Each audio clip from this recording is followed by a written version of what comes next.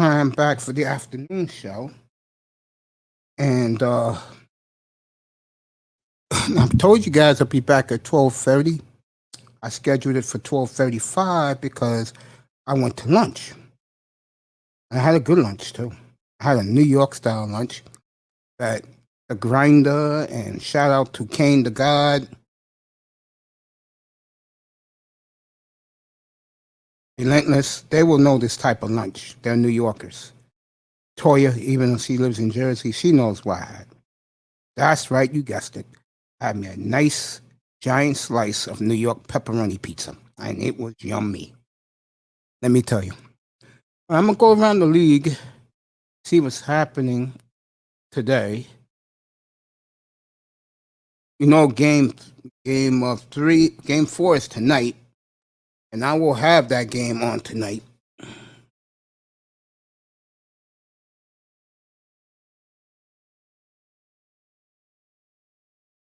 I will definitely have that game on.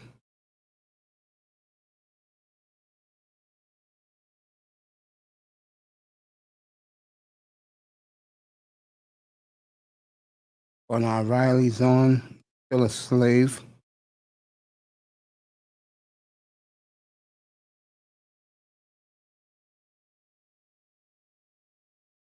That's a good question by DS1.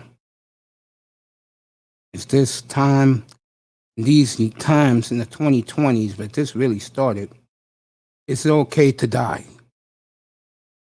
Rollo rocking his Brazil soccer jersey. People on the East Coast enjoying their lunch. Midwesterners will have their lunch very soon.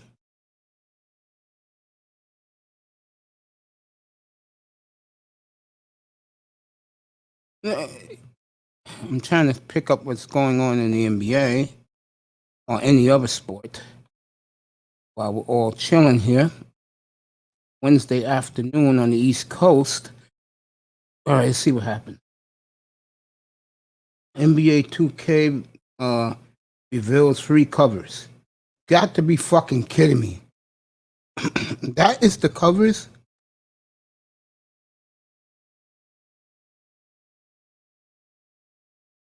So let me get this straight. Oh, okay. Now we're talking. Doncic, Candace Parker, Dirk, Kareem, and KD.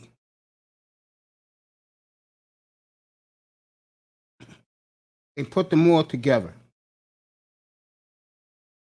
I'm beginning to see where this is going. Lucas Doncic could argue the best foreign player right now. KD, the best modern player right now, even though I disagree with that. And with Doncic, I think the best player from overseas and the continent is the great Giannis. Kareem, greatest of all time. Totally agree with that. Candace Parker, you could argue, greatest women's basketball player, even though there was a lot of good ones. Rockets went to trade the second pick in the draft. Kawhi, I told you this early this morning, had his ACL surgery last night. Simmons is on the move. The question is where he'll end up. I still think it's the Blazers, only because Daryl Morey called them about one of their guards. Portland got what Philadelphia wants. I think that will be worked out. Who cares about LeBron? I'm not going to get into his shenanigans. Always shenanigans with him. His movie comes out midnight tomorrow night on the East Coast. So if you're a big LeBron fan, if you like Looney Tunes like I do, but I'm not going to waste $20 to go see Spaceship 2, whatever it's called. Yo, Relentless, get up here, bro. Grow a beard, Mace. Why? You don't like me clean shaven? You like the cut, though, kid? You like the cut? I'm here to 5 o'clock, folks. Maybe 5:30. I'm here for the long haul. I'll go 5:30 with you guys. Then I'm gonna take a break, have some chocolate cookies and cream, ice cream for dinner. Then I'll be back up here for 8 o'clock Eastern, pregame up here. The question tonight is, do Giannis make this series even and put all the pressure on the young Suns? I get a feeling Phoenix is going to win tonight. I do. I think they'll win tonight and wrap it up Saturday night in the Valley of the Sun. It will be a celebration, folks, like you have never seen before, for a team that is a franchise that's long overdue for their first title ever. And I think Phoenix, they win tonight, folks.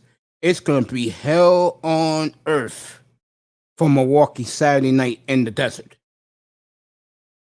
Okay? I said this before, I'll say it again. The winner of this series will win next year the NBA title. Because you're not going to see much movement like you people think they're going to see. Like, for example, I see DeRozan DeRozan going to the Lakers. That I do see. I think Ben Simmons will end up in Portland because Portland got either guard that they want. Other than that, I don't see really. I see Sexton going to the Knicks if the Knicks really want to pursue that.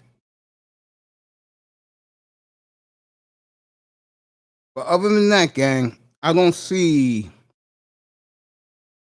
big movement in the NBA this summer. And I know that's going to bother a lot of and I love calling them this, the bandwagon fan. That's going to bother them. But I'll say it again. If I'm certain teams, Philadelphia heard me, but Daryl Morey said it before the Atlanta series. He let Portland know that he's interested. Portland's interested too, and they're fair about this. They want more than just Ben Simmons. They want to pick because he can't shoot. And I promise you,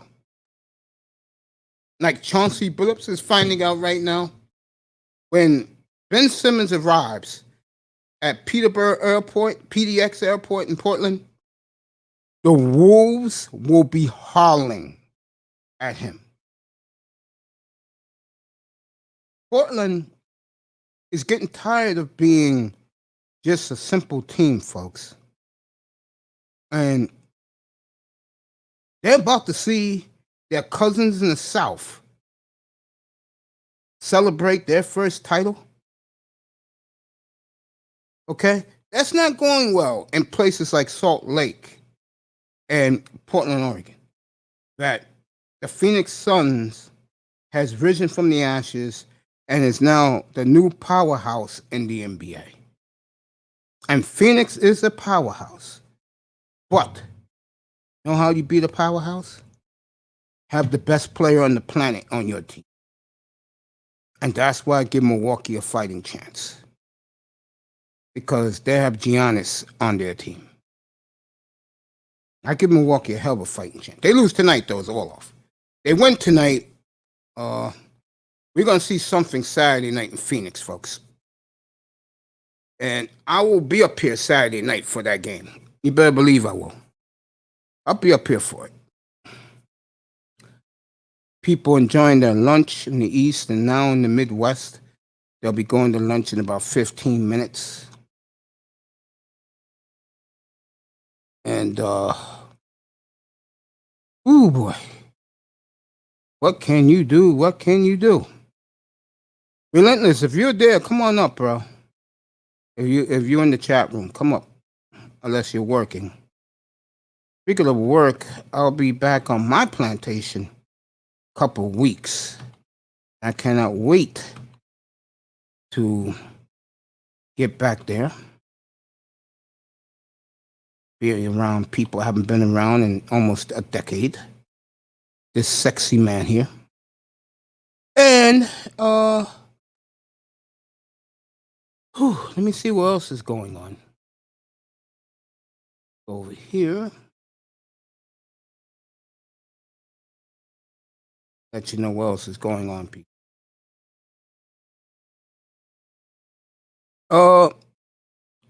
Relentless, did you hear they're gonna have 3 covers, Relentless. This is for you for 2K22. One of the covers is going to be Kareem, Dirk, Doncic, KD, and Candace Parker. Dirk, the best European player ever. Doncic, the best European player right now, even though I think Jokic will have something to say about that. Candace Parker, arguably the best female player. KD, the best player overall in the game right now, even though I will get pushed back to that. And I love KD, but I have a crush on Giannis. Remember, I haven't watched the NBA in 10 years. So I go by what I see. And then who they consider the real GOAT, and I'm glad 2K has done this, the greatest player to ever touch a basketball in Kareem Abdul-Jabbar. That's what that cover is about. Okay? And I'm in a good mood. Every day is a great day for me, folks. Every day is a great day for me. If you see me smiling all the time, it's a reason why I'm smiling, folks. Live. I feel good. Kidney feels great.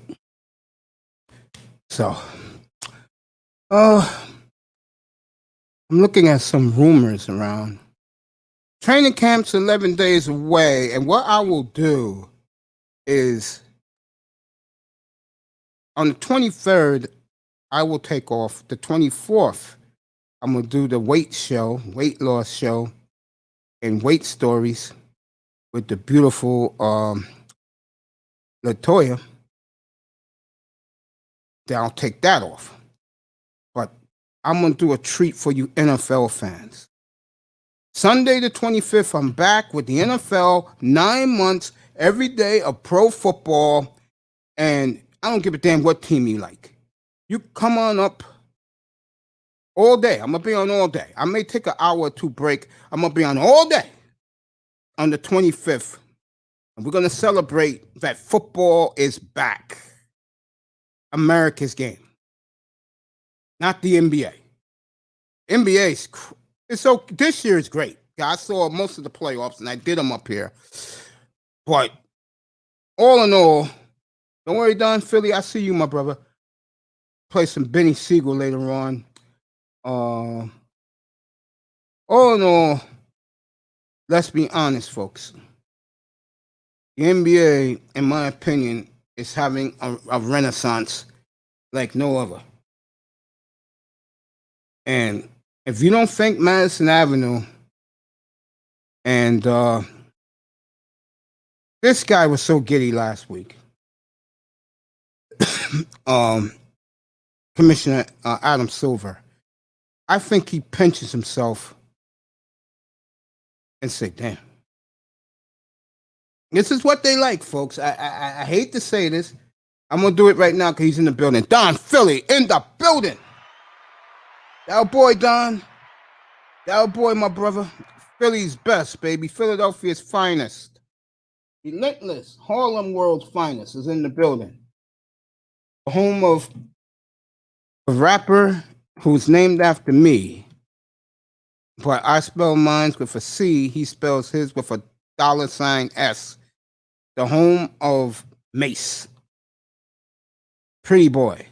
Get ready.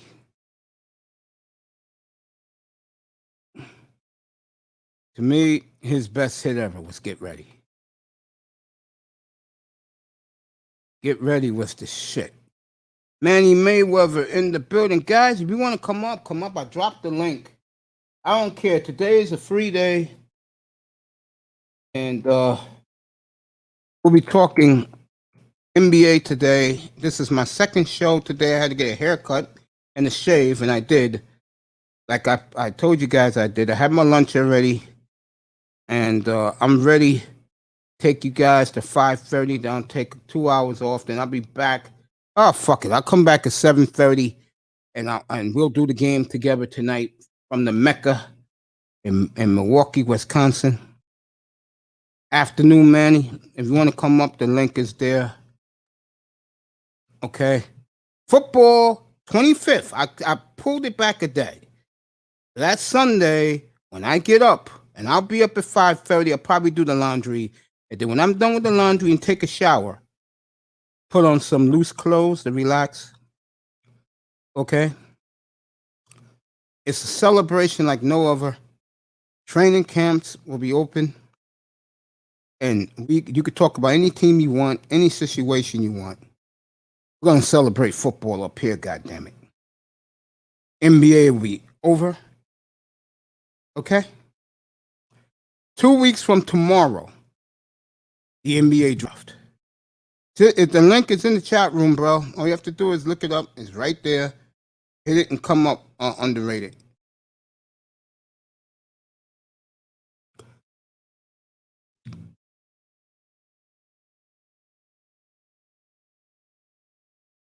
Thank you.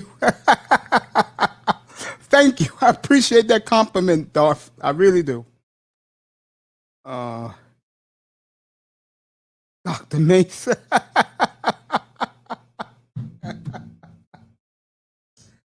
I like looking like this, to be honest with all you guys. I like having the little kid hairstyle. I do. I like this hairstyle a lot, but we'll see what happens. 2 weeks from tomorrow, the NBA draft. 7-2 when it's over. How he wants it done, because his baby. He wants to do it professionally. So we'll have no panel. But listen up. Listen, everybody. After the draft, all you can come up. We're going to 5 o'clock in the morning Eastern time. That's right. You heard me right. The thumbnail should be out this weekend to start pushing the draft. If not this weekend, next weekend, it will definitely be out. We're going to do probably 5 hours a panel. You can talk about your team. You can talk about your picks. I would assume that Ben Simmons will be long gone by then. Now, listen to this, guys. This is very important to you NBA guys. August 2nd. That is a Monday. Teams can start negotiating with free agents at 6 o'clock Eastern time. August 6th, which is a Friday, at 12 o'clock noon Eastern time, players can sign their brand new deals with whoever they go to or stay with the team they're on right now. So that's August 6th. I will cover free agency. I'll get an NBA guy on. I'll reach out to Legion of Knicks or somebody like that. We'll do that for you up here. So you're going to get free agent coverage. You're going to get the draft, the entire draft. And you guys going to come up and spend probably the last 5 hours with us and talk whatever you want. I mean, we're staying on the air to 5 o'clock in the morning, folks. So you got 10 hours. We'll do it right. And I will read you guys' questions in the chat room. You know I do that because you're a big part of our audience.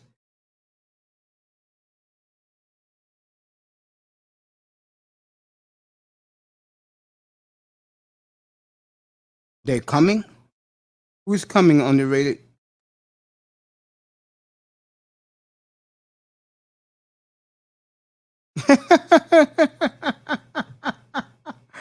I appreciate the compliments, fellas. I do. Wow. Put my mic a little up here. So we're going to do this right. Oh, the ladies are coming? Okay. I know one woman, if she sees me like this, she's going to be whistling at me, and you know how I feel about her. I'll just say this, guys. I just be myself. I don't have an ego. I have a swag, but I don't have an ego like that when it comes to women. I'm dead serious. If I had women in the past, yeah, but because I'm a big fat L when it comes to black women, I'm an L, and I admit that I'm an L. So, keeps me humble. It does. I'll tell you, one person's gonna like this haircut, and I'll see her later tonight. Is Mom? Mom's gonna love this. All right. Uh, Let me give you guys the free agent list so you guys can see who's going to be available.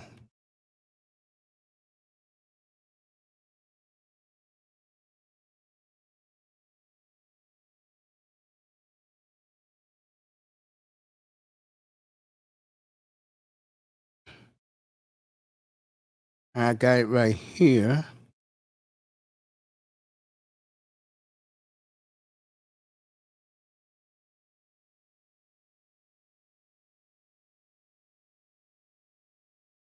Yeah, here we go.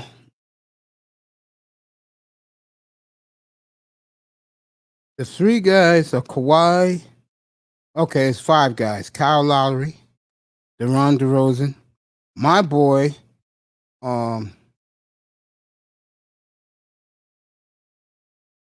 from the Hawks,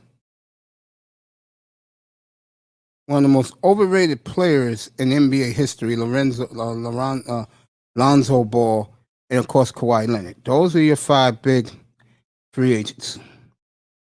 Mike Conley is a free agent too.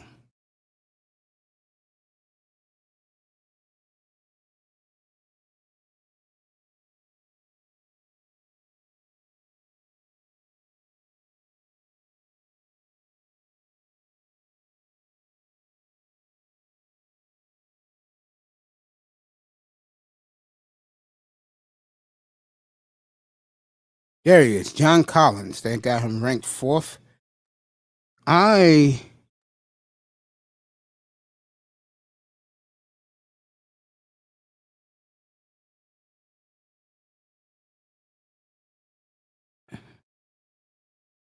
think Jared Allen will stay with the Cavs. DeRon DeRozan, I think, will end up in the Lakers. Kyle Lowry may end up with the Lakers also. Be right back with you.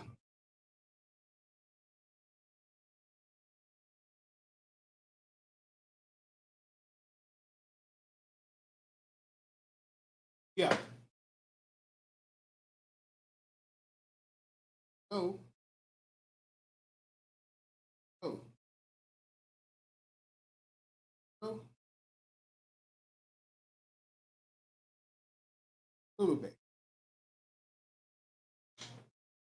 What's up?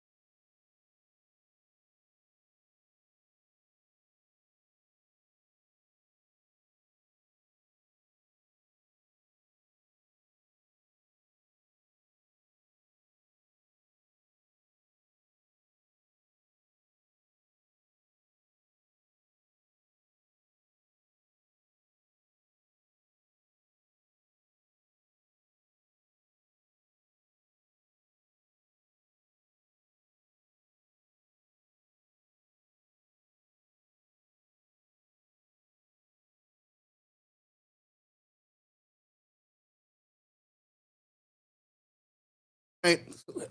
Getting back to what I was saying, Kyle Lowry, I could see him in.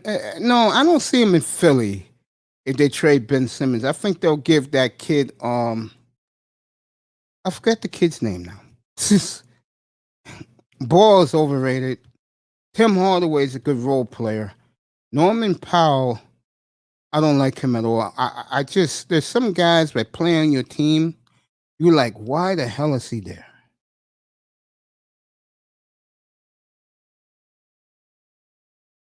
Derrick Rose will be back in New York. Duncan Robinson, who cares? Dennis Schroeder. I think I believe that Magic Johnson will make sure he'll never play a game again for the Lakers. I don't know who the hell Rayshawn Holmes is. Don't care. Oladipo, you can get him for a song because of damaged goods. I don't know who the hell Kendrick Nunn is. Serge Ibaka. I think he'll replace LaMarcus Aldridge in Brooklyn for the hometown discount. Andre Drummond's a bum, so anybody could get him, or he'll go back to LA. Montez Harrell's a bum. Why would you want that crud? And this is my guy right here. And I think if I'm the Lakers, that's your trade partner right there.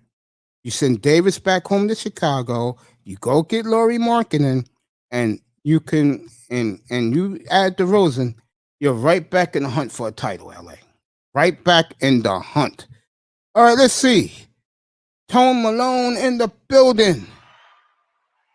Apologize, but I didn't acknowledge any of you, and the only reason why I didn't because I was taking care of what's going on in free agency. I see you all.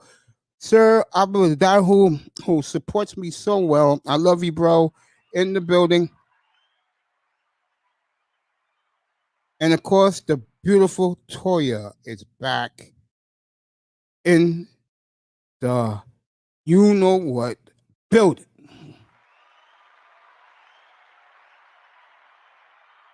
Manzano, I'll greet him when he gets up here. Toya is looking good as always, and we gotta talk about that picture. Yeah, we have to talk about that avatar, honey. What? They were born. Hey. Who was messing with you in Roger Report? Let me know who was messing with you in Roger Report. Yeah, my barber did this. Yeah. Thank you. Appreciate it. Thank you so much. So let me give the shout outs to everybody in the chat room, which I like to do. Welcome them here. Tone Malone, good to see you, my friend. Beautiful Toya. Always great to see her. Okay. Always great to see the beautiful Toya. Tone Malone's in the building. I'm saying hello to everybody right now. So if I'm the Los Angeles Lakers, my plan is to get DeRozan and trade Davis for Markkanen, and you guys will be right back in the hunt, Hollywood. Right back in the hunt. Let me say hello to Sir. Darkness gets his greeting when he comes up here like Manzano. There we go. Let me write something to Sir.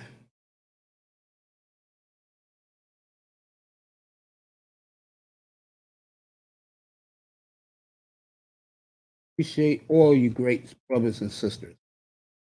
For me, I would like to see the subscribers up, but it doesn't matter because you great brothers and sisters give me all the support I need. O'Shea Duke Jackson's right. He said it last week in one of his videos. He says when you give back to your own community, you give back to the people who support you, and he's talking about black folks. Black folks are going to support you, and you great people have supported me. Okay, you supported this platform. You supported all of us.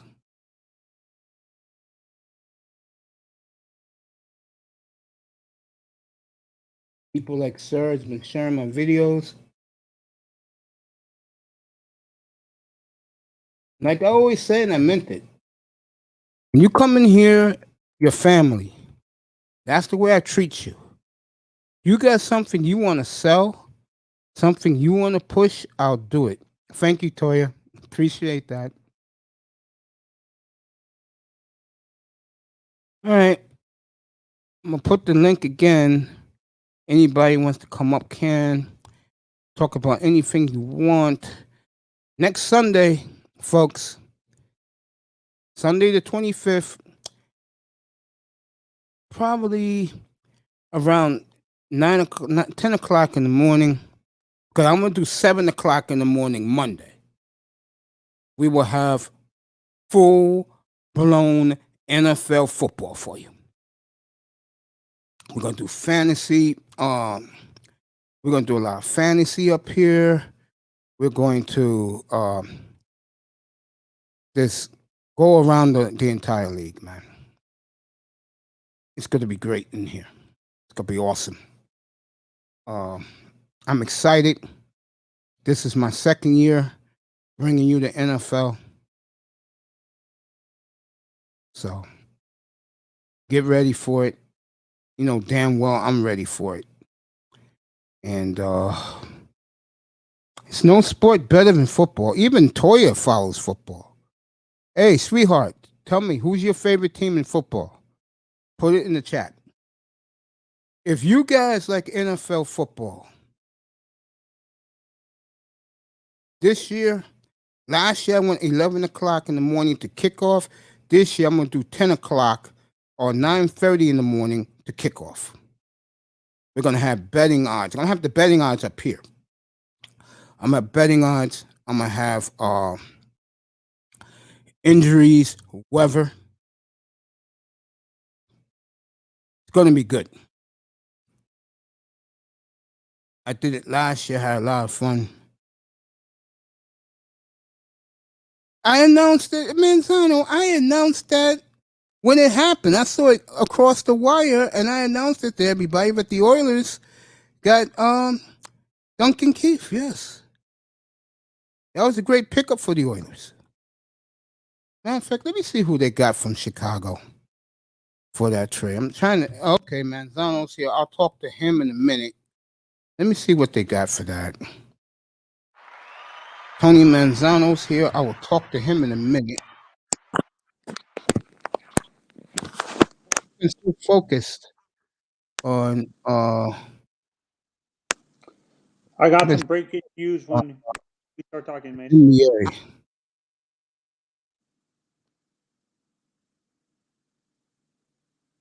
Dylan Wells was traded to backup goalie to Carolina. Who cares?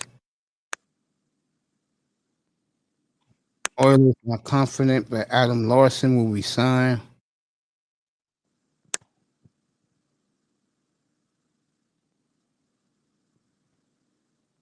Aaron Drager said they'll sign him back.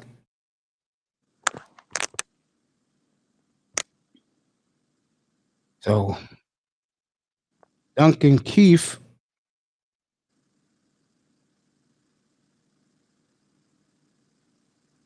I'll be on in a minute. Duncan Keith is now an Oiler.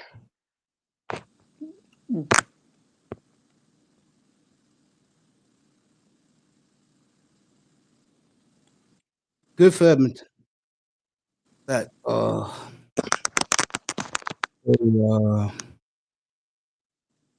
they did that trade. Still trying to see what they got for. They said Duncan Keith. It was lower level prospects, I think, like not top 10 prospects. Yeah, the Oilers continue to fail. McDavid. Oh, that's why they did they don't got a lot of money under the cap. It's sad. Chicago, Mace, the only two people left on that team from those championships are Taves and Kane. You do know how long those guys been in Chicago together, right? 12 About years. 14 years. They all got drafted. Did they get all drafted in the same year? Taves 2007, Duncan Keith, Brent Seabrook, and Taves 2008, and I believe my man Patrick Sharp was also 2008. Where was Patrick Kane? Not a bad draft by our boy who used to be in Florida, right? Dale Talon? Yes. Yeah, no, but I thought was Patrick Kane 2006? Patrick Kane 2008. Wow. He Jonathan Taves 2007. It's crazy. I always assumed that Patrick was older than Jonathan. No, Jonathan Tays is the old man on those teams. Well, both of them are really because they came a year apart. Yeah. Are you surprised? Are you? Do you think they're going to trade Taves and Kane? No. I think if one of them wants to go, they'll do it. Just for all this great service they have given the franchise. Beautiful, yeah. Toya. Toya, do me a favor, baby. Put your other avatar back.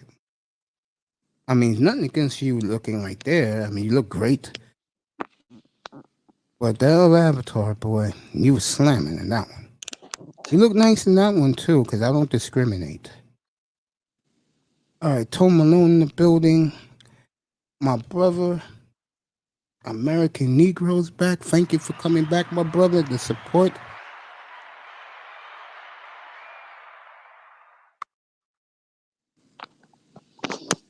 Are you, Mace? Are you surprised it was Duncan Keith that got traded first instead of Kane or Taves? No, because he's old. These guys are old, my friend. They're old. These are not guys in their prime no more.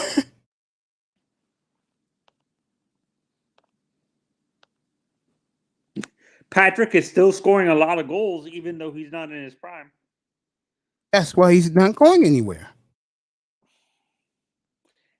And him and Taves are good mentors. Taves is faded. Now he has lost it. Yeah. But they're good for mentoring the young guys like the Brinket and Kirby Doc.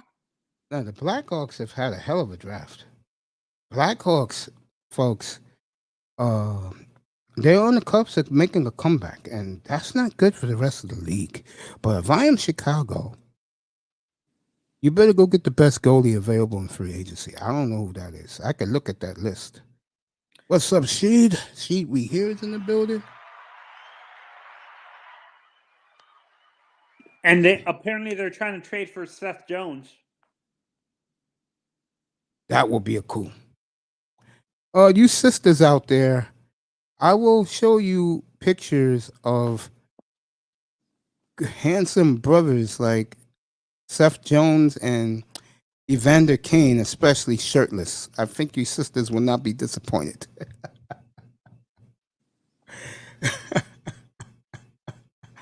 Oh, man. Oh, boy. When I do my hockey preview in September, I will make sure my nephew make the collage of some of the best black hockey players in the league, plus Connor McDavid, of course. And now I have to put Carey Price up there. It's kind of crazy. I don't mind putting Carey Price in there. It's kind of crazy, Mace. It's getting better, but there's still not a lot of. I think you and I can't remember. You and Beasley said it perfectly that hockey is a pretty expensive sport to start. That's why you don't see a lot of black America playing the. Yeah, it's like baseball now. Baseball is very expensive to play now. You know how much baseball gloves cost now, Manzano? It close $700. Yeah, for a baseball glove. Shit, I used to buy my baseball gloves. The most was $129. I used to buy the Rawlings gloves. Yeah, and you think baseball gloves are expensive? Baseball bats are even more expensive. They're almost $1,000. Yeah, people think that these sports, the two cheapest sports. Let's be honest: basketball, soccer, and football too. No, football's expensive, bro. Oh yeah, you think that equipment's cheap? Helmets are like $200, I think. Should be more than that. No, if you're starting out, I'm saying like if you're starting in Pee Wee football, the helmets don't get expensive till you. No, see, when I talk about The sports. I'm talking about when a kid is 15, 16 years old. Okay, I'm talking about starting out when they're like 13, 14, like in Pee Wee. It's very expensive. That's when the travel teams start. Yeah, for Very, baseball, very base. expensive. Yeah, travel league is expensive because my friend, by the time he ended high school, he spent 10 grand on equipment, Yeah. and that was on the low end because he stayed with the cheapest baseball bats and gloves and stuff like that because he didn't want to be constantly paying $900 for a baseball bat. How I have a much was friend of baseball mine. bats when you guys were kids, Mace? Baseball bats when me and Sheet was young was probably like $30 Mm. for the good Even ones. The yeah, really that's good what I'm saying. slugger The good ones. ones now you're paying $900. Well, a lot of those good ones, Manzano, now you can have it custom made to your qualifications. Yeah. Dude, where you going to Hollywood tonight, bro? Now I might have to go back outside, take care of some business. I'm just waiting for a I call. saw So the I feel. video. I saw the live you did at the supermarket. Oh, you did? Yeah, you was all Okay. geeked out with the tie. You had all those women in your chat room. There you go. Nah, not as much as you do, though. Not as much as you do, though. I appreciate that, but you know me, I'm being honest. It doesn't phase me. I appreciate it because it tells me I must be doing something right. You know. But Yeah, yeah, I'm good, man. man. I'm good. I'm good. Wherever it is, wherever it is, man. I don't really don't care, man. I don't. That's what it be. I don't really know. I don't care. It is what it is, Um, man. um, Manzano, getting back Yeah. to you. Hockey, yo, bro. First of all, you know what makes hockey expensive? The ice skates. Ice skates are Yes, pretty no, expensive. not the skates, the ice time. Yeah, ice time is pretty expensive. You have to be there at 3 a.m. to get ice time, bro. Mm-hmm. Yeah. I'll say That this. If the kid is drafted high, like first or second round, doing all that for your kid is worth it. if he's in the third round, it's not worth it. No. And you should see those kids. I think you're calling Grinder lover boy. I know it's not me. That ain't me. I ain't no love boy. No, I'm not. They can see me no love boy. I'm But you just look good with grinding. those sunglasses on, though. Thank you. Yeah, this was a gift, man. This was a gift, though. Nice. What brand are your Yeah. sunglasses, Grinder? Do you know? Huh? What brand What is your brand? glasses? Yeah, I have to go back out. I'm just waiting for my godson to call me. He's like, all right. So I just let me know. So I keep Those moving look on. like Oakley. They're pretty nice. They look like Oakley Thank you. or Thank you. They Thank are. you. They're the Beverly Hills sunglasses. Yeah, I got a little something here and there. I told him I ain't like Mace no, but I got a little something. honestly, Yeah, when I get my Mace, prescription sunglasses, you'll see me wearing them every day. back to the DeMar DeRozan thing you were talking about. I don't think he's Take gonna some make a front difference door, for the bro. Lakers, to be honest, because he's slowing down already. Uh, DeMar, But I think he gonna. I the think he gonna make it. Lakers will take him in a heartbeat. Yeah, I and know, he's but and he's all grown too. And he already said for the Lakers, only the Lakers, he'll take the hometown discount. Yep. he's from LA, right? Yes. With the Yes. USC, yes. Yes. Okay. Yes. Okay. No, but do you understand what I'm saying, though? I don't think DeMar makes a really big difference for them. If they trade Davis for marketing and get DeRozan, their team goes up dramatically. And But if you they will keep see. if they keep the same guys they have now, which most likely it's going to look like, they're a 45 win team. They ain't going nowhere. And plus, you gonna see the roles of his planes. It's gonna go way up. You know, Rob Palenka said a couple weeks ago, Los Angeles is in trouble right now. Their fans are in denial. They're in serious trouble right now I think because the your best Lakers could player make a big is time hurt trade too like- much. Yeah. He's unreliable. Do they have Haters going to suffer. I clicked this link in behalf of China White. What's this live about? It's about sports, man, or anything you want to talk about. Right now, we're talking NBA. Haters and to gone be honest, I suffer. think for them to make a huge splash, Welcome, by the way. because I don't consider DeMar a huge splash, but I don't think they have enough capital to do it. Maybe getting Dame Lillard from Portland. But that's not going to happen. Why do you think that's not going to happen, man? First of all, who are you going to get back to Portland who's in his caliber? Nobody. If you only but got two players. Oh yeah, you're true. I mean, these people, bro. These fucking Laker people, the dreams that they fantasize about. At least Ben not a Laker. Simmons and Maxey and a number one for Lillard is fair. Oh, Tyrese Maxey, Ben Simmons, and a number one. A number one, that's fair. That's what I'm talking about. Who do Los Angeles have? I don't want Anthony Davis. He's brittle. Who does Los Angeles have They have besides nobody. LeBron to give Portland for Dame Lillard? I want to hear this. They have nobody. I'm Cass? Yeah, sure. None. Exactly. That's why Rob Pelinka a month ago said they're in trouble. They ain't got nothing. That's why I don't understand why the mainstream media keep on saying, yeah, Lillard is going to the Lakers. They show the Lakers logo and Because Laker. they're dreaming, bro. They're grabbing I know. for straws. I know. I'm just The last thing they wanted, especially ESPN, because ABC is covering the game. They do not want Phoenix in this final. you can They'll tell. take Yeah. Milwaukee because of Giannis. They love Giannis. But Phoenix? They can't stand Booker. No, they don't like the market. No. Oh, okay. Milwaukee has a megastar.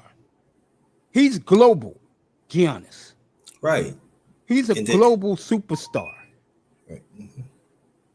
Right. And People around why you think the ratings are sky high, bro? People around the world wants to see Giannis, and he is putting on a show for the ages. And he put on a show, and they understand, Tony, though, too. If you have a black man that talk another language, Yes. that fit the policy of the NBA, what they doing right now, This he is- fits it. He That's fits me, it. brother. Oh, thank you. Wow, this is the first time you ever called me number one guy. You just called it right now. Thank you very much. Appreciate that. Keep up the fine work. Yeah, but Giannis, he fits that criteria. Tony. He's He could- universally known. Yeah, he talked fluently of two languages. I think possible three. I think. Yeah, So three. that fits the NBA. Yeah. Well, this guy, Speaks Greek. Devin Booker, is lucky that if the women love him. If the women love him, that's good enough alone. But if the women don't care about him, ESPN, seriously, they're not happy with Phoenix. Yeah, Now, if TNT was doing this, they'd be giddy to have Phoenix. Yeah, but see, man, you understand what I'm saying. Go more on your point. Only you had to listen to how the ESPN broadcast Phoenix than Milwaukee. Mm-hmm. There goes your answer. You just listen. Only just observe, just listen how that like. Yeah, it's true. Yeah, that's what I hate about the ESPN is they should be happy their ratings are up because They don't care. the past few years the ratings for ESPN has gone down. Am I correct? Yes. ESPN is on life support. They were. They what do you better think be Disney- glad that some rich dude, some multi-billionaire like a Jeff Bezos, don't say, you know what, I'm gonna start my own sports network. And if that happens, ESPN is fucked. And Bears No, got they're. money. You actually know Disney bought Money. that. That's what hurt ESPN a little bit they were bought by Disney, and Disney's Yeah, a power. it hurts them because, for example, they're bringing hockey back. To me, that's a disaster because you're gonna be showing hockey and the NBA at the same time. Who do you think people are gonna watch? That's not good. That's not good. The NBA. That was a stupid move by why ESPN. That's why. Good move. No, wasn't that the reason in the first place that they let hockey to NBC? Yeah, because Go to NBA. You see, this is how it goes. Okay, the bandwagon fan, they're gonna go watch ESPN. You know why? Because every other night the Lakers are on. Mm-hmm. Oh my god, I can't stand that either. The Clippers are on. The Celtics are on. No, they don't care about the Celtics. The Sixers are on. John Morant's on. Yeah. Now it's gonna be Trae Young. Oh yeah. Mm-hmm. Down the road, But it's go. going to be LaMelo, more of LaMelo. Yeah, no problem. No problem. Haters going to suffer. You're welcome, bro. And Yeah. if Morant would not been a superstar It wasn't of for ESPN. ESPN, they wouldn't say nothing about him either. ESPN did a big feature on him when they was in the play. They like him. And players already said they're willing to go play with him. Mm-hmm. Haters gone wrong. Haters gonna suffer. I gave you a wrench, bro. You see what Toya says? Oh, she said hello to you, Grinder. I think, like I said before, I think the NBA. Well. Would you mind coming up here, sir? I'm talking to you, Rollo. Would you like to come up here for a minute? Here's the link. Because I want to see, I'm going to tell you, Rollo, I'm going to show you how big of a man I am. And I don't think my audience knows what Rollo did last week. Rollo, come up here for a minute. Yeah, I got the Suns too. I got the Suns. Rollo, get up here for a minute. I'm going to show you folks out there how much of a class human being I am. As soon as he comes up here. Because Rollo did something last week, and he had the ticket to prove it. All right. He did something last week, folks, that you rarely ever see. And when I saw him and he showed his winning ticket, I said, God damn. You gotta give this brother props. And I'm gonna give him his props when he gets up here. Anyway, getting back to what you guys were saying,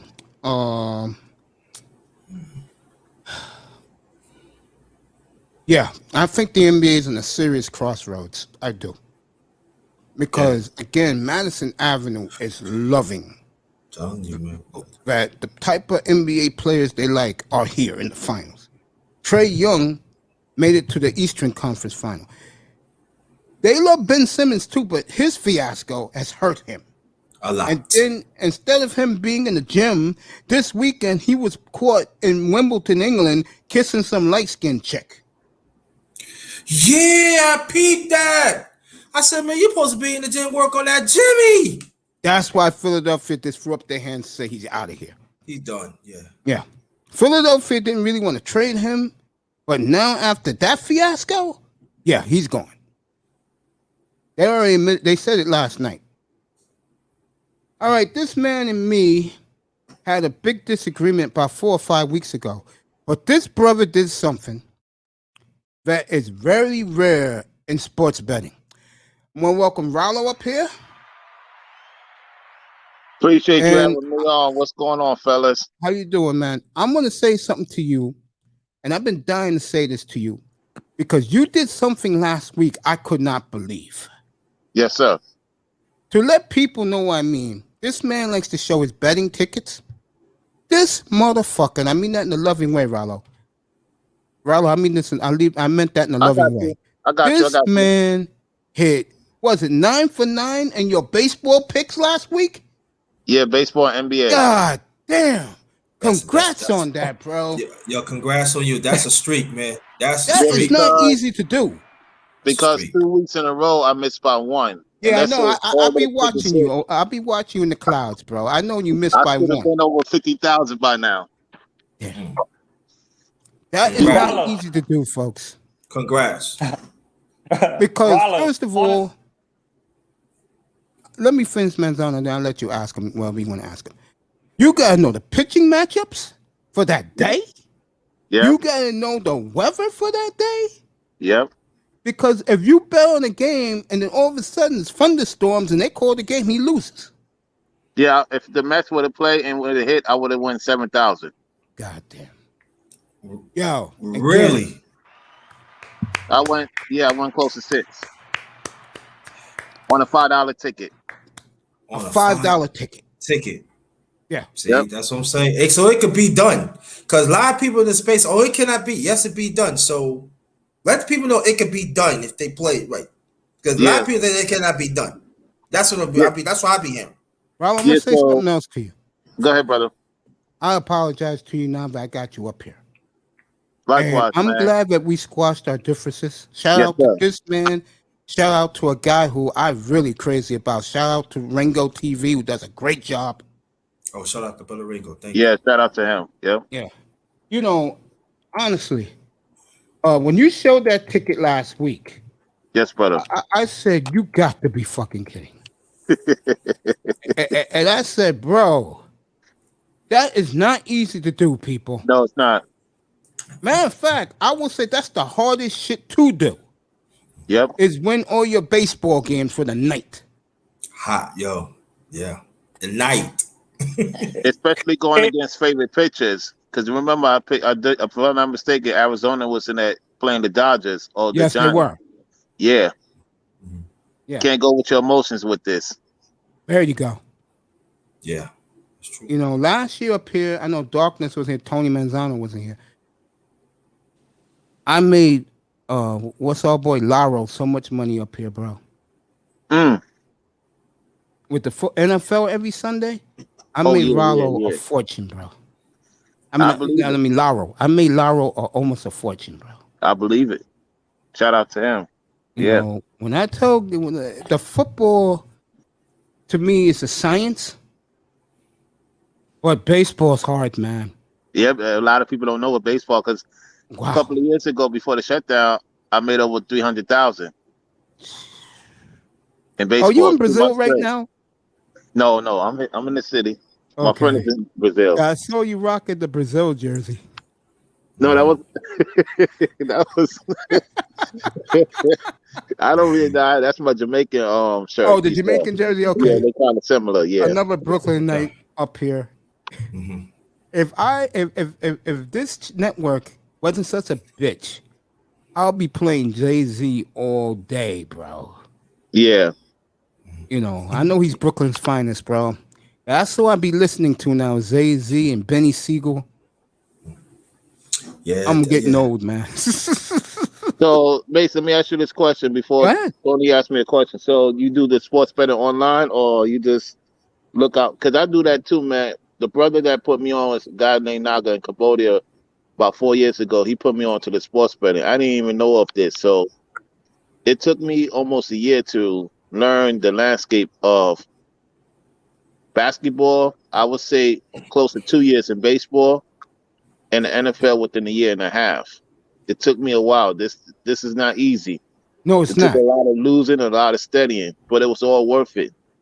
But when I went to that baseball match, I was showing love to the brothers and sisters in the world of YouTube, man. Like, what you getting this? I showed them. I was like, damn. Man, you blew me. I was floored.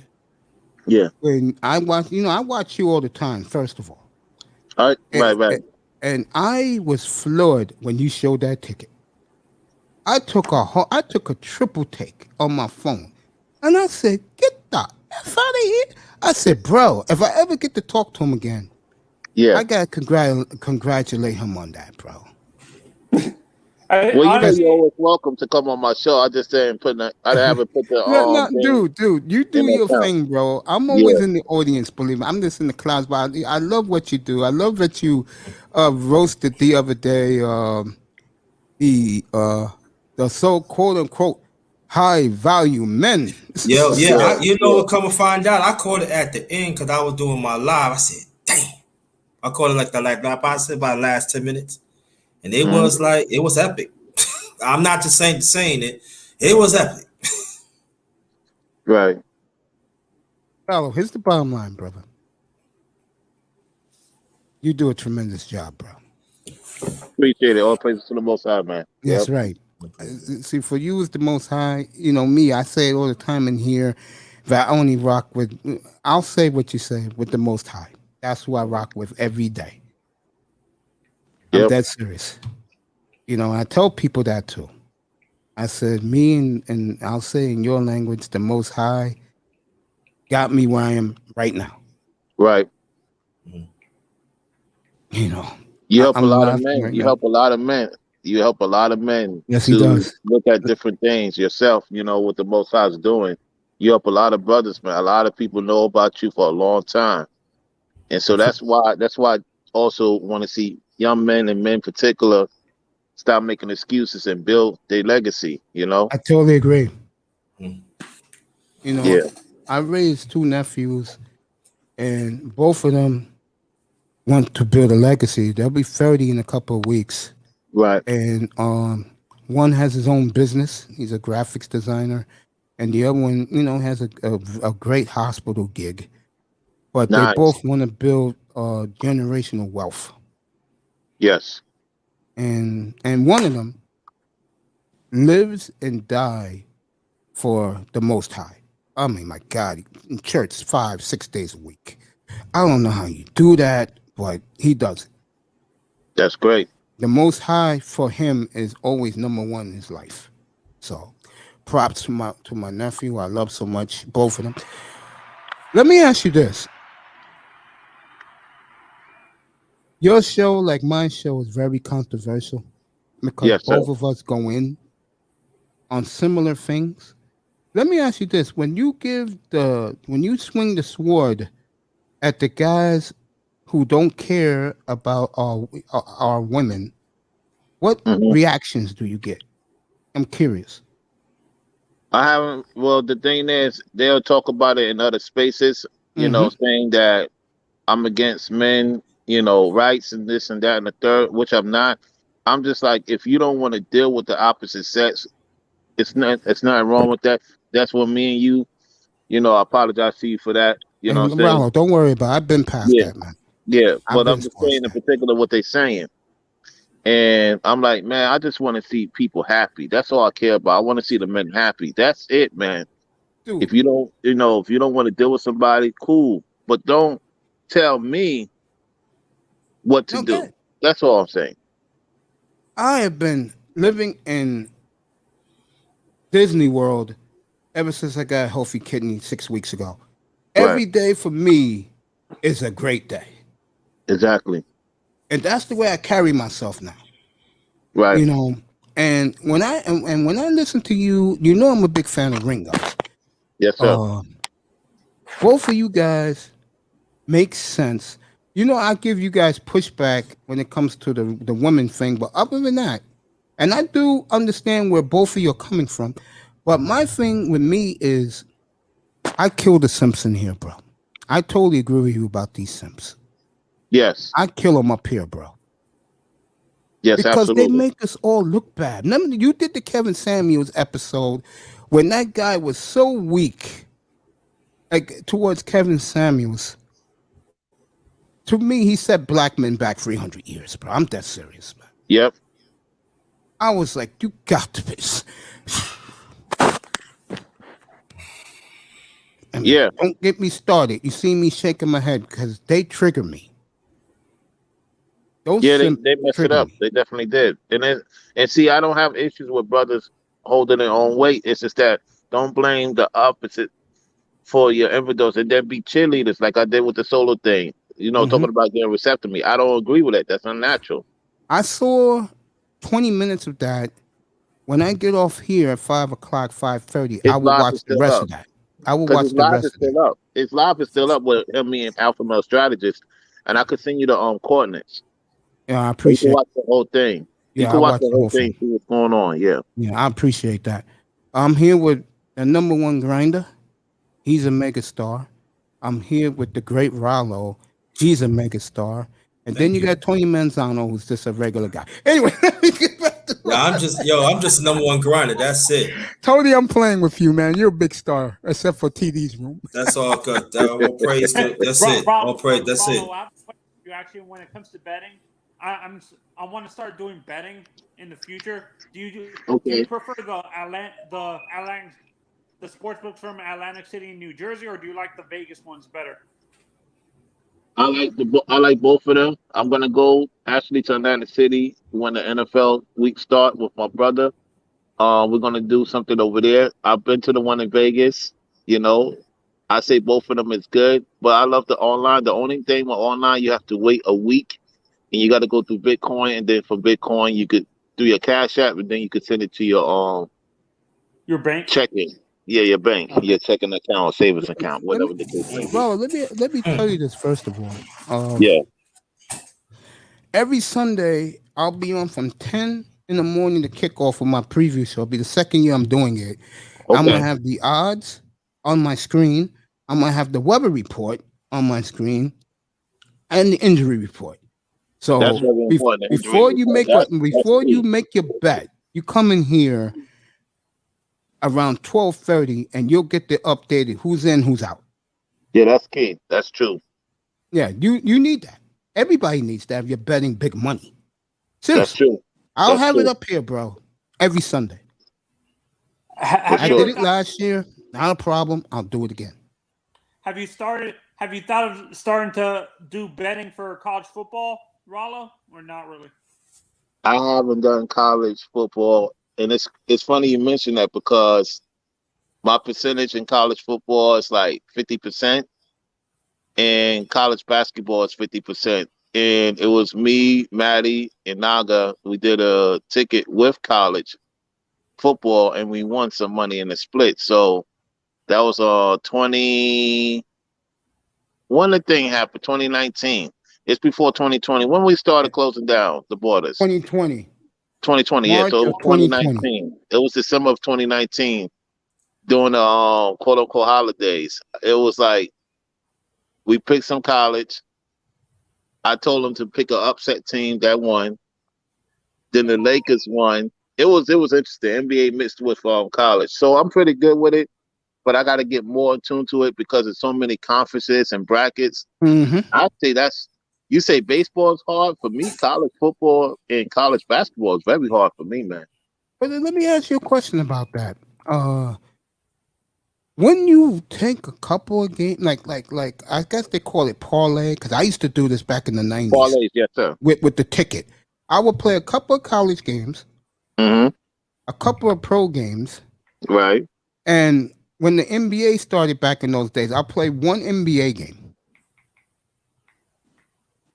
So what I would do is if it's like NFL Mm-hmm. and NBA starts at the same time, I would pick in the hockey. And by the way, hockey, I was 90%, man. Hey, dude, I told these people that. That hockey was not Hockey easy in is the easy. playoffs. Just That's over and not under. easy. It's easy. Yeah, that hockey is not easy though, man. It is not easy, especially playoffs. The playoffs, I'll be honest, the playoffs I do better than most of the times in the regular season.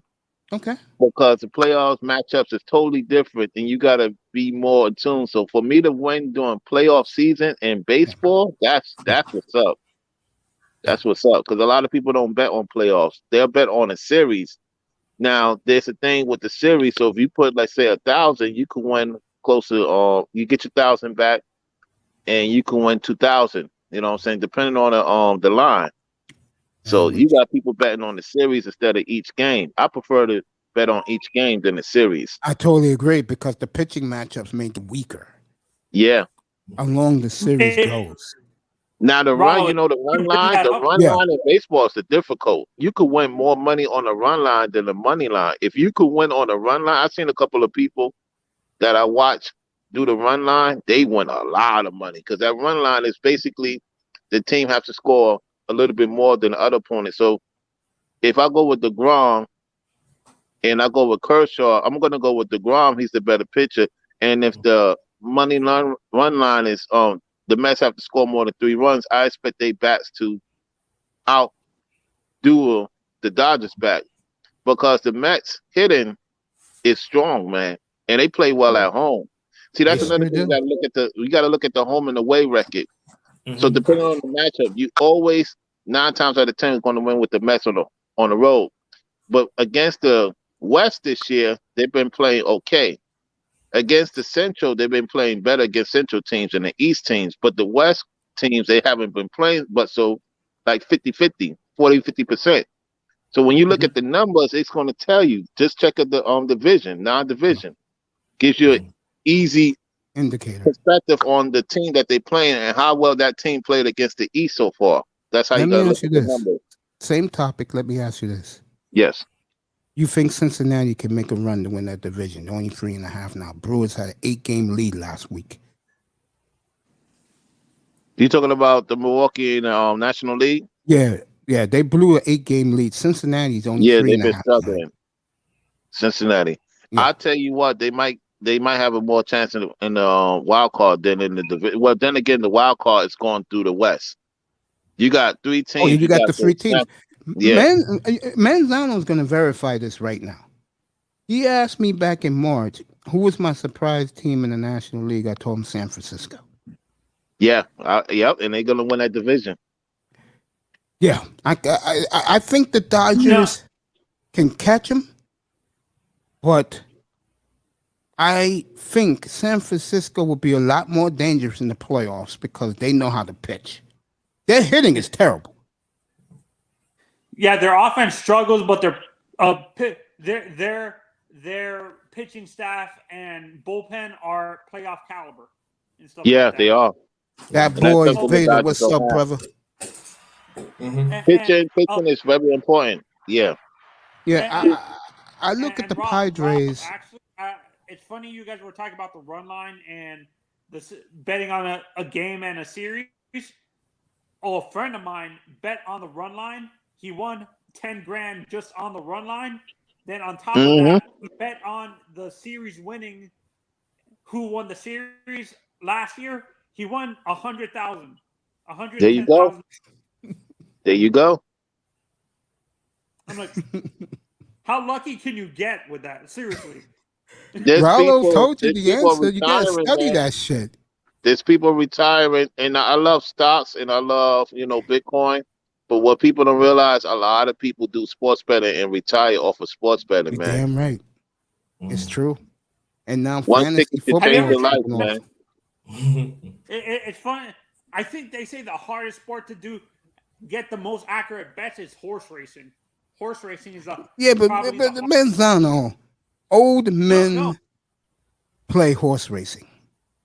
No, women do. A lot of women do. A lot of women do. Dude, you see a lot of women aqueduct. Oh, they get it in, man. They get it in on the horse racing. Because when I used to work for the horse racing, Belmont, I seen a lot of women putting in a line, and they come in with a new Ferrari the next time they come into the office. I'm like, Belmont. Yeah. No, but do you understand what I'm saying, Rallo? Since you worked at at Belmont. Don't you agree? Horse racing is probably one of the harder sports to predict. Oh, hell yeah. But a lot of guys have their wives because their wives is more attuned with the nature. So what I notice is the men, they kind of struggle. But if they have a woman and she zoom in, she steady the horses. They give their wives to steady the horses and to steady the opponent and do research on the guy that's riding the horse. Because you got to do research on the guy that's doing the horse. How many wins, how many losses. Is they feeding the horse? Hey, woman is good with that. You tell her how to do it, and you have the woman put you on. Because remember, woman is the one who feeds us in our womb, so you give her something to do. I say woman is better with horse racing than us. Yeah. Oh, what's your best prop bets? What prop bets do you recommend for baseball? Like, what are your best prop bets for baseball? What is my best for baseball? You saying? Man, the only man. No. Well, what are your common prop bets for baseball? Like, who's gonna hit the? So basically, it's all right, brother. Basically, so basically, what I do is I look at the pitching, I look at the line, I look at the previous games or two they played before. How much are they on a hot streak or winning streak? Then I may do a research on a few people that talk about the game. But for the most part, the ticket that I hit, the one I hit and the one I hit before, I don't even look at the highlights. Now I will watch Fox Sports 1 from time to time, but I will periodically check the scoreboard. I'm away from looking at what people say for the most part because I'm locked in. Once I'm locked in, I don't really need to listen to anyone. But what happens is if I go when I was losing by one, and then I lost by 4, I say, okay, let me see what mistake I made. And I check back the mistake. I said, oh, I'll catch it now. I'm going to catch them again. And that's what happened. I caught them. I just put it in. I think about it. And then I woke up in the morning. I saw the ticket hit. I was like, okay, that's what's up. I try not to watch the highlights until the next morning. This is for you, bro. You think your Reds can catch the Brewers and win that division?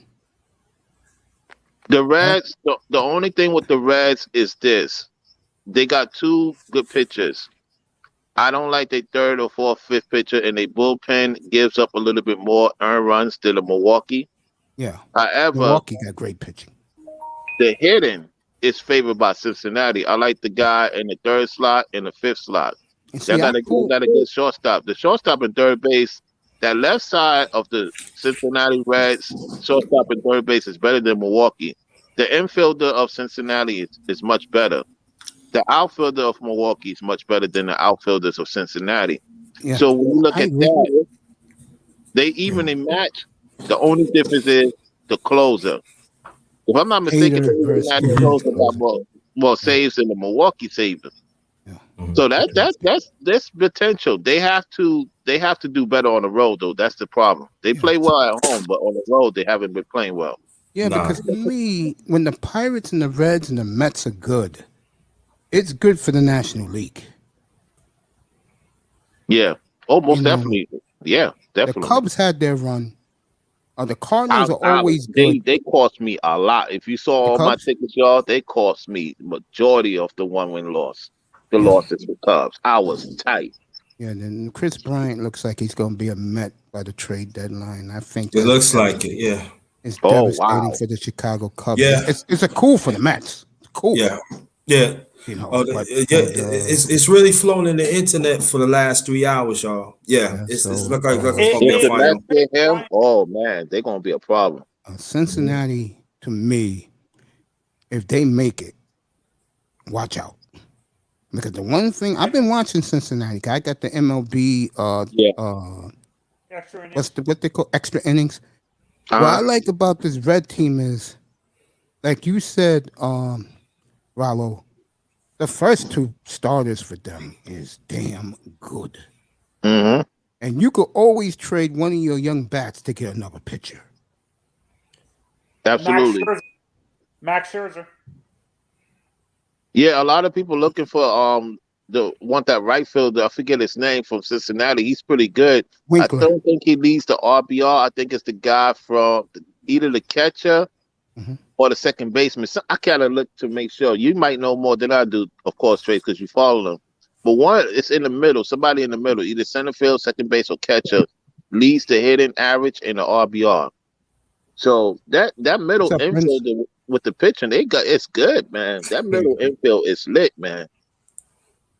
And the catcher pretty much is a good thrower too, man. He's one of the top 5 of catching runners, stealing this year. Yeah. So, he's having a big year. Yeah. A catcher. Yeah. Having a big year. He's a switch hitter and he's hitting very well. Yeah, I saw the Pirates last night have 3 All-Star representatives. You know, it's funny about the Pirates. They draft well. You don't know it because they suck. But then when they trade their good young talent for nothing, then you see them on another team playing well. Yeah, just like that minor league of Pittsburgh is lit, man. That minor league It's lit, man. They got some good pitching and some good arms, man. That's once the Mets used to be. You know, we might get Syndergaard. I'm hearing we might get Syndergaard back by August. And you're a Met fan August. too? Yeah, I'm a Mets fan. So you I'm and a- Grinder are both Met fans. Mm-hmm. I'm an Dang. Angels fan, but the Angels have played well.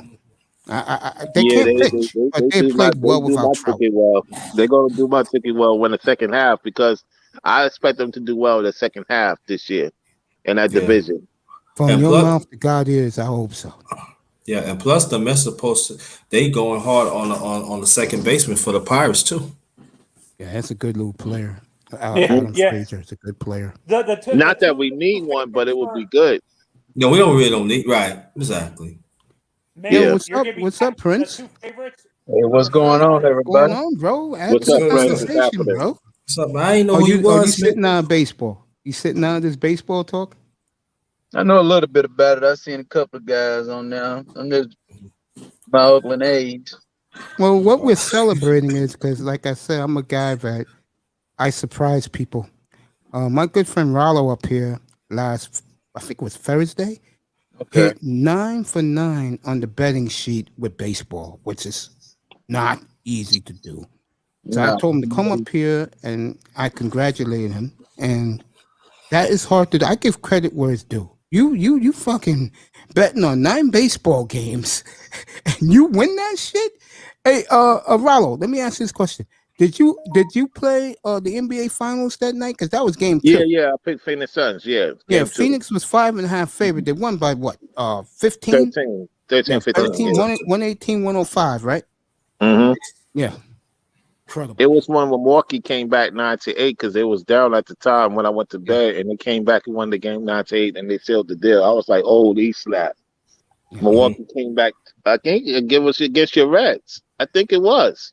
I have to look back at the ticket, but I think it was against Cincinnati. Yeah, I think it was Cincinnati, too. so since you're talking about them, I think it was them last week they played them. Yeah. Yeah, I and- just and no, it one, came that's back. why the Reds caught up, because they played them head to head, and the Brewers started to lose, and they had an 8-game lead. And like I said, because I've been watching baseball for 50 years Right. since I was a little boy. I'm looking at the Reds, bro, and I'm like saying they won't win the pennant because they don't have enough pitching. But one thing they can do is upset somebody. Yeah, I would say this: if they would have Florida Marlins pitching, lights out. Ooh. Oh, exactly. With that lineup, Ooh, that that Marlins, lineup. man. That Marlins pitching on the road. They've been playing well on the road, man. Marlins, oh man, it's legit, man. yeah, man. Yeah, they got 6 aces. Yeah. You know what I mean? So if you put that with them, Who you got in the NBA tonight, Rollo? I got Suns money line. Okay. Oh, okay. It's the same spread. Everybody's gonna go with Milwaukee. It's not gonna be a series. I expect them to win in 5 to close it out in 5. It's funny, and I know I'm gonna sound like a broken record, but Rollo ever comes up here, so I'll tell him this. When I looked at the NBA standings back in around Valentine's Day, Okay, the Utah Jazz had an 8-game lead on everybody in the West. it sure did. In the middle of March, I took a look at the standings up here, and Phoenix was 1 game out. Yep. And I told everybody up here, if Phoenix can ever get the 1 or the 2 seed, watch out. I got a lot of pushback. You're not the You only know, one, but yeah, you're right. I get a lot of Laker Nation up here, so they will push me back. Yeah, we will. Yeah. They Wow. win tonight. Suns win tonight. They will win Saturday night in Phoenix. And like I said Exactly. to these guys in here, it will be the NBA universe will come to full circle. That franchise finally won a championship, in my opinion. I mean, this franchise is overdue. And then I said, Rollo, 3 weeks ago, I said, this is the best Suns team ever. I got a lot of pushback. And it's not because of the talent. God damn, they have more talented teams than this one. But this is the only team that they've ever had represent them in the playoffs that plays defense. True. They're gonna let number 34 do his thing. It's just that Drew Holiday and Middleton is not gonna have one of those games again because when you look at the the ratings, right? The ratings for game 2 was high, and game 3 was low because everybody just didn't watch the game. Yeah, And they I thought noticed that Phoenix a would lot of win. Phoenix Suns didn't watch the game, but a lot of teams, they go by the ratings. So Milwaukee fans was watching it more than the Phoenix Suns fans because it was like we just getting ready for A a celebration for game 4. But when I listened to Skip and Shannon, I said, yeah, Milwaukee's going to win game 3. I didn't expect them to blow out Milwaukee. Milwaukee to blow out Phoenix because of the spread. So I was wrong on that. They beat them by 22. They're not going to beat them tonight because when the coach sat down Devin Booker, he's watching and observing what mistakes he made on the floor. And Booker's going to have a night. Oh, that's another thing you could do on Sports Better. You could bet on a player making points on there. In the first half, first quarter, Okay. I might have to add on to Booker scoring 30, 40 points. I could see him having a 40-point night in Milwaukee tonight. Yeah, I could see that. I could see that. I'll tell you again, and I never talked to you about this stuff. The player to me, why they are there, is DeAndre Ayton. Oh, shout out to that Caribbean brother. Yeah. Yeah. Where he from, baby? He from Bahamas? Or he from Bahamas. He from Bahamas, yes. Yep. When I saw game 1, and I'll never forget this. When I went to go take my medicine in game 1 against Denver, Denver was up by 11 points with 3.5 minutes to go in the third quarter. When I came back to sit down, next thing you know, 6 minutes left in the game, Phoenix is up by 18, and a kid who I never heard of. I know 8. This Mikal Bridges. Oh, yeah. Demoralized Michael Porter Jr. And I'm looking at this. This man just destroyed Portland. And now against this kid Bridges, he's lost. And I love you, Sean. I know you out there listening, bro. He's the biggest Nugget fan around. Jamal Murray was there healthy. Phoenix still beats them. Denver will probably win 2 games, but they couldn't beat that because the guy who motivated the Suns was Jokic. They gave Jokic the MVP trophy on national television. You didn't think the Suns were watching that, knowing that the real MVP is Chris Paul? Exactly. Inspiration, yep. I'm like, bro, and it's nothing against Jokic, but goddamn, they ate and take it to him, bro. That's what Hakeem did to David Robinson when he in the conference finals back in the day. Yep, that was the time for the San Antonio Spurs to go to the had an opportunity to go to the championship against the Knicks. And it was Houston versus the Knicks. And I know for a fact the Knicks would have beat San Antonio at that time. They wasn't ready for Houston. I couldn't imagine how much people was winning back then, man, during those days, man. Oh, man. Us 3 are New Yorkers, so I can say this. Us 3 are New Yorkers, so I can go back in time. It's been 25, 26 years. Hell no, it's been 27 years since that final. I think Jimmy Dolan made a mistake the way he treats Patrick Ewing. I think the Knick fan in this town, the way they treat him is horrible. The one thing, I don't like Ewing, and I'm not a Knicks fan, but I will say this. Who can beat Jordan back then?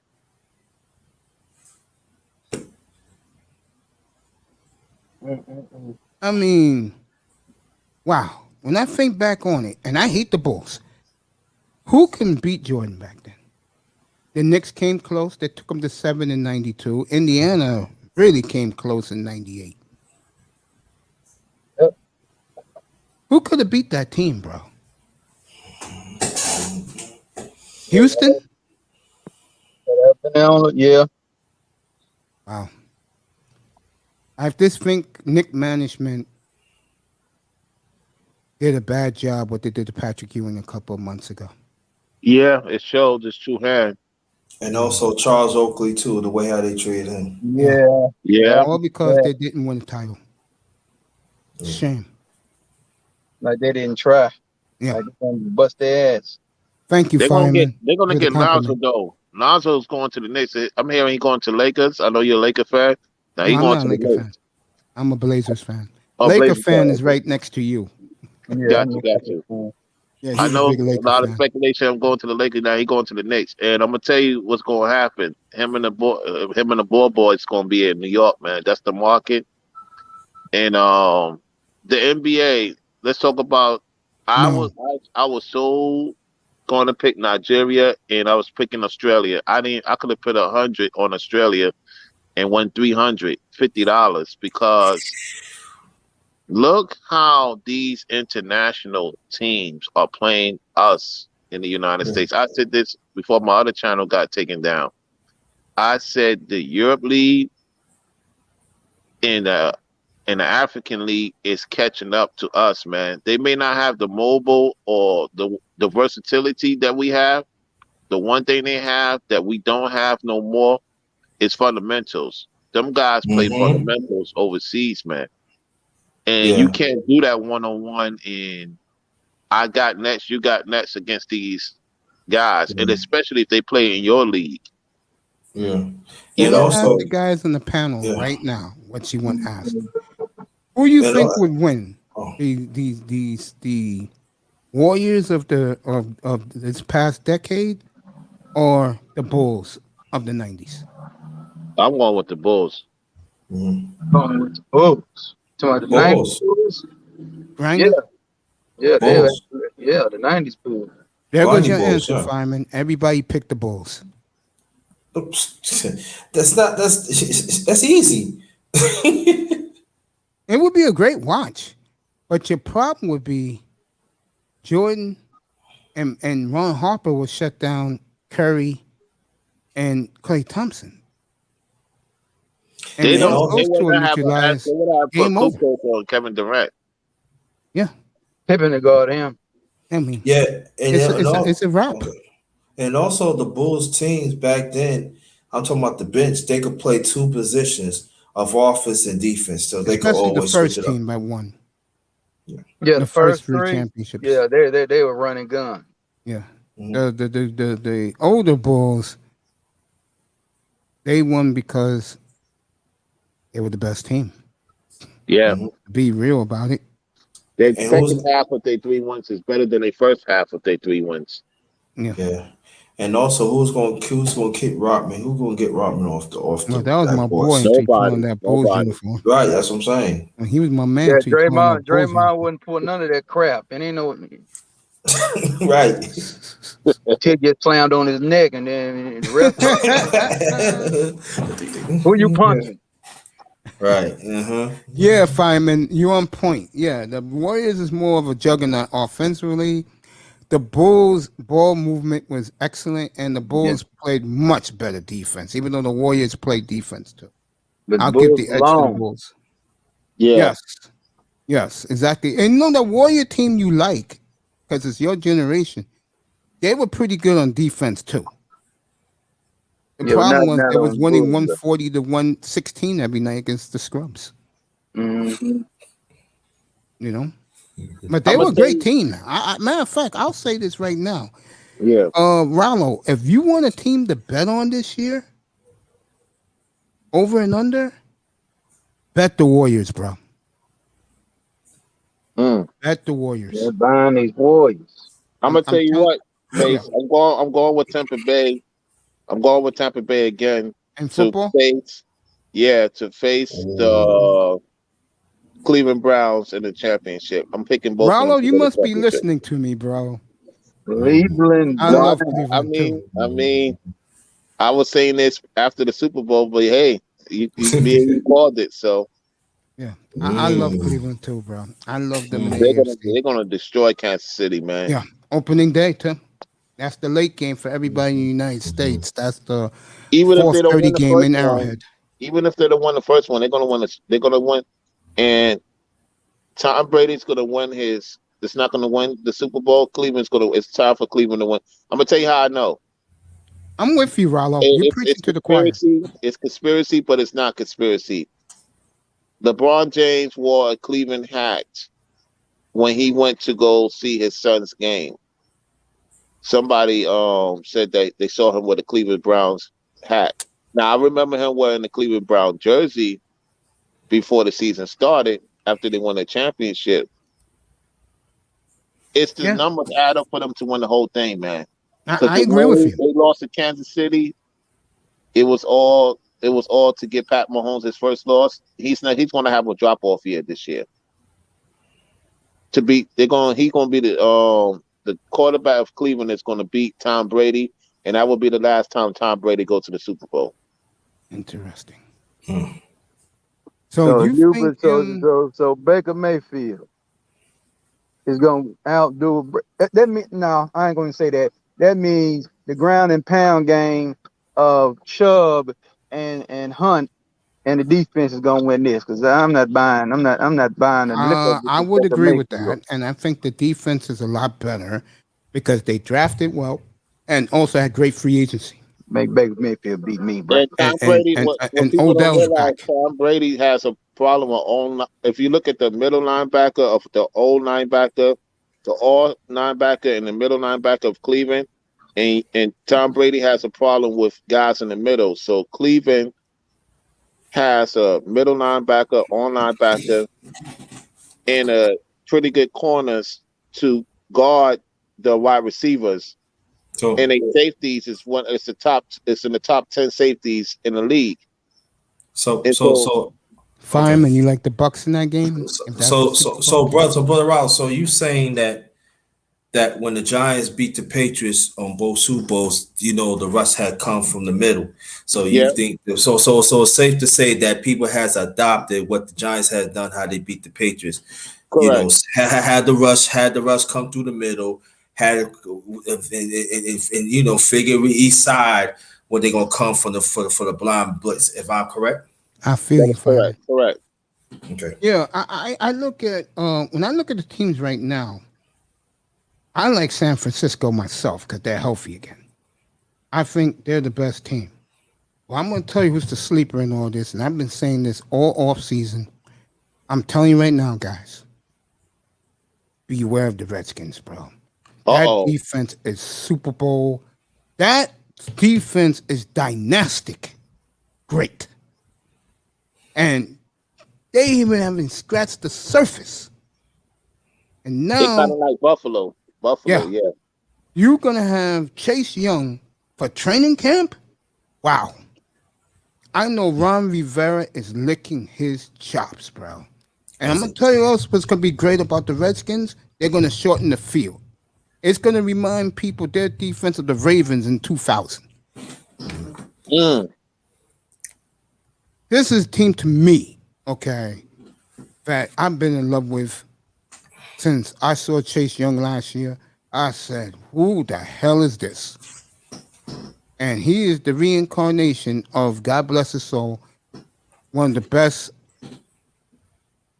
let's just say, defense outside linebackers to ever play the game. He reminds me so much of Derek Thomas, bro. Oh, Kansas City Green. Reminds me so much of Derek Thomas. I was a big Derek Thomas fan. And God took him away too early from us. I just look at the Redskins player for player on defense. Very few teams can match them. San Francisco, to me, the Bears, if they come to play, and I think Chicago will come to play.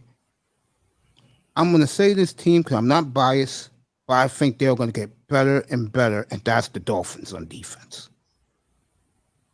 Their offense, I don't know. They should have one. They should know where Buffalo's going to win the division again. I don't see Miami winning the division. Probably. I don't see Miami winning the division. I don't even know if Miami's going to make the playoffs. But if the quarterback plays well, they're going to make the playoffs. It's up to the quarterback and no running game. And again, I'm going to say this now. I know Grind is about to crack up. I swear to God, if I look at the stats the week of Thanksgiving, and that quarterback got 24 touchdowns, but that running game is abysmal, I swear to God up here, I will bury the entire organization. Look like you gonna have They to bear should them. have took a running back. They should have took the goddamn kid from Alabama at 18. That it was there. Yeah. I mean, and now Flores is in trouble. He's in the hot seat down in Miami. They were so smug about this Myles Gaskin. This guy is a effing turd. That's what he is. He's a turd. And I'm gonna tell you right now, and I'm dead serious. If that quarterback is playing well and he's throwing touchdowns, but yet this motherfucker can't run on a fortress offensive line they have now down there, I want them all out. So you're actually saying, Mace, that by Thanksgiving, if MG do not get 1,000, he better have 800. If I at least 800, yeah, if I see 400 and 430 yards, I am gonna go berserk in here. It's just like on my team. You guys think I'm joking? If Ben Simmons ends up on my team and I'm seeing the stupidity with him, you're gonna see me throw stuff around in this studio. You're gonna see me fucking cursing at the screen, bro. I'm telling you. Down. And it looks like I have to live with this guy. That's the sad part. It's like God is punishing me for mocking him. It's like you're making fun of him every night. Okay, you're gonna have to live with him. But let's see let's see Miami is going to get a good running back on the free agency if some come. They'll get one next year. Yeah, next year. Yeah, HBO. You don't build teams in June. You don't build teams in July. You build them in March. You build in March and April. Absolutely correct.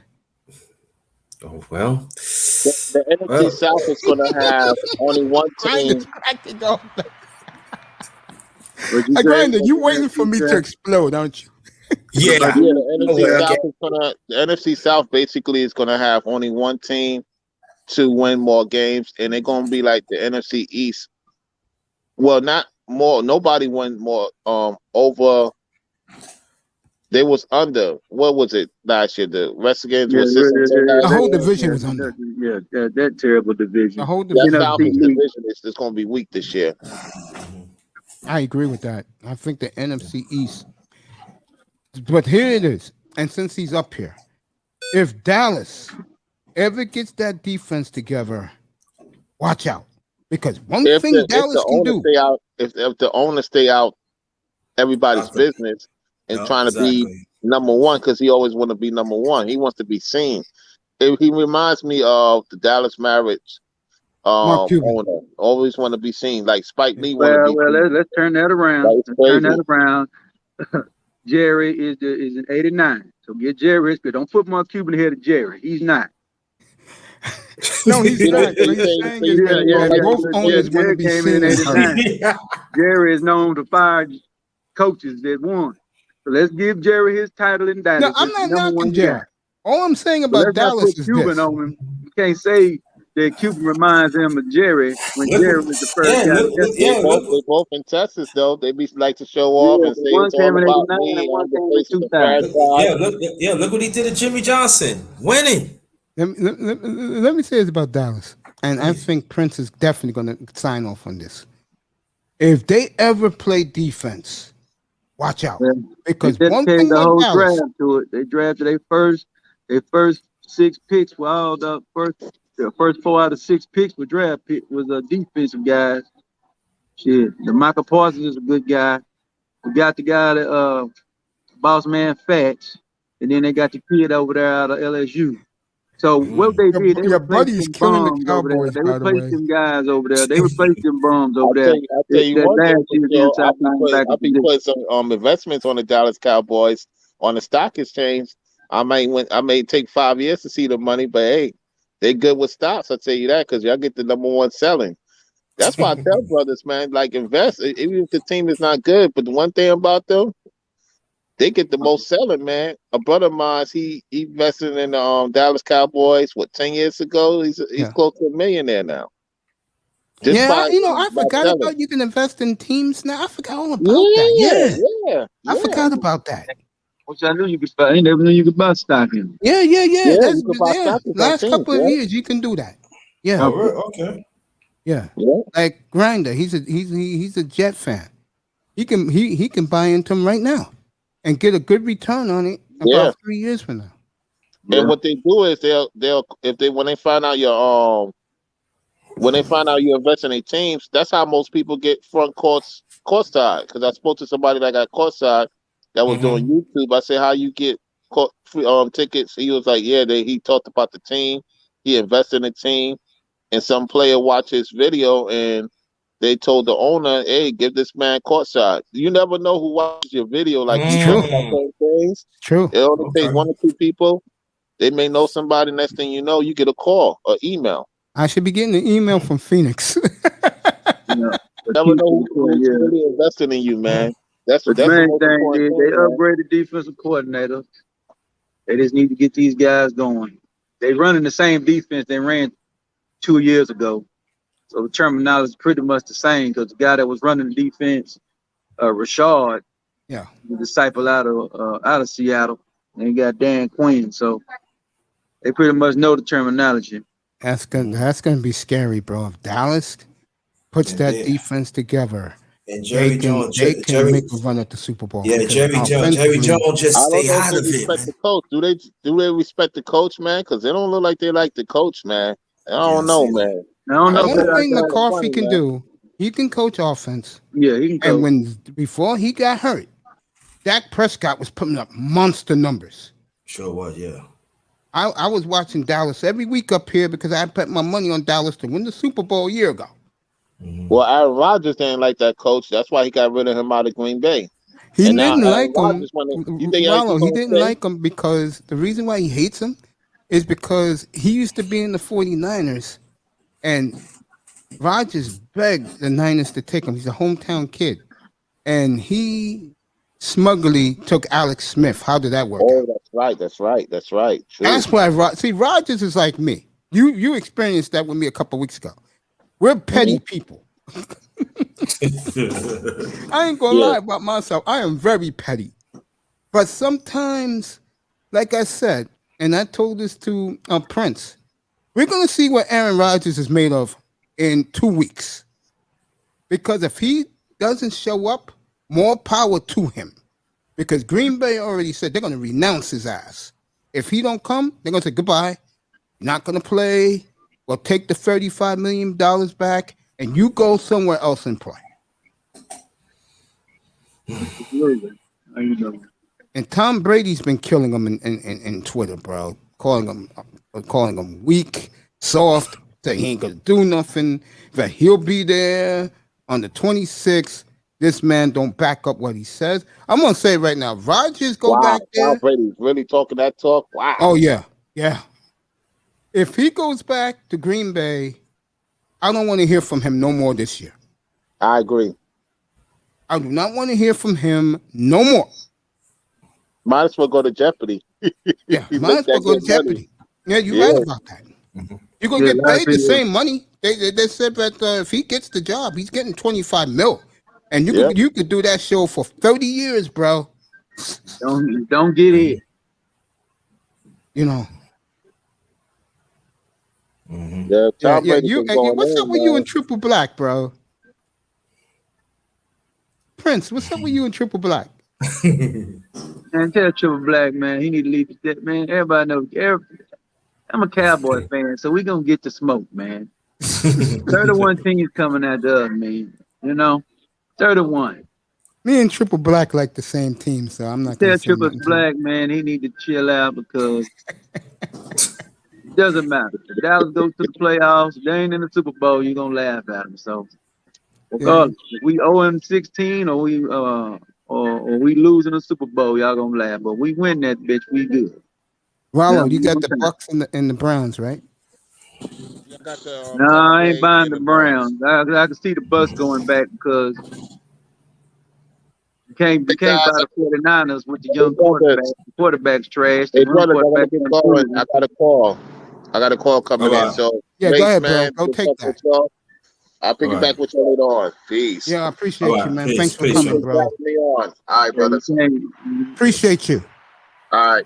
Yeah, All right, man. then you got the Rams. I can't buy the Rams. Never have. I'm with you. Seahawks. They got the offense, but No their defense. defense I sucks. agree with that. The team I like is the Niners. Anybody in the NFC East? No. I All don't right. think Washington's good enough. I think they can win that division, but that's as far as I think they can go. And the Cowboys defense is just If unproven. that comes so, together, we're talking about something special. Yeah. Yeah. Dallas Because, get that folks- defense lights out. This is Because, done folks, deal. I hate to tell you this for you Cowboy haters. Who the hell in the league can match that offense, bro? If you really believe that Tampa Bay can match that, you are your goddamn mind. Ain't got the back. Got 2 running backs. Got 3 wide receivers. Maybe Cleveland, but I know a lot of you guys at Quincy's not buying Baker Mayfield. Half a tight end. I say 1.5 tight end. Right. I mean, who can match that offense, folks? Maybe the Chiefs on a good day. We got them this year. We played That game. That game is where in Arrowhead or in Dallas. Yeah, it's in Arrowhead. Okay, gonna be a lot of Cowboy fans at that game. Yeah. Because very few teams travel. Dallas is one of them. Green Bay is another. Yeah, they travel well for years. I'm gonna shock people with another one because they haven't been relevant in 35 years. As mediocre as they've been, the Dolphins travel. Their fans are everywhere. Matter of fact, I'll say this about Miami right now, and this could get a lot of Miami fans pissed off at me, but it's the truth. Miami fans are better across the country than they are in Miami. I'm dead serious. Just like I hear Cowboy fans are better across the country than in Dallas. That's why I hear. Oh. What's up, Jay Speed? You know? Oh, Jay Speed in the building? Yeah, he's in the building. I haven't seen him in a hot minute. I know he's always over in Platinum's platform. Hey, what's up, platform too. You know? But yeah, Dallas travels, Miami travels, Green Bay, and of course the ultimate travel team, the Pittsburgh Steelers. Every time you watch a Pittsburgh game on the road, you see those goddamn terrible towels, bro. Makes me sick. Man, them boys. The Pittsburgh Steelers, they jokes. Are they still your number one rival, bro? No, my number one rival is the Philadelphia Eagles, but they starting to fall down. That's our number one rival. Yeah. Yeah, you know. Every Monday, you will hear from Nick Sirianni, by the way, because I'm going to do press conferences by the divisions. You'll hear from McCarthy. I'll have it up here. Nick Sirianni, who is a joke. I'll skip the Giants coach. I don't want to hear him. Yeah. And Ron Rivera, you'll hear him. And then in the AFC, you'll get Gruden. You'll get Andy Reid. You'll get all these guys. But I'll tell you right now, for me, the best day is going to be on Tuesdays. Cause I want to hear Green Bay's GM. What's up, Jay Speed? Hey, what's going on, man? How's everything going? For me, everything is great. Yeah. The only time you see me in them YouTube streets, I'm over there trying to straighten out some shit. I don't need to come over and straighten out your channel because you are all right. Some of these guys need some little police and chaperone a little bit. You are all right, but I need for you to call me. I'm looking at your face. I'm looking at some things. I need for you to call me, and we need to talk about some things. You got it. Right? That's what I'm into is health. So I want you to be around for a long time. All right. Hey, I tried to tell John Singer this when I looked at his face about 2 years ago, and he never did listen to me. I tried to get to his mom because his mom come to my parties every year, and she didn't listen to me, and he ended up, we know how that ended up. I need for you to talk to me out the chat. These are some things that me and you need to talk about. I need for all the brothers who doing good things out here on the YouTube street to be healthy. I mean healthy. Appreciate you, man. Yes, you know sir. That. No problem, J Speak. You got me. I appreciate you so much, man. I heard when you was in, I believe it was Platinum's platform last weekend, you was going at it with one of these young guys who didn't appreciate your wisdom. So let me ask you this question. Aren't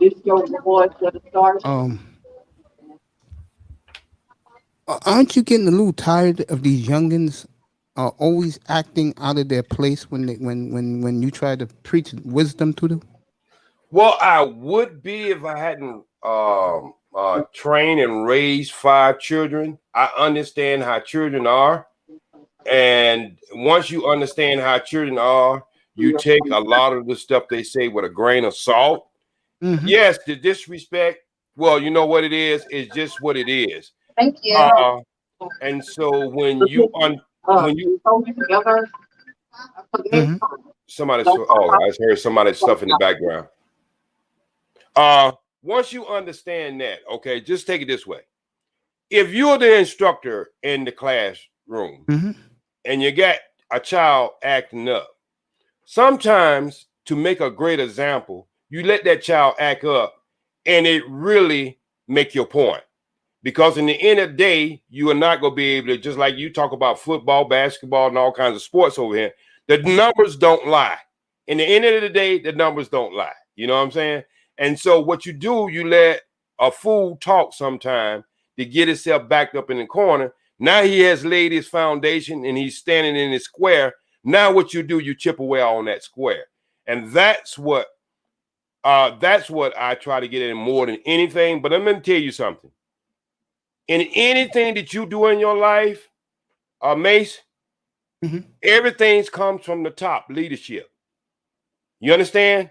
A lot of guys not going to come over here and do a lot of things they do in other channels because they respect you as far as your leadership. You understand? You go get in some debates and some hot debates, but it's only going to go to a certain level. But when you got bad leadership, anything goes. You understand? Yeah, I know where you're going with this. I'm going to keep my mouth shut. Okay, so just let me talk then. Let me be on the hot seat. Anything goes when you got bad leadership. You don't take a general in the army and then lose the war and say it was fault of the soldiers. No, it was the leadership.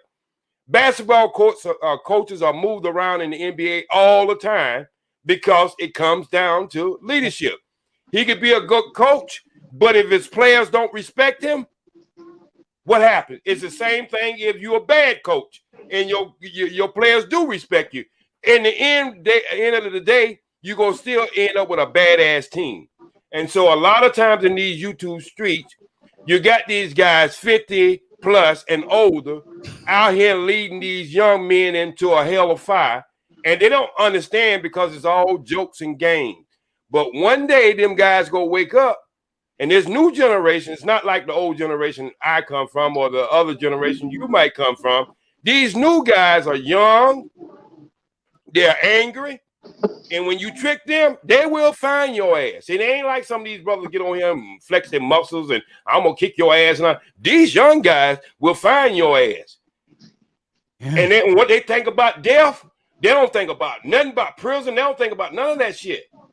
So you better watch how you lead, not you as a person, but you as these older guys on the YouTube street, you better watch out how you leading these young guys because they will find your ass. They know the technology, they know the hacks, they know how to do things, dox you, they know how to find your ass.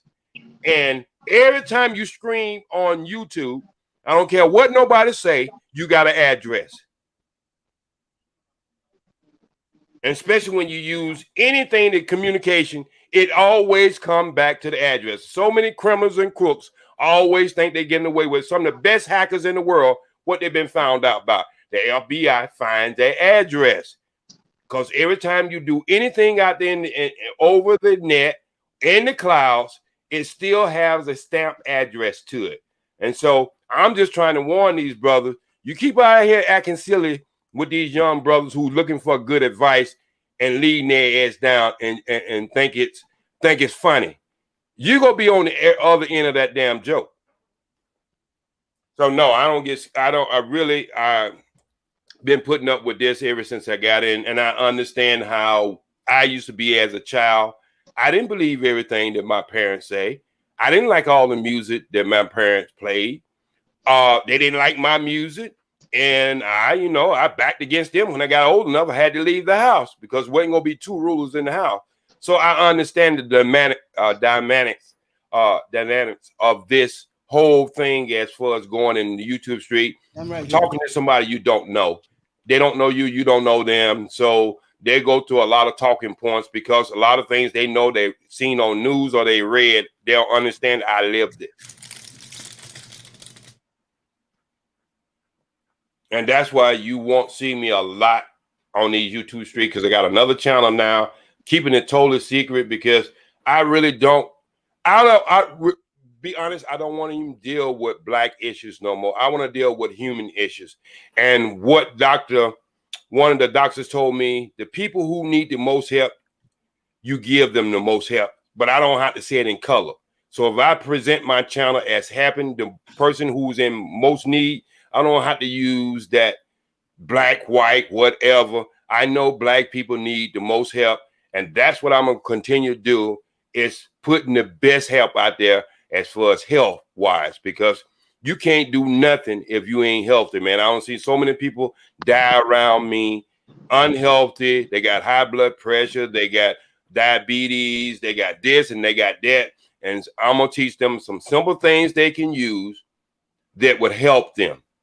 And that's my mission from here on the time till I go to Africa. That's what I'm going to do. Speaking of Africa, let me ask you this question. What do you think is a good part? What country is good over there? They're going to have something in Ghana this year. And the reason why I won't go to Ghana because they're going to put a military base there, United States military base. But they're having something to the 2nd of December to the 12th, where they're building a whole community up for welcome back home our African Americans or people in the islands.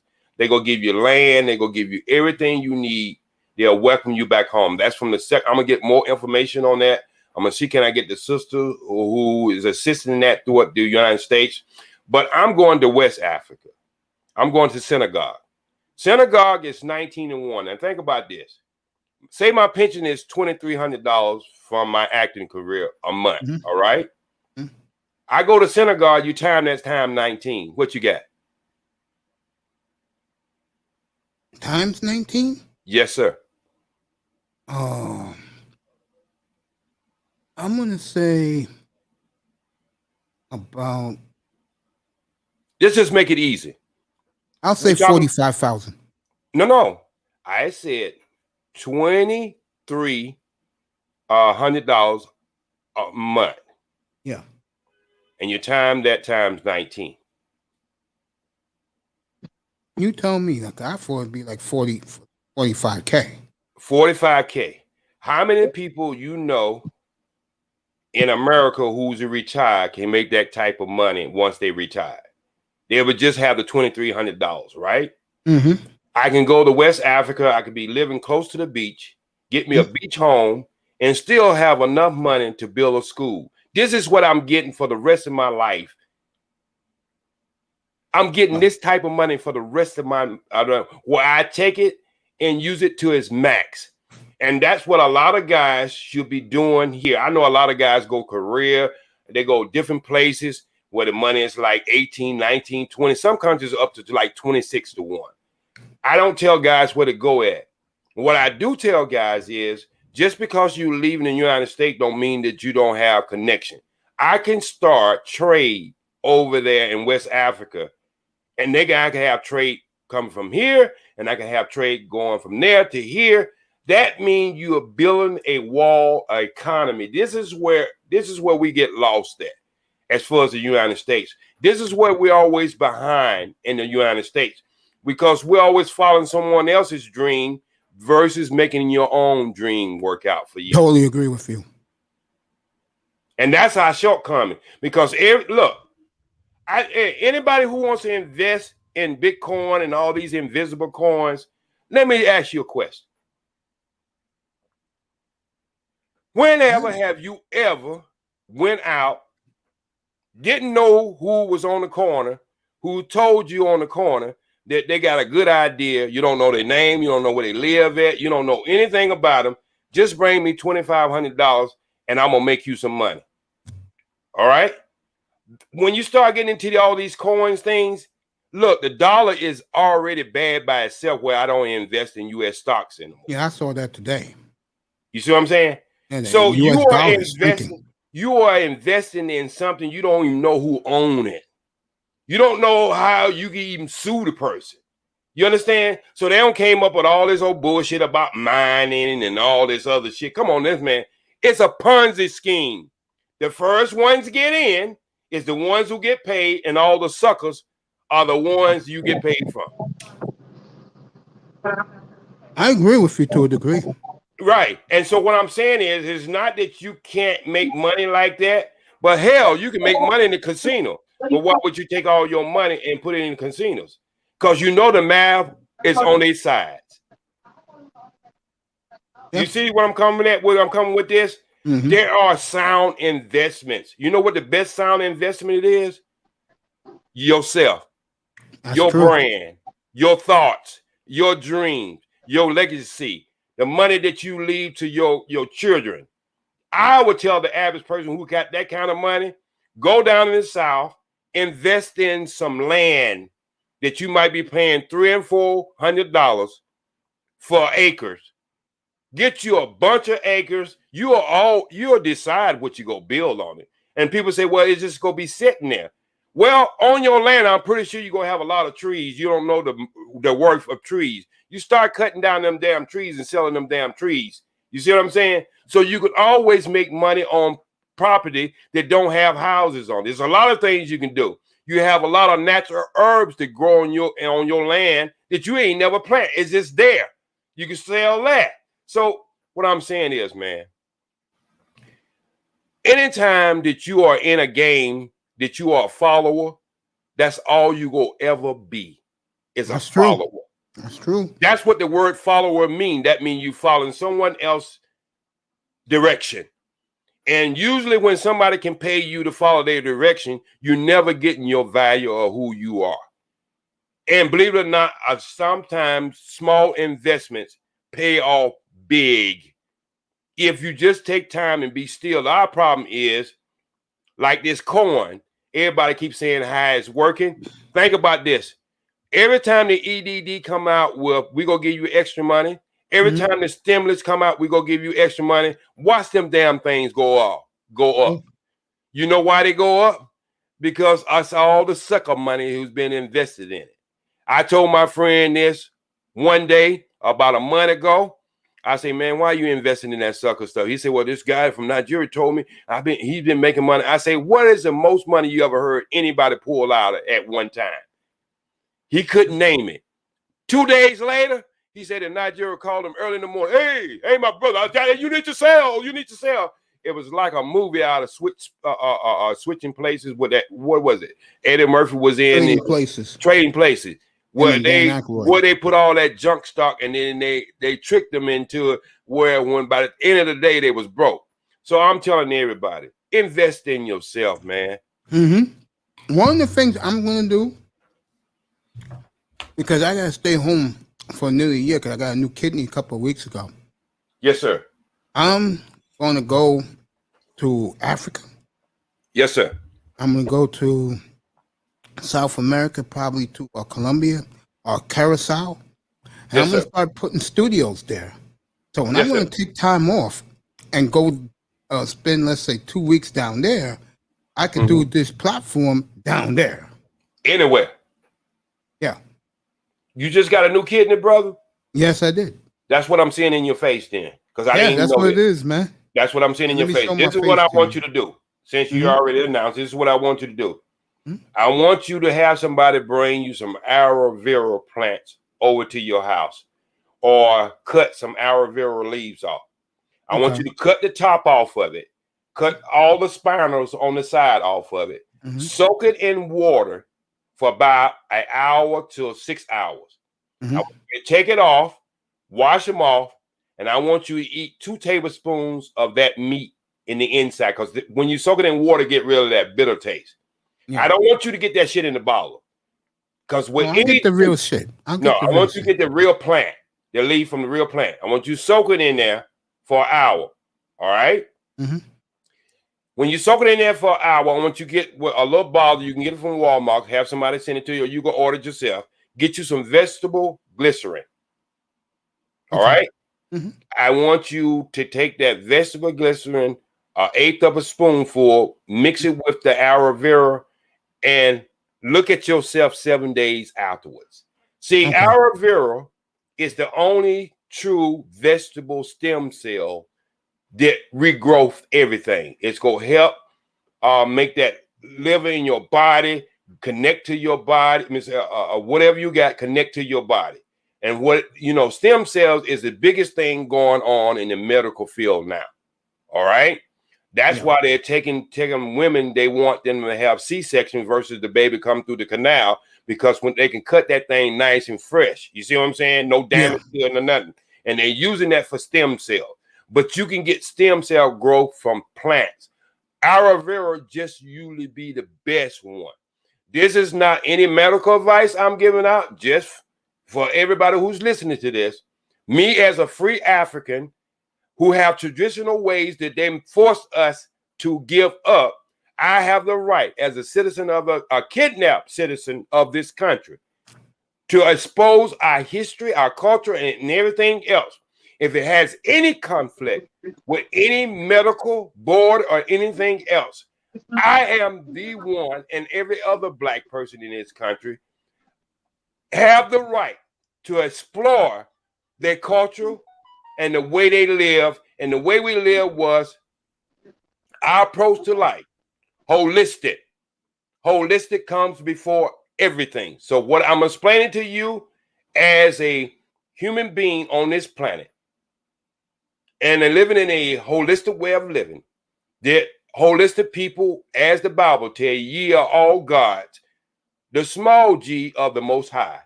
That is a religion that I am, that is my religion. And I can explain anything that I want to explain in that form. So I just want to protect your channel and protect me. And a lot of people who are going through a lot of stuff with this macaroni, I don't want to say the other thing, macaroni thing that's going on. They keep changing the cheese on it. Yeah. Well, I'm going to tell everybody, if you think this thing is over, forget it. It's just summertime, people. The winter solstice is coming up in less than 8 months. And a lot of people going to be mad, and a lot of people going to be upset that the shit that they put in their body did not work. And I don't know what the country's going to turn into then. That's when mayhem really going to start. I totally agree with you. I'm going to tell you something else, too. Something that people don't talk about, and it's by design. The price to eat healthy is now sky high. It's always been since, I would say, 2010, but it's gotten higher because of the pandemic. Most certainly. Once we've run out of cattle, we're up Schitt's Creek if we're alive, J Speed and Grinder. Yeah. Okay. I need to say something because I haven't said what I'm talking about. But everybody know where we at. Mm-hmm. People, the thing that you are introducing to your body and think you protecting your body is nanotechnology. And anybody know what nanotechnology is? There's new computers that they are using and the math they're using for this new computer. Mm-hmm. That's what you shooting in your body. It's going to cover all your cells. This is a new communication device, and that's why they're giving you everything under the sink to take it. When have they worried about anybody Black dying? Why are they giving you so much? They even going as high as paying college tuition for this shit. Y'all don't understand what is this trick has been played on y'all. It's nanotechnology that covers every cell in your body. That means from here on out, your ass can be controlled. I don't want to be around anybody who have ejected that shit in their body. I agree. And the same people who are ejecting it in your body, they won't even get to their kids, their wives, or any of their family members because they understand it. Yeah, I agree. So that's why I got this weird ass looking dog here. Mm-hmm. He's thirsty. He's thirsty to listen to anything that somebody say to try to help him out. But he's so far gone and he's so happy about bullshit that he's killing himself. And I'm trying to warn everybody as I warned people when I first came on the internet. If you think I'm lying, I came out 2 months before any of this shit ever came out and told black men you need to get your health because something's getting ready to come down in the pipe. Y'all think we got a lot of time. I hear guys talking about 2030, 2040, this gonna be this. No, man. Mm-mm. You got to 2025 and you ain't got your shit together. You might not even be here. I totally agree with that. I keep saying it up here, J Speed. I warn the brothers. And if anybody think I'm lying, matter of fact, I'm gonna put up that video. The first video of me coming into YouTube Street. It was 2 months before we even heard of this macaroni. And I was telling guys, matter of fact, I told the ladies to reset themselves, leave your guy alone, let him listen to this and get your health together. And I told the ladies, if you having a baby, stop feeding them cow food and feed them from your breast because that's what God gave you to feed your children. And he gave the cow its breast to feed its calf. You see what I'm saying? Yeah, So somewhere down the line, they went into the laboratory and came up with this formula of bullshit. Now you're starting to feed your baby with synthetics and wondering why your babies can't think for themselves, can't do nothing for themselves. Huh? Become autistic. It become autistic. You're feeding the baby synthetic food. Synthetics are for machines, not for food. And most of you people of the day, after you put that shit in your body, you have turned yourself into a machine. Now this is how they're going to control you. And let me say this to the brothers and the sisters out there. I was watching them talk about that new plague that John B., shout out to him, brought up last week, the Delta, whatever. I'm seeing right through what they're talking about, Jay. Yes, sir. They want to wipe us out any way they can, bro. Think about it. Did y'all hear me early when I say nanotechnology, right? Mm-hmm. A lot of them don't believe me. Why is Bill Gates on the medical board? Mm-hmm. Right. They're working hand in hand, people. They're turning your ass into machines. You are the new androids. They didn't invent it. They just gave it to you. And you took it willingly. They turned to wipe us out, man. Into an android. Half human, half machine. Well, I'm buying this. And so what I'm trying to tell you, I don't live my life. A lot of people say, well, you know, if you really was telling them something, the government would knock your ass off. The government don't worry about people like me because half of y'all listen to me, the government already say that they just gonna look at this old motherfucker being crazy. So they ain't worried about people like me. What they're worried about is doctors who's coming out and saying the same thing. Matter of fact, one of my broadcasts 2 weeks ago was done by a doctor who brought all this to the table. Do you know that YouTube took that down because it said it was not the national standard of the CDC, even though this person was a doctor? They actually did that? They actually did. I can put it up on the screen and show you the email. Wow. They said it was not the national standard. Your doctor was speaking up to something that it wasn't the guideline of the CDC.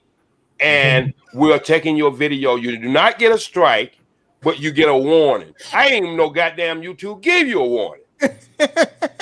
Yeah, I can show it to you in an email. I know, I believe you. I'm just they cracking. do that. Yeah, I'm just cracking up because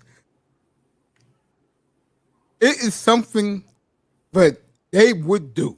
That's why I'm laughing, because I can imagine when you got that email and you found out it was taken down. Yeah. Oh my God.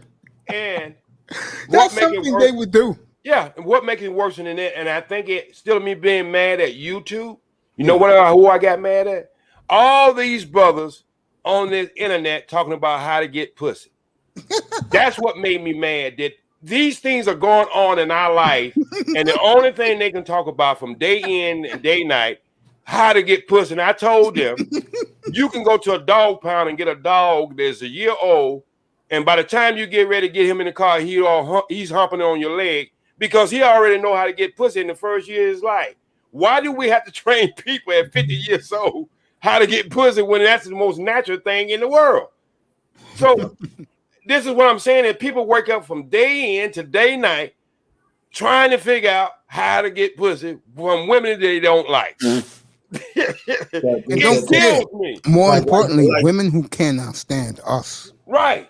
So if that's the case, all right, why don't we do like we do everything else?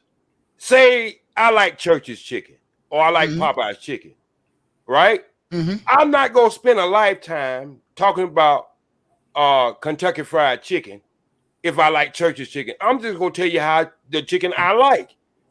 So when brothers have to spend so much time talking about something they don't like, that shows me they're still hurt.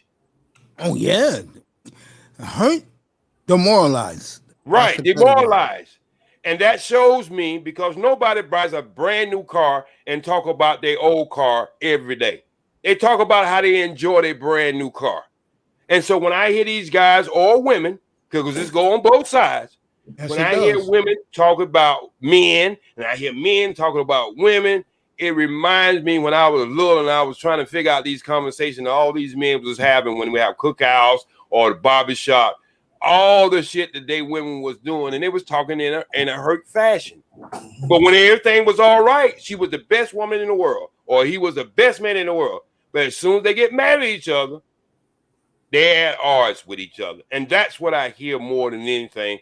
And I'll no longer camp out in them type of YouTube streets. I'm not going to waste my time. I'm not.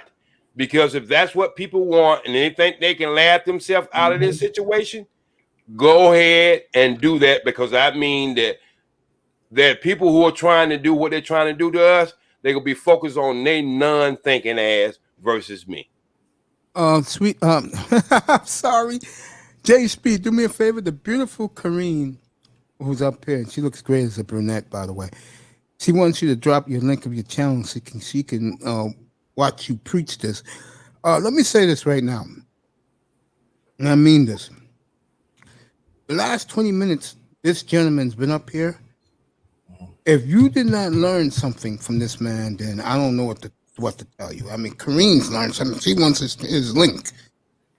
You know, like I said, folks, one thing about me, it's not all about slam dunks. It's not all about a swing and a miss. I can multitask and do other topics. And Jay, this is one of the best topics I ever heard, bro, because everything you're saying, I try to tell people up here too, not the scientific stuff that you're deep into right now, but I'm talking about the other things. And like you said, all they want to talk about is women. Yet, this government is trying to wipe us out as a people. Most certainly. As we speak. Yeah.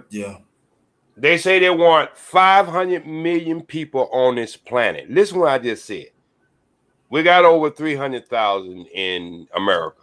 Just think about taking everybody in America versus you add 200 million people. They want to spread that population all over the planet. And that's all they want. We got 7 billion plus people on this planet. That's a lot of death, people. That's a lot of damn death. And so if you don't understand this, right, See, you got to understand that there's good, there's bad, white or black. It don't make any difference. Mm-hmm. We just been on the other end of the bat of the Europeans with their foot on our neck. Yep. And the problem is the greatest thing I seen last week is when Africa beat the United States in a game that the coach is an assistant coach over here, but he went over there and coached the team over there and beat the shit out of us in a scrimmage game. Now, some of you people can say that's not significant. I'm gonna tell you why it is significant. It's because when you do something on your own and you do it well, then they'll find a way to integrate it and make you think the grass is green on the other side. That's true. And that's what they did for the Black Baseball League. That's what they did for the Ice Hockey League, because a lot of people don't know ice hockey was started by a black man. Yes, it was. And not that one in Canada. I'm talking about way before that. I'm going to give you a link to the real story of how hockey started. A lot of people want to go rock and roll. All right? Black man. So we got to understand, if we come up with something, we got to learn how to brand it. A man was able to brand a phrase when anybody said that he got paid. Let's get ready to rumble. You see what I'm saying? He was able to cornerstones a phrase. Yep. And we don't know how to cornerstone a culture where we can get paid when everybody uses it. And then we get mad when other people use what we use. I'm going to say this right now, J Speed. You're going to agree. We came up with one of the greatest inventions ever, and we gave it to them, and that was hip-hop. That's it. Yeah, I agree on that. That's it. And you now go back to you go back to 1996 to 2000. Everything, especially in New York, everything was designed, everything was made, everything was through here. The music, the artists, the clothing. Everything. Let's go back farther than that. Let's go back when I was in Brooklyn. New Jersey Avenue, 292. East New York. 1994. All right? When people was playing in the park, taking the street light and hooking it up to get power. I was in that era. I was from the South. I was so amazed. I was brothers was making plates. They didn't even call them albums. Exactly. When they could go in the studios and make plates. And this when there was one record played that nobody even talk about today. I don't seen all these rap people talking about how rap got it from New Jersey to New York, and I have never heard nobody say this. It was one record played. It was called "Let's Dance to the Drummer's Beat." I was in the schoolyards. Let's dance to the drummer's beat. All the MCs rapped on that damn record. All the dancers, because you had MCs, you had dancers, and you had rappers. Patty Duke, who was the guy? And then Pee Wee Herman. Right. They started to integrate with other music, but that was the only music that just had drum beats. That's right. And the DJ used to just mix that on 1200 and just be going with it. I learned the art and took it back to the South. Now, this is way back in 1974. So a lot of people don't understand how far hip hop go back. Because they try to separate it. By the way. They try to separate it and say it's different. Let me tell you why it's not different. The cellular phone you use today, it still has a foundation in the phone that we used yesterday. And if you try to separate it, then you are really just really taking away from the art that black people had. See, at that time, a lot of black people who couldn't sing could not get into the music industry. A lot of times, DJs was doing things with turntables that you can now do it with CDs or drives. We did it naturally. They made buttons where you can do it with buttons now, but we came up with that art naturally. Give Roland Martin a lot of credit. And right. I'm not a Roland Martin fan. Right. But Roland Martin said something 3 or 4 years ago, and he hit home with it. You know, these bougies and these boulets, they was getting on him saying, why are you going on digital and streaming? And he told the guy, he got tired of hearing from the guy, and he said, "Who do you think invented it?" Of course, the guy didn't know. We invented streaming, live streaming, digital. Right. And so this is what I'm saying is, look, my father didn't even go to school. I think he went to school, and then by the time lunchtime came in, they told him he had to go back to the farm and work. So he decided, his parents decided it wasn't no use for him going to school if he had to cut the half a day and go back. So my father couldn't read his name if you wrote it or I wrote it. He just never learned how to read. Okay? But he used his God sense, and he drove a tractor trailer all his life. Well, my father was born in 1909. Okay. So when he started off with Mayflower, driving all over the country and couldn't read one damn sign, but he knows sense of direction. And so whatever you short in, like a blind man, that means your hearing get better. If you can't hear that good, that means your sight get a little better. So we have to use the things that we're at this moment and start thinking about how do we do things. I got over 52 inventions right now that I won't put out there due to the fact if I can't get a national or international patent on it, that I'm not going to put it out there. I tell friends in secretive how they can do certain things, just like I just gave you the Arrow River thing. Mm-hmm. That's one of my creations. I didn't read it from a book. By the way. I didn't read that from a book. I just understand the genetics of an Arrow River plant. And I understand the effects. We call everything side effects. Well, everything has a side effect. That is the effect itself. And so when you understand these things and you understand that you are the most intelligent that we have on this planet. That's why we was made first. Even white scientists are saying the oldest person on this planet that they can find is 1.3 years old, and that's Lucy. She's the oldest person they'll find. They've been digging all over the world because they're trying to find a white person past that. And the best they can get with any European is only 6,000 years. And they digging up everywhere. And the problem with that, every time they dig up and they start digging deeper, they find some Negro. And then they start covering it back up because they were like, oh, hell, like in the United States. They find Negroes been here before Indians was.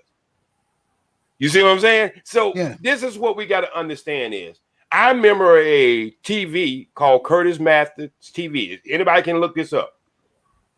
He made the best TV, better than GM and all that, GC, Electric, General Electric. He made the best TVs. It was expensive, but Curtis Masters was a black man. And so what we got to understand is we cannot no longer give people our talents. Exactly. And for free anymore. You know, it's funny you say that. The last 2 weeks I've been preaching up here that you cannot let your best black talented men go to the other side. And I had Coon's been coming up here every damn day. I interviewed Keeper Techie a couple months ago. Mm-hmm. And I asked him, how does it feel that your own people don't support you? And it bothers the hell out of him, so much so that he went the other way. You had to. And that's the best. And that talented brother is now gone. Yeah. Because he got to deal up with all the bullshit. Because in between, let me tell you something. You could have a show right now, and you can be talking about technology. And in the end of that show or somewhere in the midst of that show, it's going to end up the black woman's fault. Yeah. You understand where we're going with this? For some reason or another, whatever we're talking about, it's always in the end of or somewhere in the middle, it was a black woman's fault that we haven't achieved anything. And so I'm saying, and what I'm saying to myself is, if we're supposed to be the leaders, the builders, and the protectors, let's just put it this way. Yes. If you're in your household and you got a child that's 7 years old, 8 years old, and 11 years old, and these 3 children are kicking your ass, you would get on the internet and tell you there's no way that can happen because you're supposed to be the parent, right? Yeah. Well, why do we not apply that when it comes to our relationship? Because if she's supposed to be the weaker vessel, right? Mm-hmm. How in the hell she gonna have power over you? And what they gonna say? She got a sidekick. Who's the sidekick? That white man is a sidekick. Oh, now he's a problem. But when I bring up system of white supremacy or anything else, you tell me that don't even exist. But you say she got a sidekick with power is more greater than your power. See, you can't have it both ways, brothers. I totally agree. You can't have this shit both ways. Either it exists or it don't exist. Yeah, I've been saying for the longest that I tell men in here all the time, you have to stand up against your enemies. No, You got to stop keeping your head down because we're being clowned by everybody else. They dropped the link for J Speed, honey, in the chat room. You can Yeah, I find it. dropped. Yes, he got it. Kareen has it. She said thank you Okay. to you. I'll pop it up right now. Anytime. Here you go. You cannot let your enemies keep clowning you because the one thing I see, and I've been seeing this for years, black men, if they are not against each other, they let everybody walk all over them. But here's the problem with black men that they don't realize. You might as well, brothers, go out swinging against your enemies because the most people expect from you in this society is you're going to end up in jail anyway. That's the best they think of black men, that they belong in a penal colony. Right. And you know what? When you use that word enemy, that turns... I use it all the time. Yeah, no, but you know, for some reason or another, it turns the victim into hating you. And I'm going to tell you why. See, sunlight is the enemy of dark light. Dark light is the enemy of sunlight. That don't mean they're fighting. They're sharing equal times, 12 hours. Yep. The only difference between a white man and a black man, I'm going to tell you in simple terms. The white man take his position as a god on this planet. And for some reason or another, we have forgot that we are gods too. Mm-hmm. And it doesn't help. And our God don't follow another God, especially if it's a different species. Our brown bear will not follow a white bear. Yeah. You see what I'm saying? They're two bears, but one live in the cold and one live in a full climate. And if the one brown will try to go over there into Alaska, it's not that he can't survive, but he can't be his best. That's the problem. I'm gonna clean this up because Kareen's in the chat room. But I have to say this since we're talking about this. It's demoralizing, in my opinion, as a black man, that your so-called women worship your enemy. Not like, not adore, worships. Well, yeah. Your number one arch rival. And you guys have the attitude of, I don't care. Or I can go to Brazil, get even better, Rio de Janeiro, Monte Carlo, get better. The problem is, and I know brothers don't want to hear this, you lose your women, you lose your backbone. Because you don't see everybody else in the world and ethnic groups, you don't see them worshiping the man. Am I right about that, J Speed? Totally, because they don't understand what you go do is go over there and fuck up the women in that race. Because let me just put it this way, man. If there was a dog turned loose on two people, human beings, and you both got bit, and then the only thing you could do is talk about what effects did it have for the woman to get bit, but you never deal with your wounds. See, that's why I have a problem with the conversation. It's because if you go point blame on your wounds and not understanding history because you don't want to know history, because history has no relevance as far as 2021. Well, you would have understand the Bible story. Man had been on this earth for a long time. The devil couldn't fuck with him. Yeah. You see what I'm saying? Yeah. But something was made for man to be attracted to, that he loved so much he disobeyed God. And that was the woman. So what happened is that enemy that you're talking about was able to come along and charm that woman, knowing that she was the closest thing to that male. And if he can instill something into her, she could relay or regurgitate the message to get him to do it when the devil himself can do it. You see how this working, people? If you understand history, you'll understand why your woman is being attacked in that way to attack you. And once you understand that part of the game, then you know how to defeat it. Success, truth, defeat any lie. See, the problem is brothers don't have a community where they show successful marriages. They show successful sisters who stand by their brothers. And when you build that community and you put it against this bullshit that's been spread on these YouTube streets, it speaks for itself. But we don't have a community like that. Nope. And that's why we need a pilot program. Some investors, all you people with all that money out there, why can't we build a community like that? Why can't we build a community where we can have our own security force? Why can't we build a community where we can have our own mailman? You say, well, how can you have your own mailman? Well, that's what post boxes are. You have the mailman that drop the shit in the post box, and you have your mailman who live on the property to deliver the damn mail. So this is what I'm saying, using our brains. And y'all say it can't happen. Let me tell you why it can happen.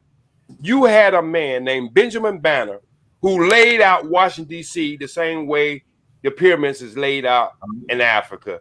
And y'all don't even know this. Yeah. He laid out Washington, D.C. in the same ray of sun and in the square that the pyramids are in Africa. And y'all don't even know this. Yeah, and he helped build her, and he built the World Almanac that right, the Farmer's Almanac that tells you what to grow, what the season was going to be, and everything. And we don't know this because we don't want to know history. Well, how in the hell you go improve on the phone if you don't know the history of how the phone came into an invention? How you ever going to improve on it? That's why I say we're the only people who don't want to know our history, and our history didn't start here in America, people. And it's disgusting to me because I'll give you something that bothers the hell out of me. When the other black people come here, especially the Africans, and they thumb their noses at us like they're 10 times better than us. I want to say something on that because I come from a West African background. You know what it is that sometimes we kind of we move to this country, right? And because we come from like our culture is really strict. It's, especially if you like West African, your country, like our culture is very strict. So when we come here to work, and sometimes we come here and we see the other African Americans, and I think even if I didn't really go through this growing up because I was kind of I was all right in my school, nobody really messed with me too much, but they didn't really get accepted by the African Americans. I'm trying to say, they'll be like, oh, you African. They used to make fun of you, say this, that, and third, say, oh, then you ain't got no water at home and blah blah blah. Go back to Africa.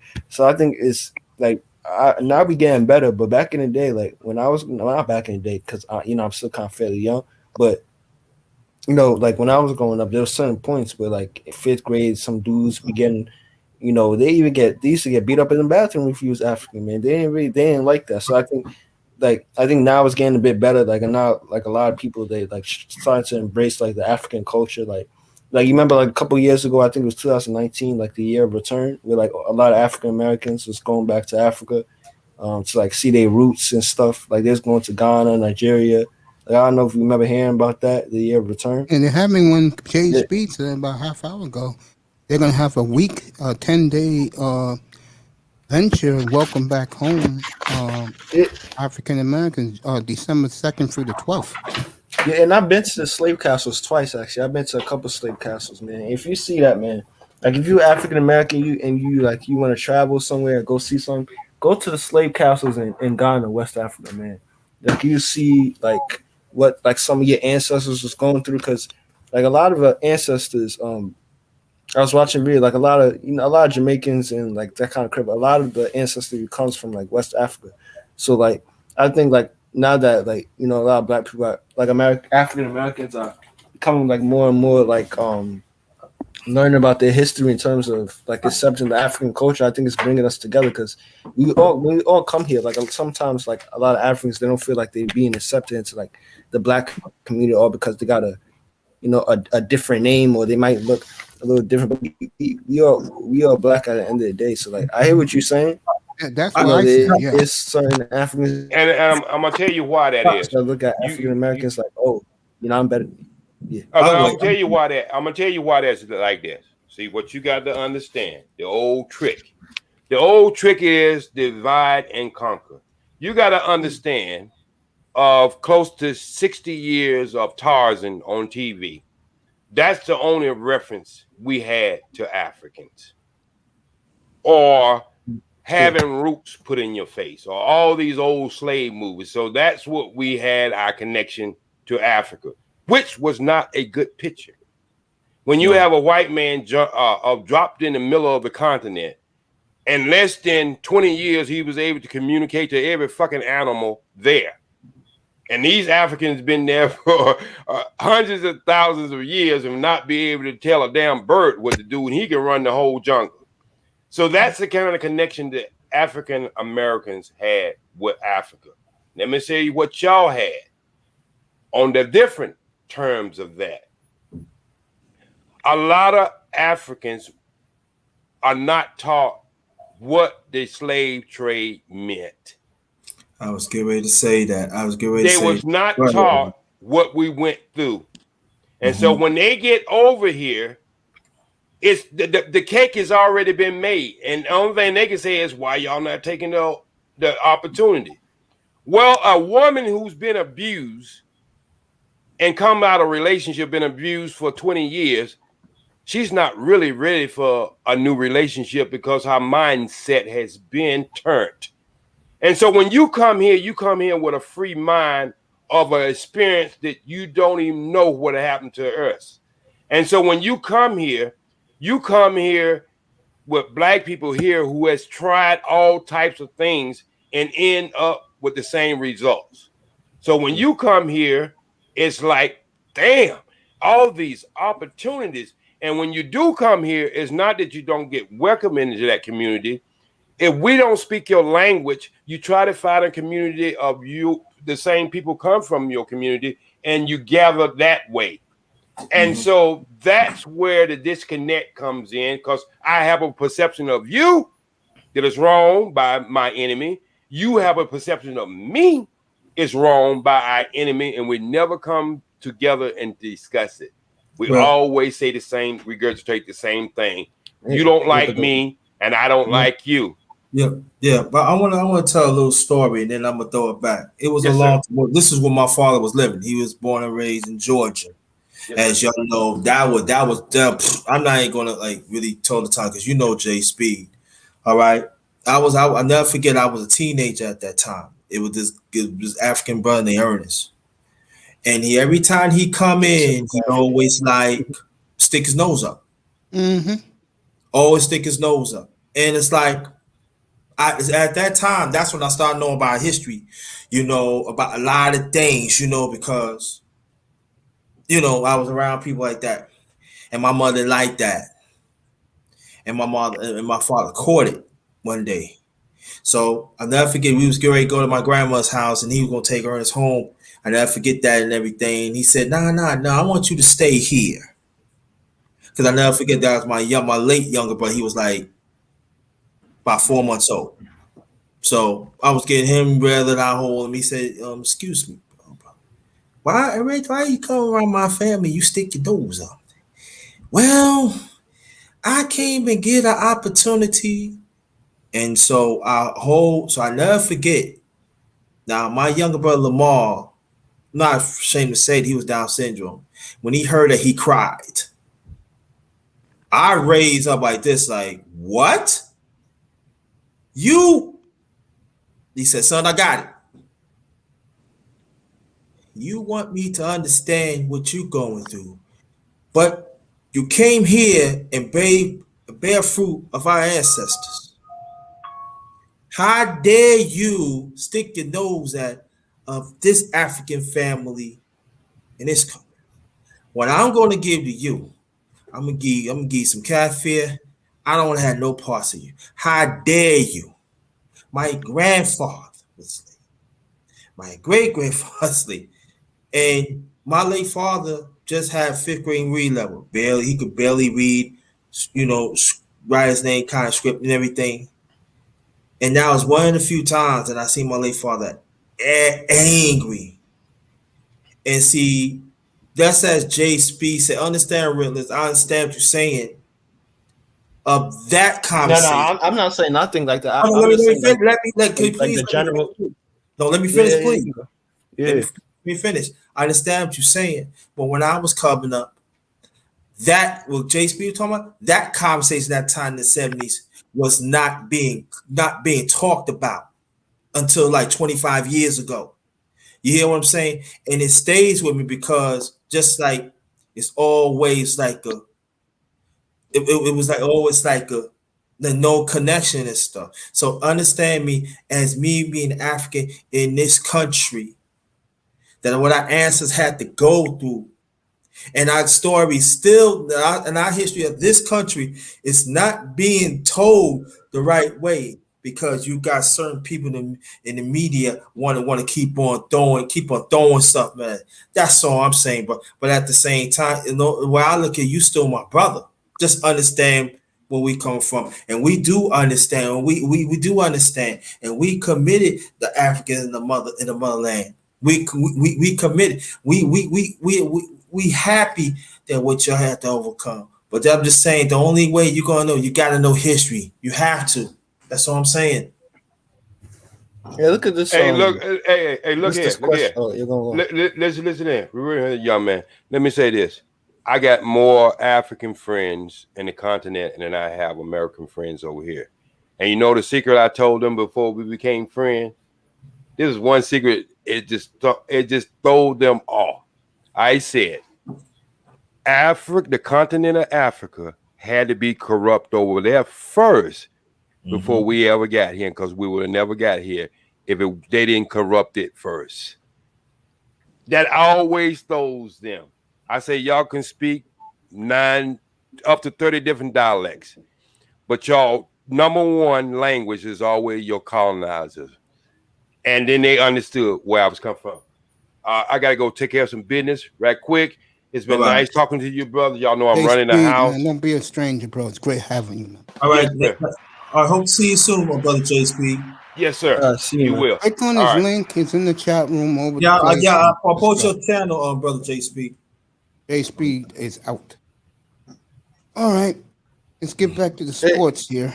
Oh, I was gonna see if I can, because there's this guy Johnny Belton. He's like, man, I ask why none of you guys support Black Lives Matter. See, it's not that I don't support Black Lives Matter.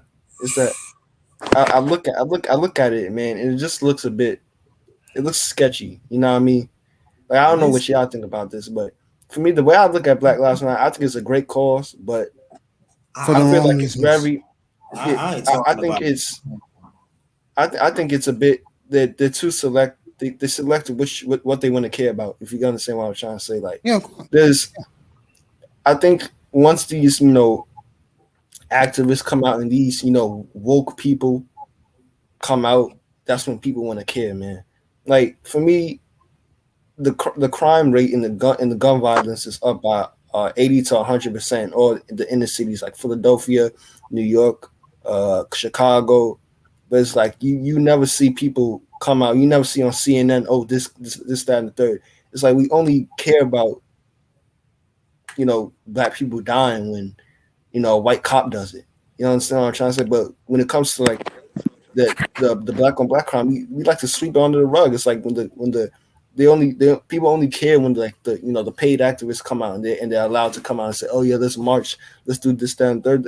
Like that's just how I look at it. I do think it's a good cause, but when you got the president or the leader, buying houses, $3 million worth of houses, and then all of a sudden, this summer where the black crime is at an all-time high, she leaves. It looks sketchy, bro. I'm gonna be real with you. This whole thing just looks sketchy. It looks like it looks to me. That's what it looks like. It looks sketchy. That's all I'm saying. I'm gonna use a perfect example. Have you ever watched TV and you see these like televangelist people? I compare some of these Black Lives Matter people like that, where these televangelists tell you to give them money and they don't tell you what they're using it for. They're buying like $1 million jets. Yeah. $1 million. Yeah. Let me say something real quick. Yeah, I don't want to call the brother out, but where's Colin Kaepernick, man?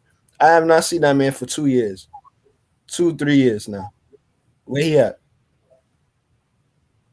I'm gonna be real. Like I'm just saying how it is. I haven't seen him. All right. Listen, I can understand Colin Kaepernick. You can say if we're gonna say that. Listen.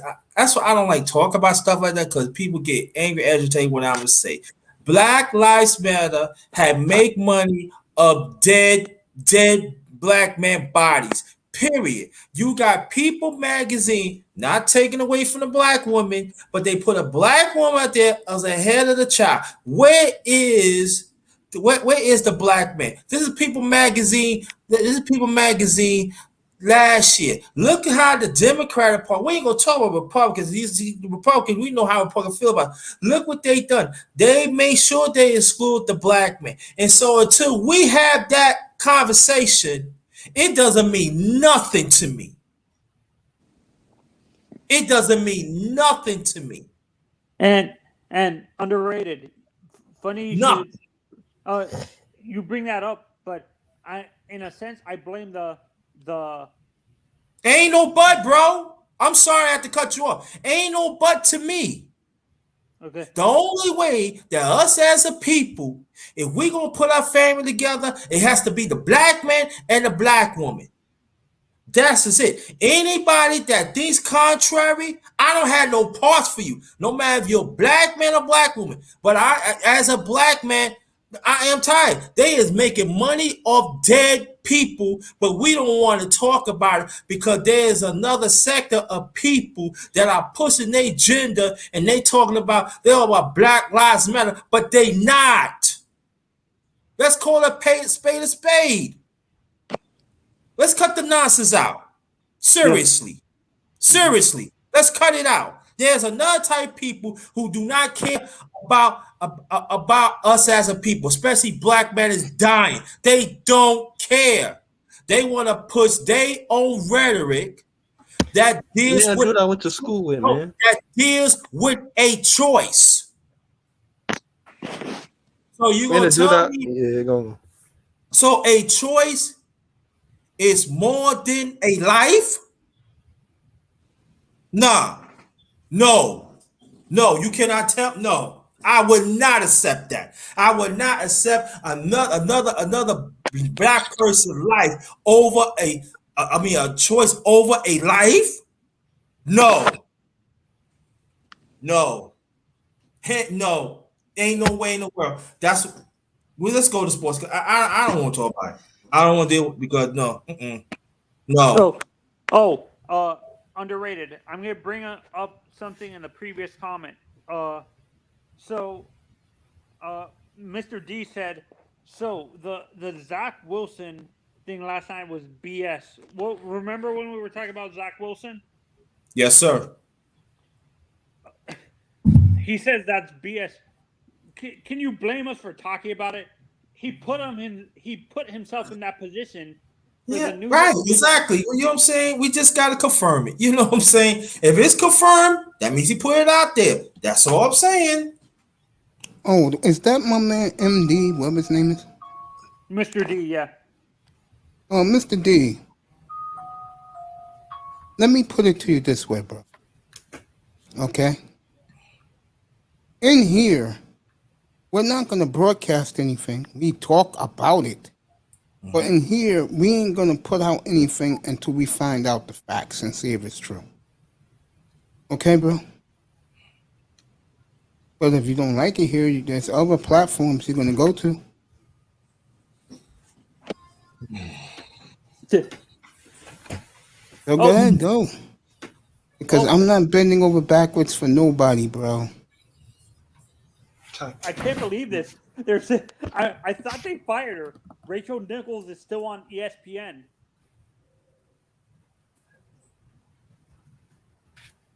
But isn't Maria Taylor leaving or something? Am I making stuff up? All right. You know what, Johnny? Let me address this because I want to talk about sports. Grinder, do you realize that civil rights was only accomplished by different communities that work together, but at the end, we did not benefit? Simple as that. We didn't benefit. The black families was still separated by legislation.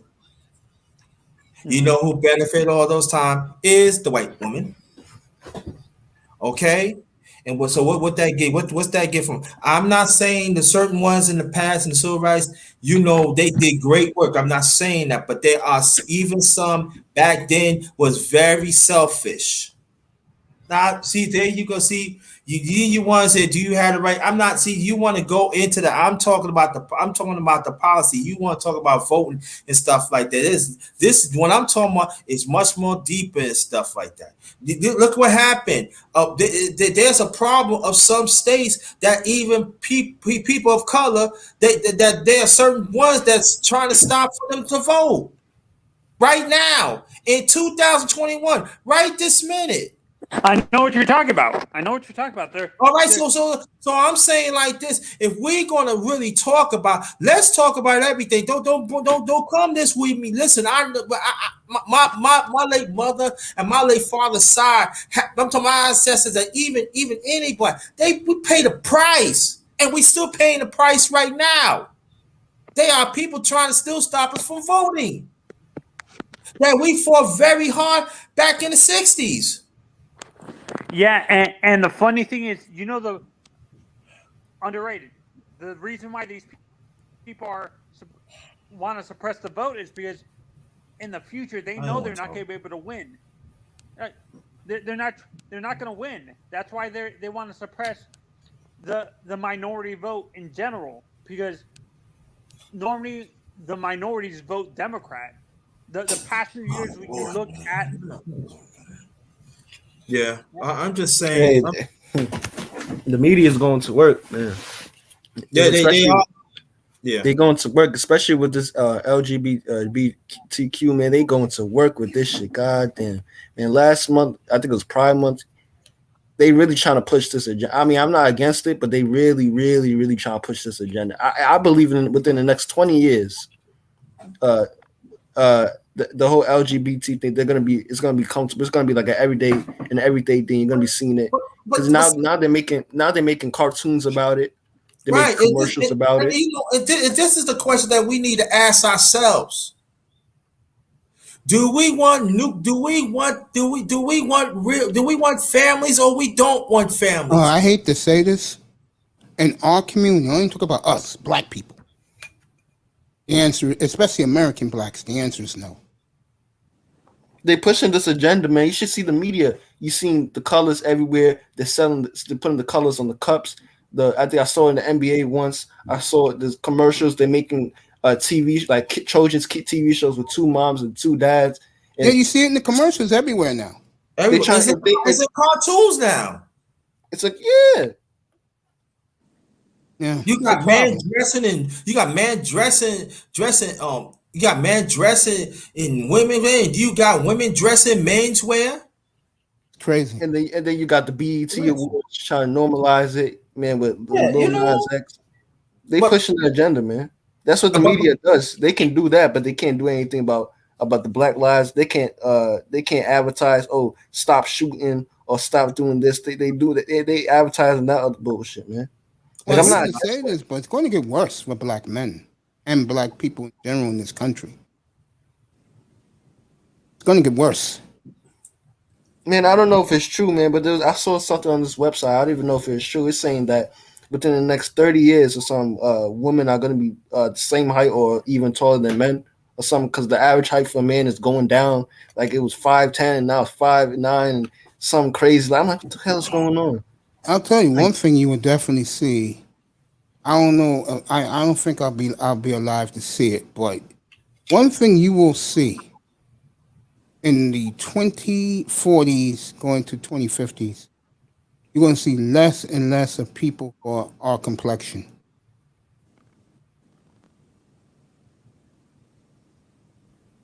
This should be a mulatto country by 2060.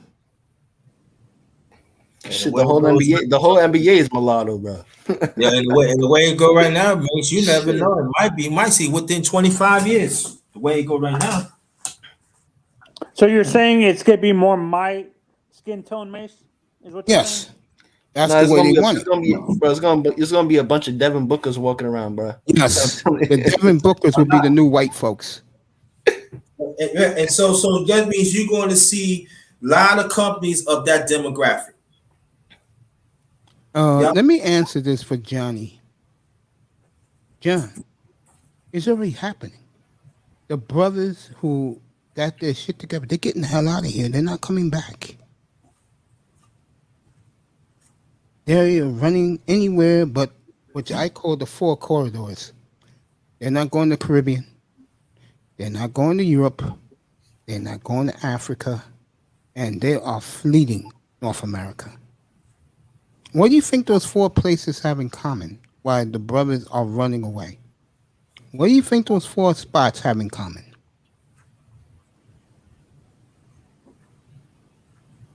Does anyone want to take a guess? More light-skinned people or more black people? Submissive people. Who said that? Relentless? Yeah, submissive woman. I'm gonna give you that, but not in the way you think. The brothers who are intelligent, the reason why they don't want to go any of those places, mostly, black women are there. But here's the problem. The smart brothers know they worship the man. And they don't want nothing to do especially in Haiti, man. If you go to Haiti, man, they love them some white men over there. Shit. Yeah. The brothers do not. The brothers with intelligence. And the sad thing is, I said this about an hour ago when Jay Speed was up here. These are the little things why black men lose. Like I always say, we don't get along. We hate each other. The lack of respect is there. But yet, you get a group of intelligent brothers together, and what they decide to do, get the hell out of the matrix, as they call it. Yeah, because even when you try to invest in your community, there's some hating ass dudes, man. They just hate, man. Like, man, Pookies and Ray Rays. Yeah, man. Look what happened to what's his name, man? Nipsey Hussle. He had his own business. He wasn't working for the plantation. Had his own business, self-made, trying to help the community, man. Man, what happened to him, man? Executed. Just haters, bro. Haters, man. Man, my uncle told me this, man. He was like, bro, if you ever become successful, man, your first obstacle, man, is gonna be the black man, bro. Because when you make it to the top, man, the white man, Johnny's gonna be looking at you like, hey, what's up, bro? You know what I mean? He's like, dang, I like your car, I like your this, but if you dead, man, Darnell and flipping Jamal is gonna be like, nigga, you ain't shit, man. They're gonna hate on you. They're gonna do that's the one problem I think we got, man. Like, this crabs and bucket mentality we got, man. We need to get rid of this shit, man. You should want to see everybody win, bro. That's a problem, bro. How about this? Is a serious question. Within the black community, do you think there is actually racism within the black community? Of course. Yeah, it's called colorism. It's called colorism. It's been like that. Always been like that. Ever since slavery, when there was letting the light skins work inside and letting the dark skins work out. Ever since, bro. LaShawn crazy. Giggling. So Danny, crazy. crash test dummy. He's talking to you, Manzano. What? What are Because you the talking questions you ask. Yeah. about? Oh, no, because he says crash test dummy. I don't get that part. Keep.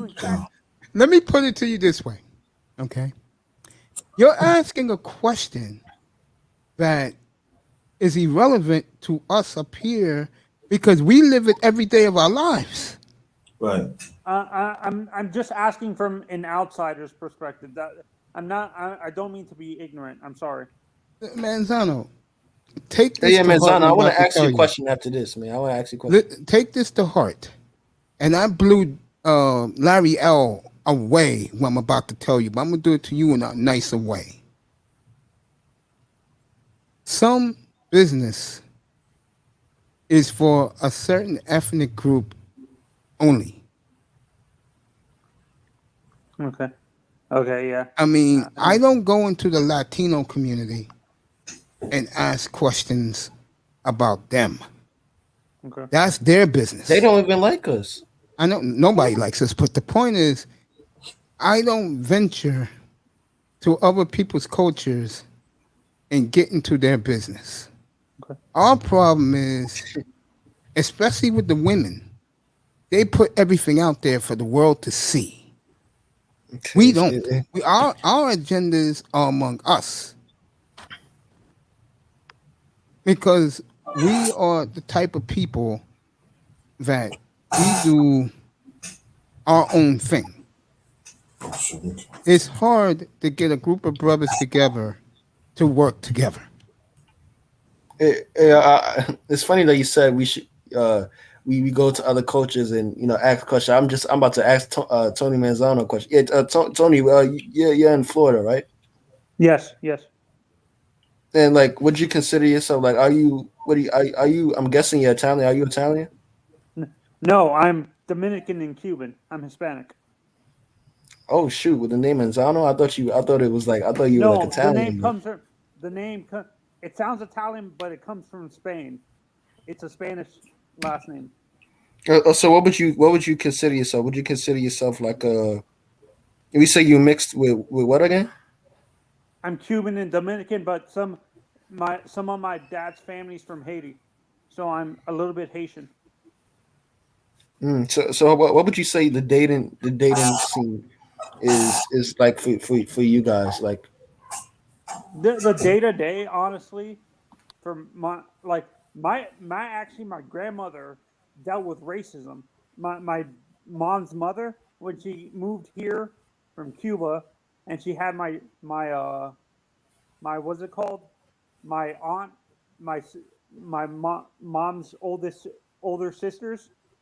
They lived in North Carolina, and when she would go off base to get food from the grocery stores, she got kicked out of the grocery stores multiple times and stuff like that. So she wouldn't get served at restaurants and stuff.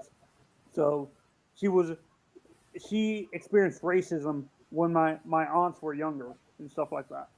So that's why I'm asking these questions too, because my mother's sisters and my grandmother dealt with that racism and stuff. So that's why I was asking these questions. I didn't mean to be ignorant or anything, Mace. I just wanted to. That's why I was asking the question.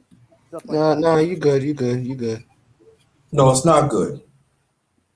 No, it's not good. I disagree with this. It's not good. Oh Lord. It's not good because like I go by what makes sense. I'm not saying it. It's our business. It's our business. If you're not willing to understand the struggle, you shouldn't ask no questions like that. No, because for a long time we had to keep on asking questions. Oh no, not about you, brother Anthony. No, I just had to say this. We had to go through this as you got different ethnic groups want to ask about our struggle for a long time. But these are the same people I'm talking about, some that oppressed us. So I want to ask you a question. Why did you oppress us? Why we human beings? Why you oppress human beings? Why are you eating off what we trying to do for decades? But when it comes for us and everything, y'all want to sit on the sidelines. Okay.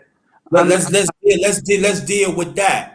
That's what I'm saying. It's like this. If you want the monkey, all right. This is what I'm saying. If you want the monkey in the cage, stay in the cage. But when that monkey is out, that's it. Anything goes.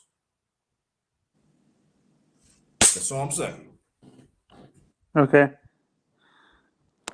I'm thinking actors, not writers. Okay. Okay. Yeah. Okay. Whoa. What you mean? You said, why aren't you oppressing other communities? Why are you sitting on the sidelines? You don't know what I do, Johnny. How dare you gonna question my movement of anybody? How dare you? Okay. You don't know what I do. Hey, we don't even have the power to oppress other people. We don't even have What the. is you doing? So What gives you the right to go and say, now you was in the civil rights movement? We appreciate that, but how dare you? You gonna question? You don't know what each person do outside of space. How dare you? You don't have no right to say that. I miss what just happened. What making you go off like this, brother? Grinder. Johnny Grandma said, why do you oppress other communities? Why are you sitting on the sideline? You don't know what I do. You don't know Johnny what Beltmore? Yeah. You don't know what I do. everybody has their own way of protesting or going against something. Let me say Not this. everybody's gonna be in the streets. I'm gonna get in trouble what I'm about to say, but I'm gonna say it anyway. Yeah. You know who I'm about to throw under the bus. I'm gonna do it. Johnny, it's not my fault. It's not Grounder's fault. And Joe Sabata's gonna get mad what I'm about to say. So Joe, you better cover your ears. It's not Relentless's fault that our so-called women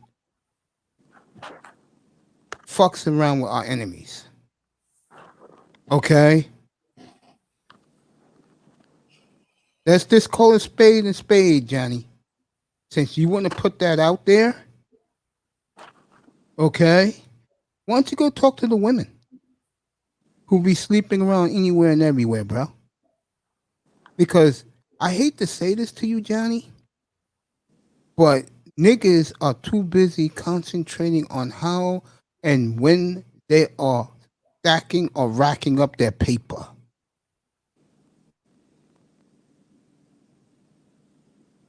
That's why you don't see brothers around. And the brightest and the smartest brothers are leaving in droves. Droves. And they're not coming back to save a community, which in my opinion is trash. Okay. Yeah, you can't save people that don't want to be saved. They don't want to be saved in the first place. There you go. There's certain people, man, there's certain entrepreneurs, man, that invite some of their old homies, man, to try to work for them, get them a job. They don't want to do that shit, man. No. We want to be in the hood. That's the problem with us. We want to be in the hood. Many of us. John B, that's you, bro. Wow. John. I don't bash her. I just see for what it is. John. You should know better. Because you hear my rants.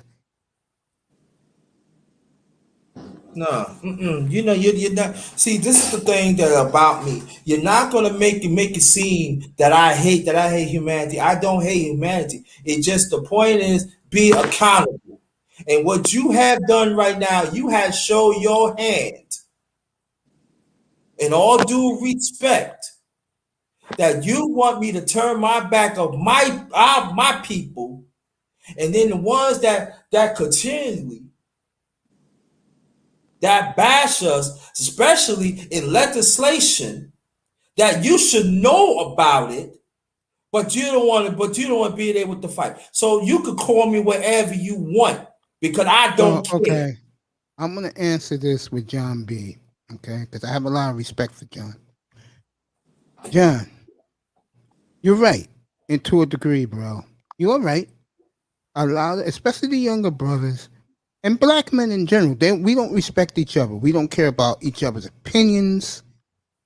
You got the Pookies and the Ray Rays, who the guy in the suit and the tie can't stand. You got Mr. Bowtie, Bougie, Boulay, who thinks he's white and tries to act white. Got a lot of problems, man. But I'm gonna tell you the truth.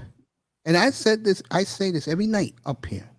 And to black men, speak up for themselves and go after your enemies instead of having them laugh at you, saying that your women ain't shit because we can bang them anytime we want to. Until you guys stand up, because I stand up to white men. Okay?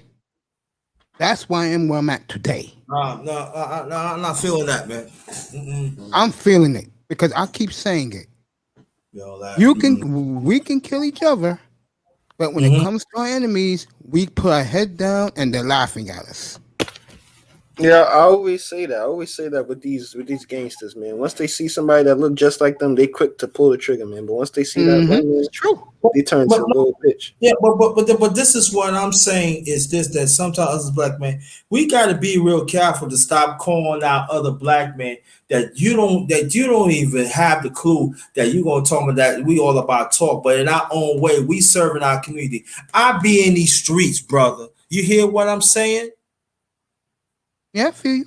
I be in these streets. I be in the streets, talk to people that look like me that society had thrown away for years, and I'm in the fight. I've been in this fight ever since my preteen. I have Rollo up there 2 hours ago. Let me get this out, Mace, because I would never tell another black man that maybe I said something and I'll probably be guilty, but at the end of the day, I would never tell a black man, you ain't doing such, especially if I see it, yeah. But you don't never question my grind. I've been grinding at this ever since my preteen. And I take a very, very offensive that another man gonna tell me about the flight of our people. It's okay. Nah, forget all that. No, you good. You good, Manzano, man. At least Manzano asks questions. Some people they just want to be. At least he asks some questions. I want to say this to John B. John, you are right with the lack of respect, all of that stuff. I say this every night. You'll hear every night. You hear me say this. That said, I'm going to say it one more time. And to black men stand up against their enemies, that's the reason why they're going to wipe us out, most of us. And that's the reason why we are considered a waste. Yeah, but you also got to remember, we only make up 13% of the population, so we can only fight so much. And how we gonna fight? We be fighting each other. You understand what I'm trying to understand? Something's gonna have to happen. Well, we gotta move out. Then we gotta go to Africa. If it's so bad, then we might as well go to Africa. Yeah. I hate to say it. If you're into women, you're better off going into the Caribbean somewhere. But not Jamaica. Skip Jamaica. Keep going south. I'm good. Because that is the land of worshiping the man. There. That's why I put the Caribbean first. No, I think Haiti is, man. Haiti, they love the women. I consider Haiti the Caribbean.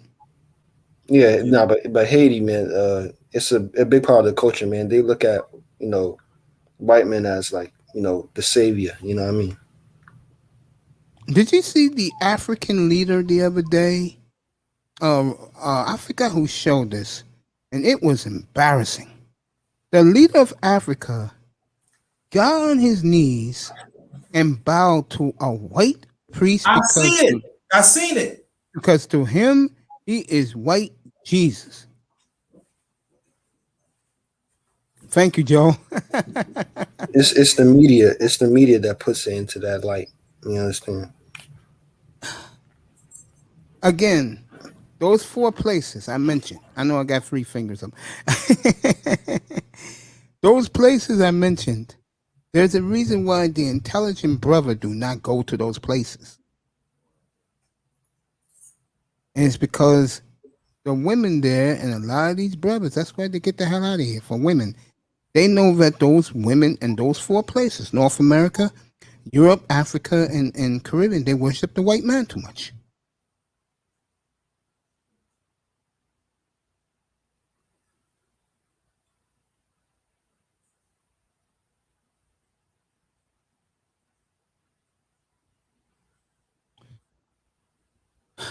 I'll put it in a different language. Grinder, John B is saying that you should find it offensive that a lot of the good brothers and by the way, those good black men who are leaving and have left, they are bitter black men too. And those black men want this community to burn so badly. See, but that's not healthy, though. That's not a healthy way of living life and holding grudges. You can't take one experience and say, "Oh, everybody's like that." You know what I mean? That's not good for your spirit. If something bad happens to you, man, you don't get accepted. What's up, buddy? If something bad happens to you, you don't get accepted. You can't paint everybody with the same brush. You understand? If you're gonna leave, I know what you're saying. Yeah. You know what's sad about all this? Those brothers who have left, they cannot come back. And I'm going to tell you why. Because they left their families behind. And things are going to get worse, especially in the hood. It's going to get worse. And they're going to see the videos of these guys partying every other night, which they do down there, and have a good time, which they do down there. While your families are suffering here. Their best bet is don't come back. Because they're going to kill them. I'm telling you.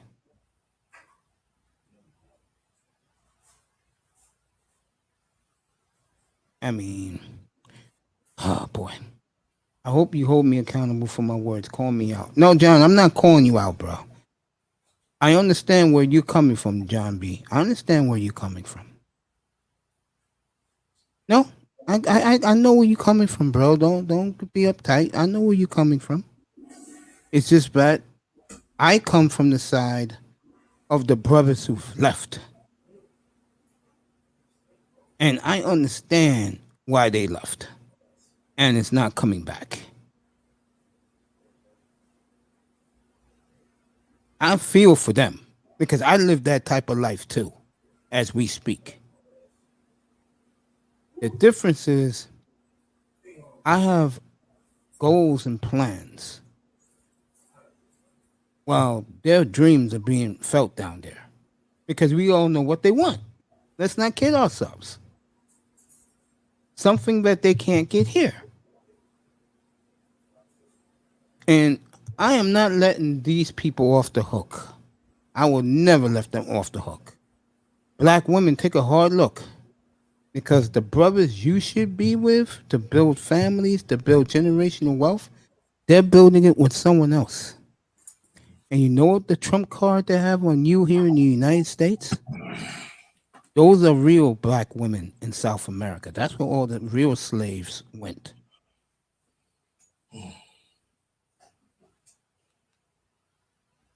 Okay? So you want to be, I want to live my best life and I gotta go on my what was that bullshit they call hot hole summer trips? You go ahead, but don't cry river when you're 42 years old. When you're 42 years old, and some of your old comrades are showing pictures of their kids while you have nothing but fantasies to think about. No nigga with common sense is gonna wife you up, honey. Only it's not debaters.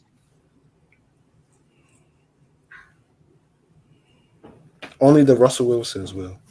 Only. Yeah, only the softies like Russ will. What's up, bro? My man's in the building. Irv Gotti's in the building. What's up, Irv? Yeah. I don't want to hear from these women complaining. Who hurt you? Oh, honey, you're getting hurt right now. And it's going to get worse because I hate to tell you women this. Those brothers are building over there for people who's welcomed them. They're not building here where they know the white man is the albatross. But I'm going to say this again. And two brothers stepping up to their enemies. That's the reason why they're going to try and suffocate us with their foots on our necks. Mm-hmm.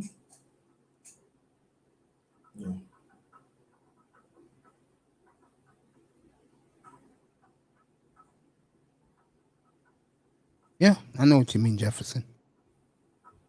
That's so true.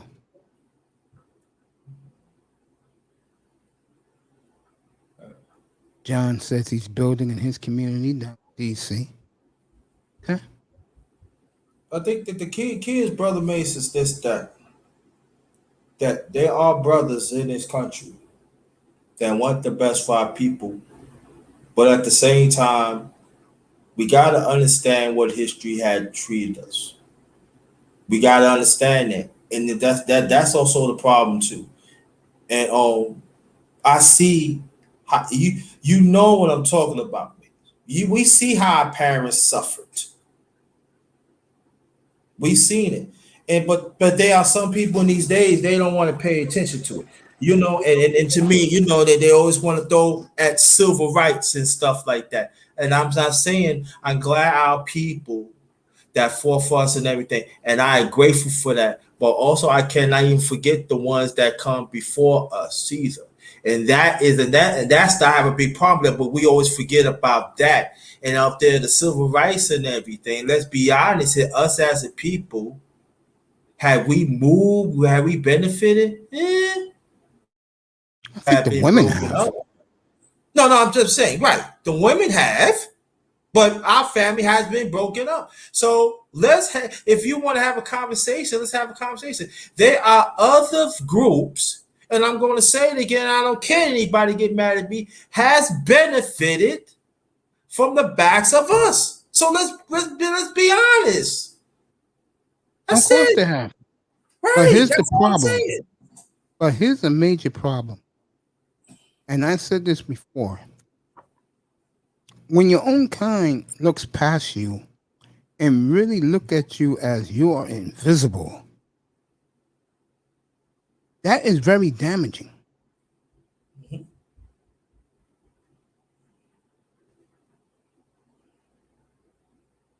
And again, a lot of it comes to the higher educated.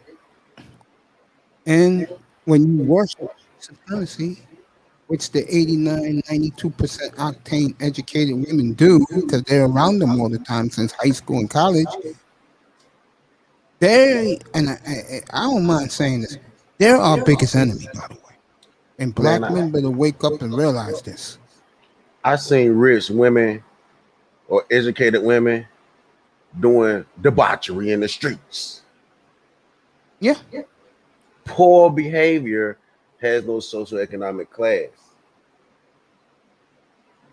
John B., I feel you. Yeah, we tried, but they don't want to listen. They wanted to live that gangster thug lifestyle they saw in gangster rap videos. Yeah. No, Plies had all the bitches in his videos. The Future. Yep. And all I'll niggas. be right back. Go ahead, keep talking. I'll be right back. All them niggas had some bad women in their videos. For real talk. If someone was talented, it could sing.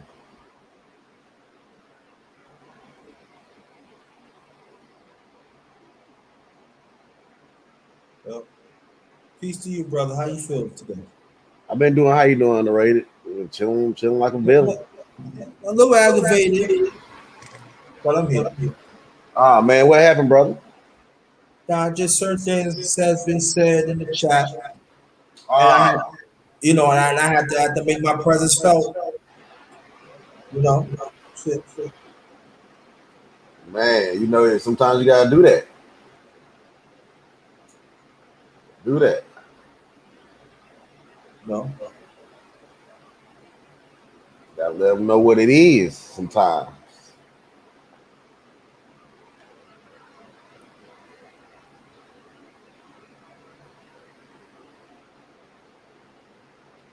So, yeah, See, as you know, I do my thing.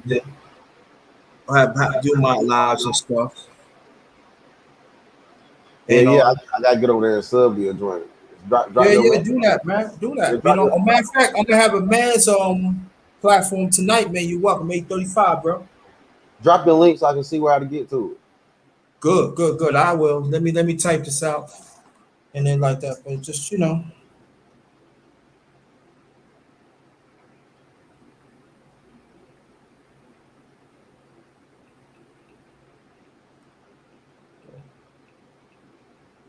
Shout out to Toya. Yeah, shout out to you, Toya.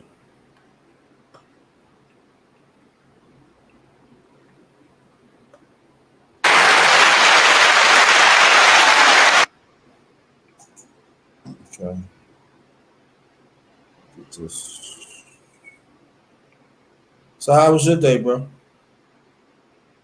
I just been chillaxing, man, trying to make it. Trying to stay out of the way, work on being a talented, productive brother rather than staying out the way. Hustle, keep my hustle up, my head low. Got you.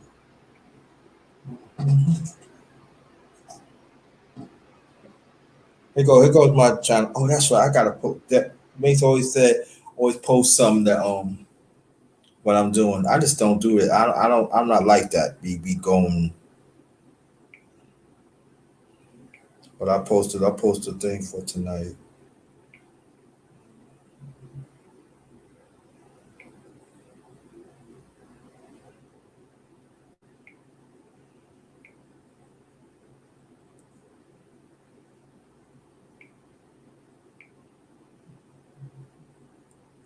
A relentless lie.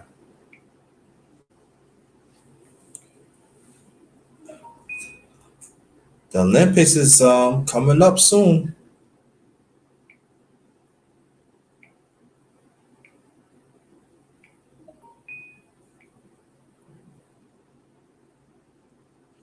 Shout out to Sister Toya. Welcome back. Yep, I just hit the sub on you, brother. Thank you. I appreciate you. Shout out to Sister Toya. Appreciate that.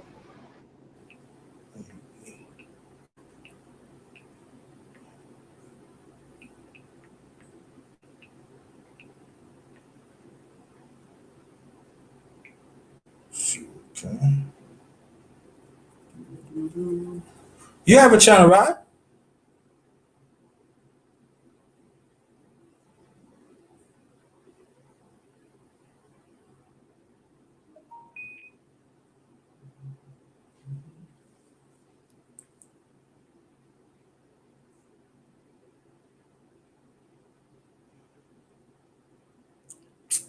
Let me John, I understand what you're saying, and I'm saying like this: it's all about the nucleus of our family. See, we always talk about gay black boys, we always talk about immigrant boys, but we never talk about disabled black boys. And I get what you're saying, but if we saying that we want our family to be back together, if we say that we want the black man and the black woman to form our family again to work together, there has to be certain things that has to be addressed that that I know people don't like when I say this, that go against God's creation. And that's all I'm going to say.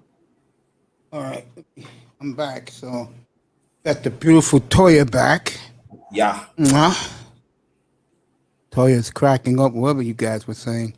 Oh, she's listening from her car.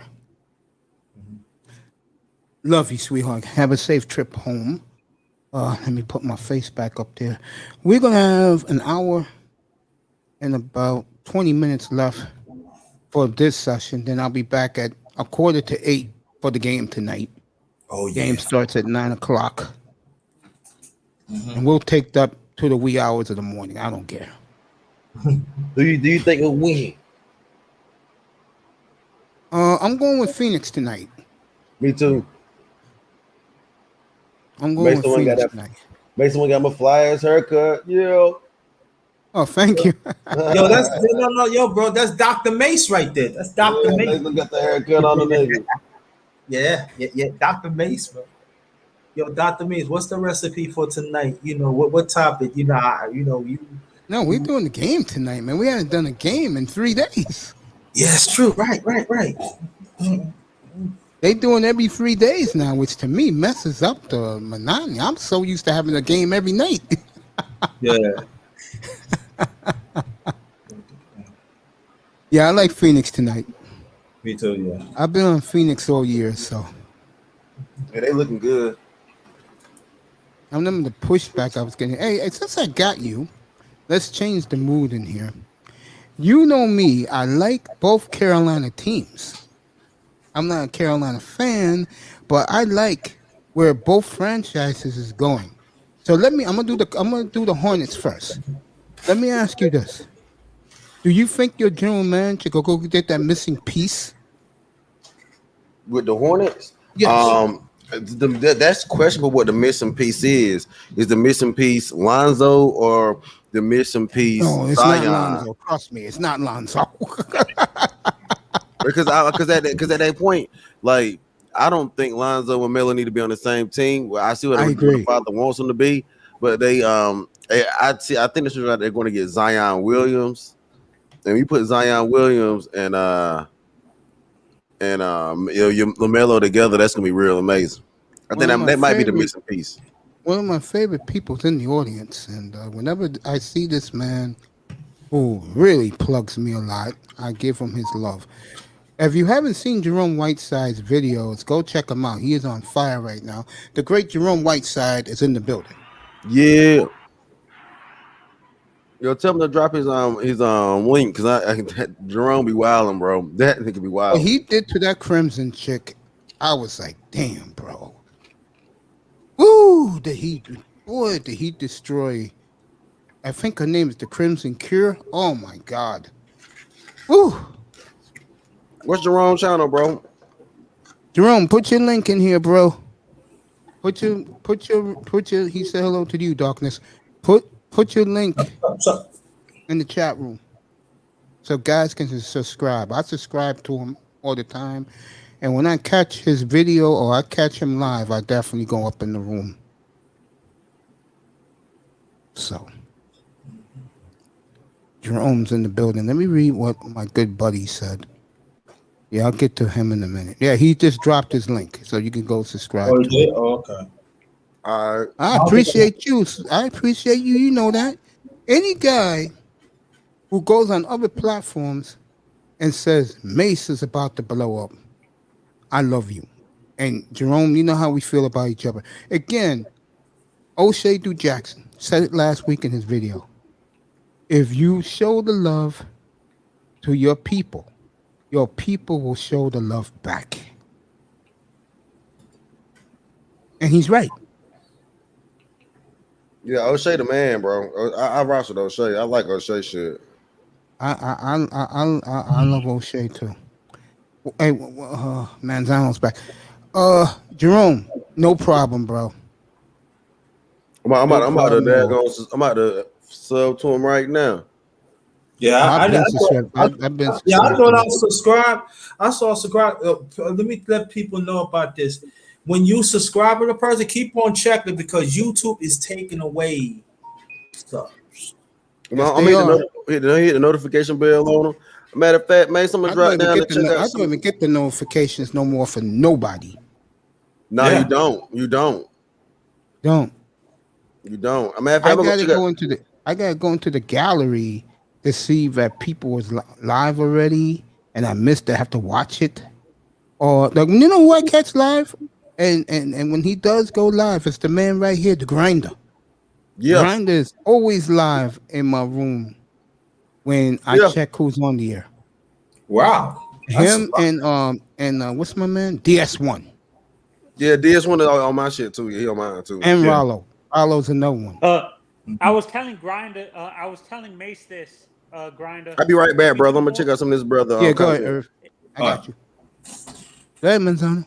I was Grinder. If you do multiple lives a day, if you by chance do that, make sure, because I told Mace this when I first got on the stream and went on live. I told him, if you do multiple streams, YouTube doesn't always send notifications to your people if you're doing like 2 or 3 streams a day back to back, because in their mind you already sent them a notification. It doesn't make sense to send another notification again. So if you do multiple streams, make sure to set automatic notifications so they don't take you off. Jerome, I do that. Let me say this to Jerome real fast. I'll give it to you, Grinder. Jerome, you know what you should do? Hook up with TacMan. I'm gonna tell you why. TacMan is forced to have his own scouting channel, so he's gonna be watching nothing but college football, college basketball, and believe it or not, he's big into college baseball. Oh. So if I'm you, whenever you see TacMan in your chat room or in the manosphere in the chat room, hit him up, because I think you two together can make something nice going on.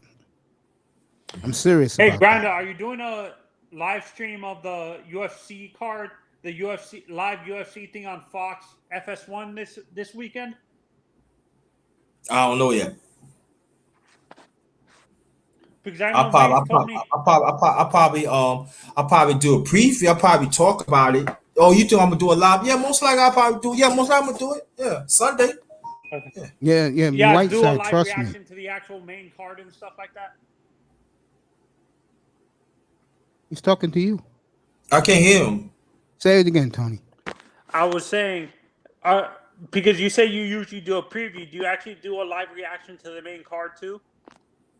Yeah. In other words, if the card is happening, even though you don't have it, or you're going to be talking about it. Definitely. We talk all like I do the NBA here. NBA. All undercards, yeah. We do undercards and all that lead to right there, yeah. Again, I'll have everything fixed up, I swear to you, by my nephew's birthday, which is August 21st. It'll be way done before then. Spence, Pacquiao, the entire fight card will be up here. When is that fight again? The 20th? August 21st. August 21st? Okay. The Wilder, and the source is right here in this platform right now. I'm going to give him his props. According to the great #1 Grinder, the Wilder Fury fight's been canceled. It has been pushed back to September. No date has been set. But according to this man up here, because that's his sport, that's his niche, boxing, he said the fight has been pushed back. So you people looking for Wilder Fury #3, gonna have to wait a little longer, but I'll have that fight too, because hopefully I'll have Jessica X up here on the panel with me. I'm gonna reach out to her. Did Fury get caught with steroids again? Is that why the fight got pushed back? No. It's about COVID, that somebody caught COVID, and now he said he caught COVID. There's a lot of stuff happening in the camp. So what happened was the money, the politics behind it. They trying to come, do like this. Like I said, I hope we can have that fight September, but I don't know. To tell the truth, it is too. This is why I watch boxing every once in a while. This is the reason why it's too political now. Where it's been like that. These guys are avoiding each other. Am I correct? Yeah, been like that for the last 50 years, man. Yeah, it's been like that. Yeah. In my lifetime, that's how boxing has been. That's why I don't like it. It's a big turnoff to me because I couldn't trust the promoters, especially Don King. Oh yeah. when he was running So you things. think Don King started the? Al Heyman Of course. And Don King started this. Yes, he started the manipulation. Yes. You're a real sports fan. Look, I'm going to say this because most of the fans are grinders in my age who are left. When we were kids, my dad, and God bless his soul, would take me to the old theater on 72nd Street off Broadway to see the closed circuit fights. I saw some of the best Ali Frazier fights because my dad took me as a little kid. I saw Secretariat win the Triple Crown. 73. My dad took me to OTB, and that was the first year OTB ever opened. In 73. And I was blessed to see, me and Grinder was blessed to see Secretariat. Mm-hmm. Okay?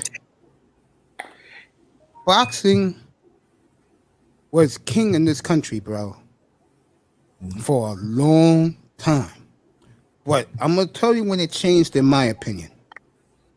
When Tyson went to jail.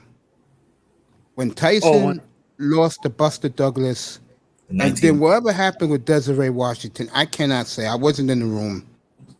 From that moment on,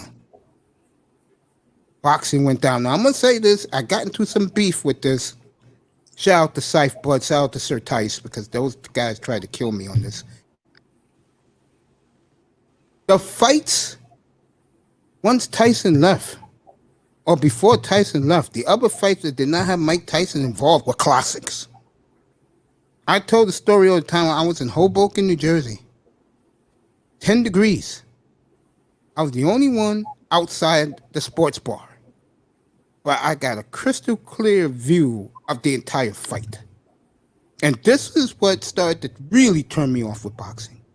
How the hell are you going to tell the public that a man on one side is beaten to a pulp, and then the other side, when the bell rings, the other guy is taking a bite out of a cheeseburger, and the guy who's taking a bite out of the cheeseburger is whipping the other guy's ass, and yet the other guy wins? What fight was that, Miss? Holyfield Foreman. The fight. America, I'm going to say it again. Nobody liked George Foreman. I didn't like George Foreman. But after that night, I fell in love with George Foreman.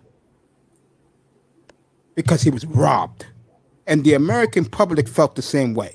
And I'm going to tell you what happened since that fight. Evander Holyfield, who was an Olympic hero, people started hating him. And then all of his dirty laundry started coming out. Cheating on his wife, money laundering, stuff like that. While George Foreman made a grill, billions of dollars, and became an American hero. Yeah. My point is, folks, you cannot fool the American public. Yeah, and also too, you gotta understand when George Foreman when he come at his second combat, he basically had to start over and reach to the pinnacle and won the championship. See, you gotta understand that is hard to do. That is not easy because you gotta think about it. He was a pro already, like in 11 years. He took a little break and he had to start over. Became a preacher. He became a preacher. And the point I'm making is right, and he's going to help people.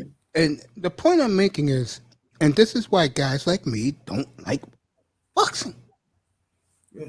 You cannot pull the wolves over my eyes, Don King, and try to tell me that the man who's your guy, by the way, got his ass beat with pelts over the head, and the fat guy on the other side of the corner is eating cheeseburgers. See, okay, you got to be kidding me. Now, Holyfield Bowl, the first one, was as good as any fight you will ever see. That was Clash of the Titans. And in my opinion, the last good fight we've had in this country, if you want the truth, and that was 30 years ago. Actually, Mace, It's funny you should bring up the best fights. Since you stopped watching Grinda, did you ever watch the fights with like Pacquiao when he was younger? Yes. Pacman?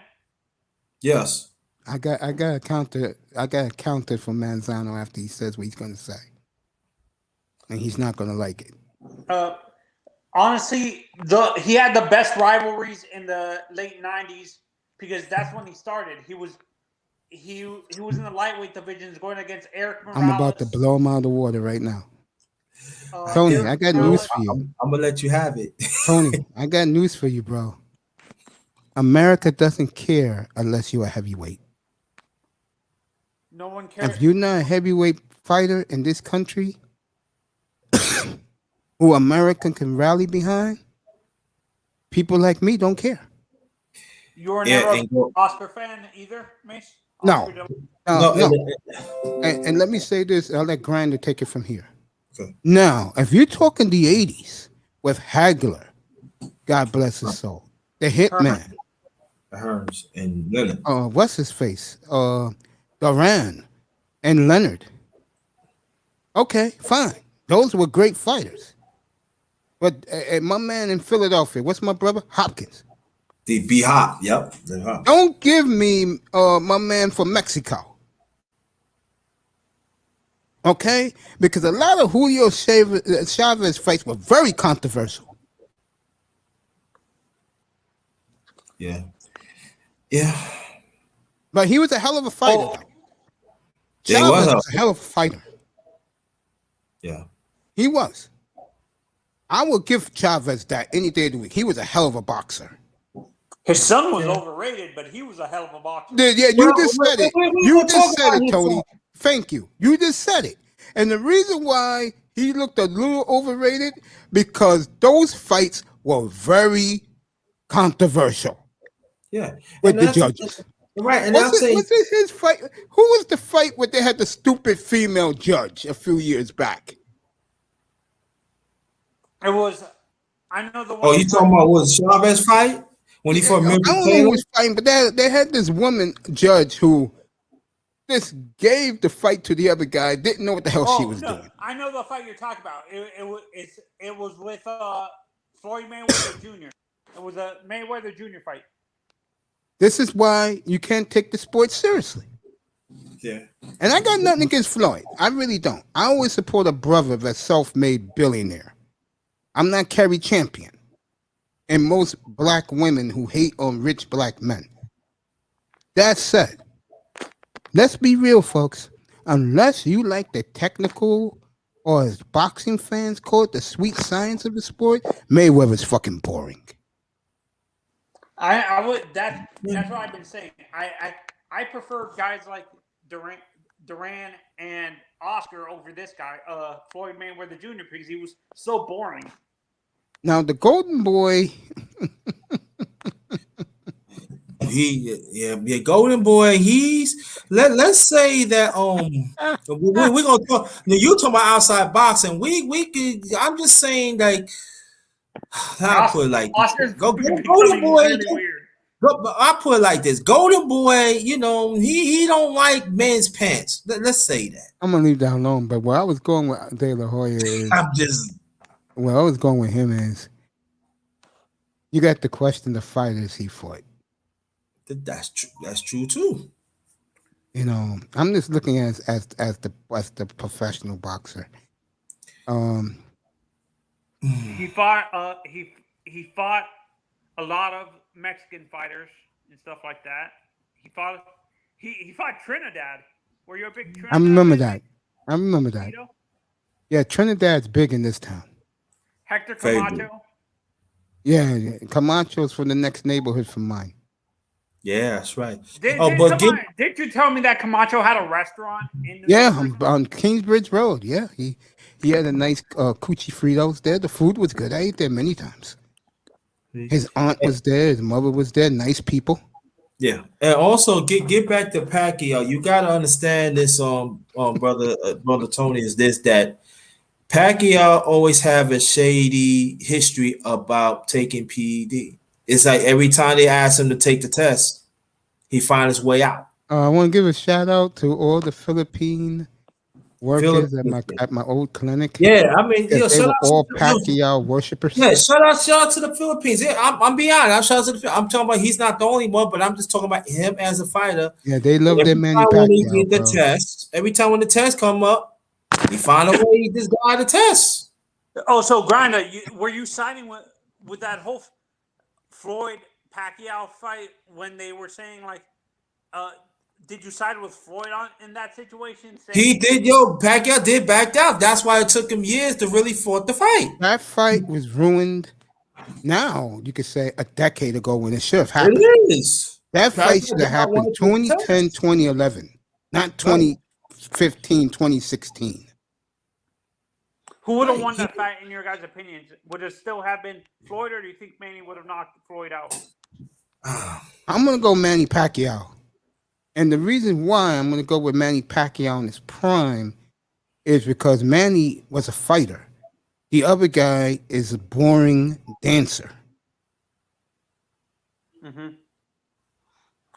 Yeah, and I asked Big O the same question. He defends Floyd. I'm like, good Lord. I said Floyd is good what he do, and that's what I'm gonna say about that. But there are fighters in the past. What is your opinion on Canelo Alvarez?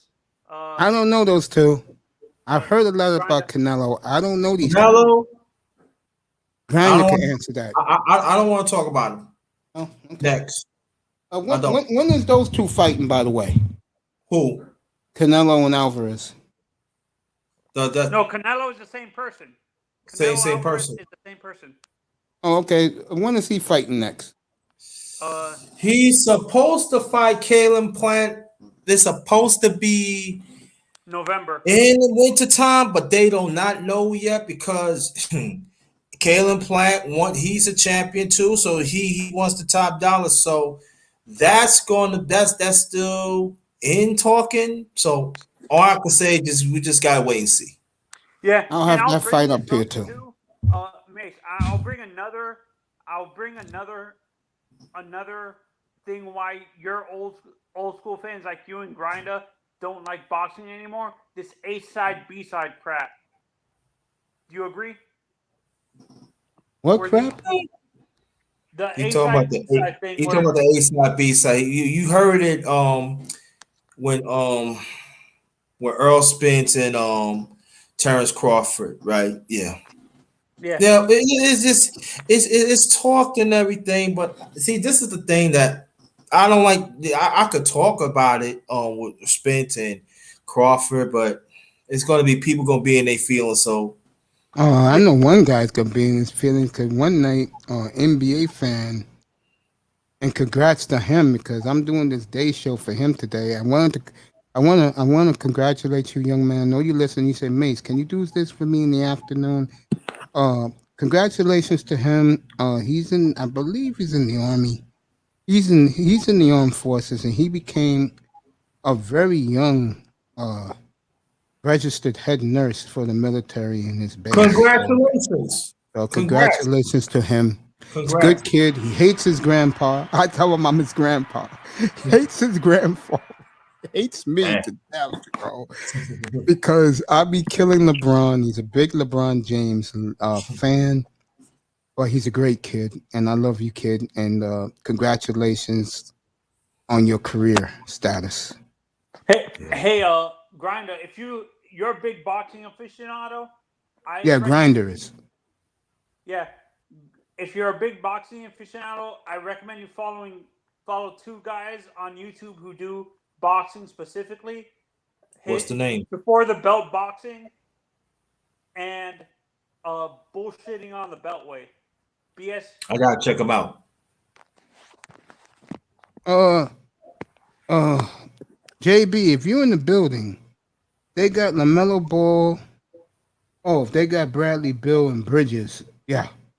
If they got Bradley Beal somehow, the Hornets go way up. Yeah. Way up. Yeah. Mm-hmm. What's your opinion? You see that the Knicks are trying to get Colin Sexton? Yeah. Yeah, the Knicks got some pieces to do things.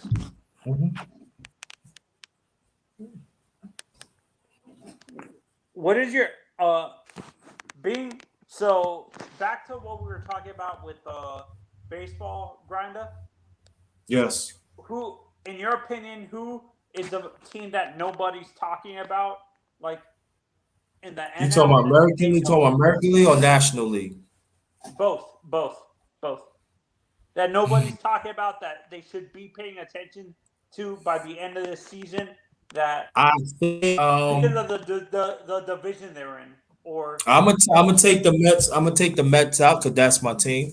I'm gonna take the Mets out. I think the Mets. Well, I'm not gonna say about the Mets, but I would say I'm gonna say two. I'm gonna give you two teams in the National League. Mace did talk about one, the Cincinnati Reds, and I did that. I meant that. I ain't said I mentioned them, but I've been thinking about them lately.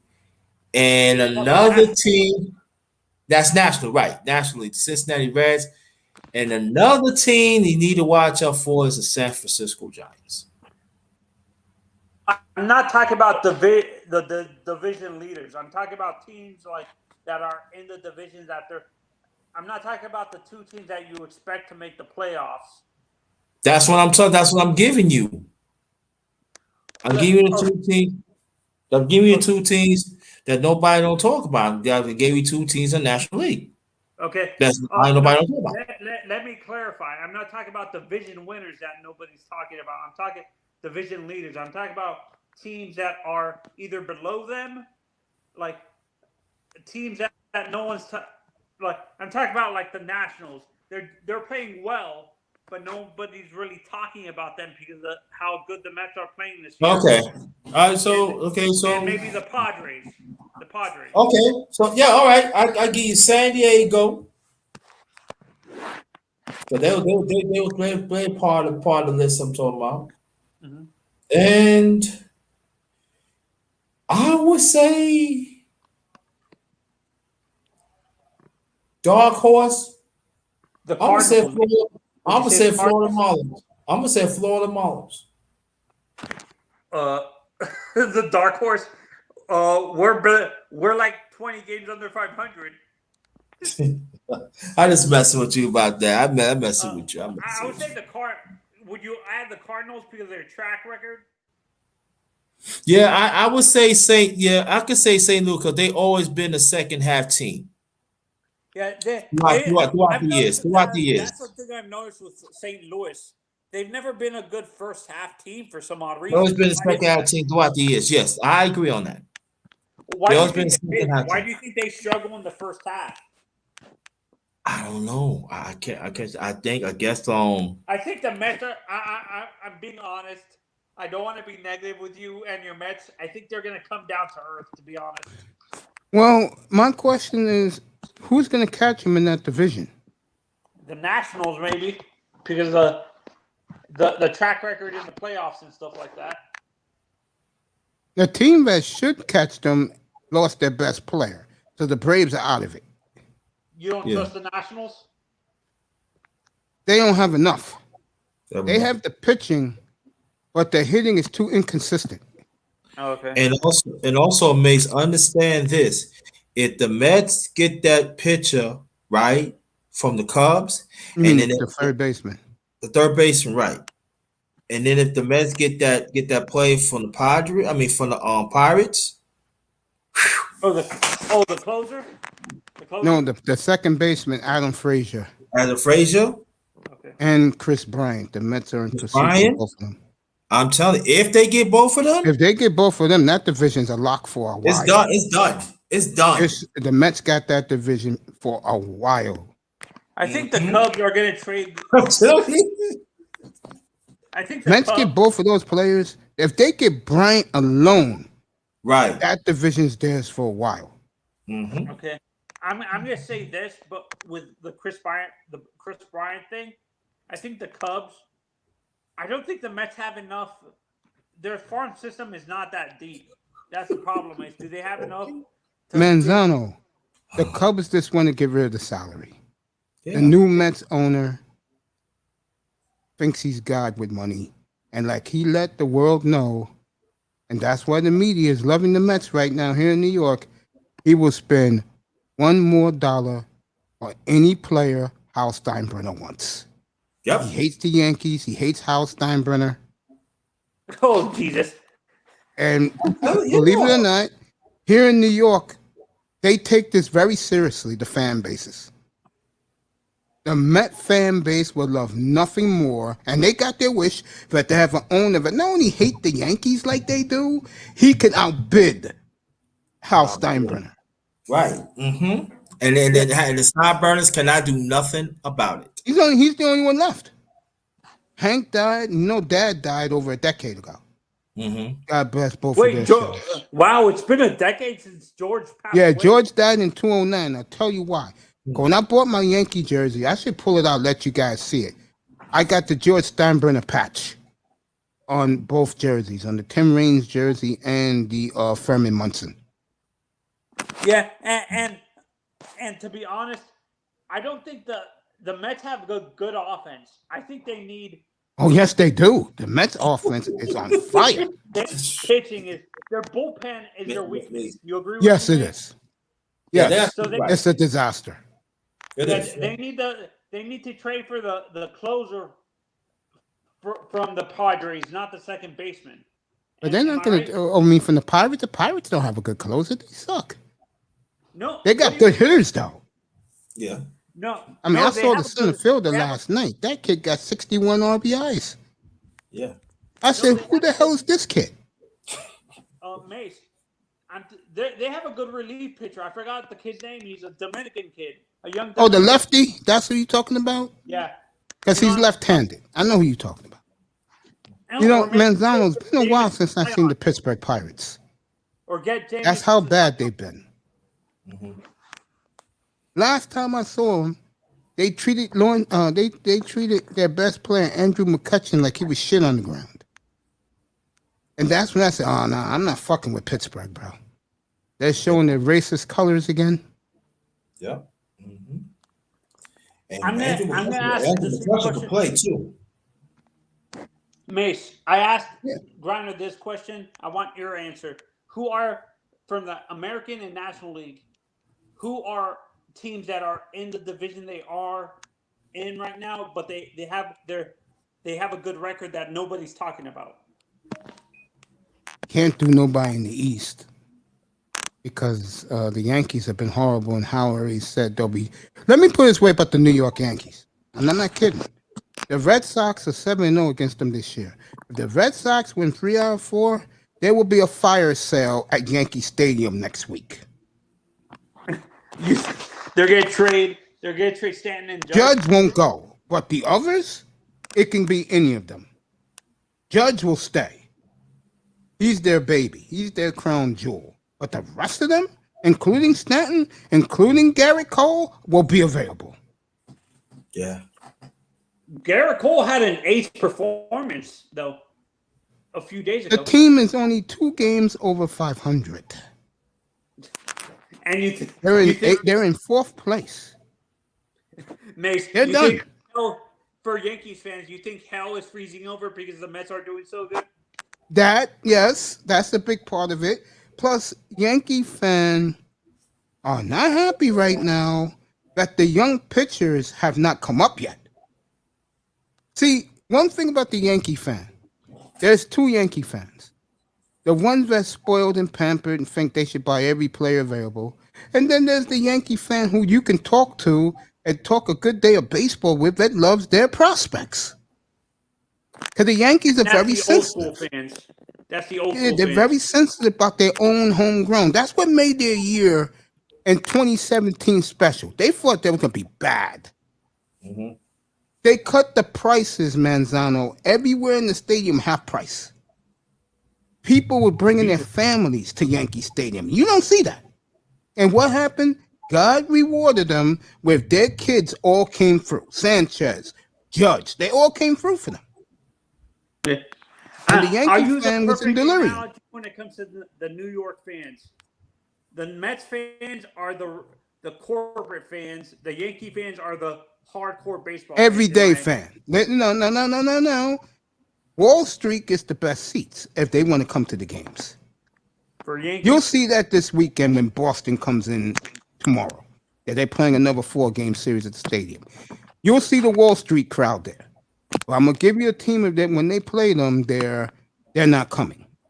Right. And I'm gonna pick a good team too that will surprise you. Tampa. If the Philadelphia, Tampa you can use. If Philadelphia is coming to town, they're not going. Mm-hmm. If they'll go for San Francisco, and the reason why they'll go for San Francisco, because San Francisco won 3 World Series in the last decade. They're going to take San Francisco seriously. They'll go for the Padres because it's star power. Mm-hmm. They'll go for the Cardinals. They take the Cardinals very seriously at Yankee Stadium because they're a threat to their 27-time world champions. Right. What?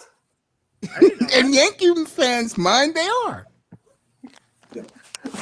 How many championships do the how many World Series championships do the Cardinals even have? 13. They're not even close. I would understand if it was what is it called?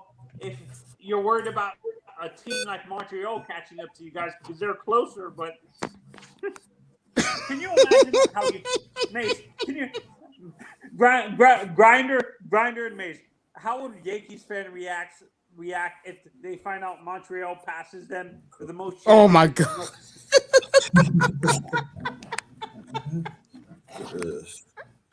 And let me tell you something. If that ever happened, Montreal will stick it to the Yankees like no tomorrow in French and in English. No, but how do you think Yankees fans? They'll be furious. They will be very angry. It will be DEFCON here in the Bronx. DEFCON. It would not surprise me in the near future that Montreal could win the Stanley before the Yankees win the World Series, and that will make Yankee fan sick. And like I said, and I wasn't joking. Don't think my good buddies Lon Prost and of course Randy Levine didn't have one eye on the Stanley Cup Finals.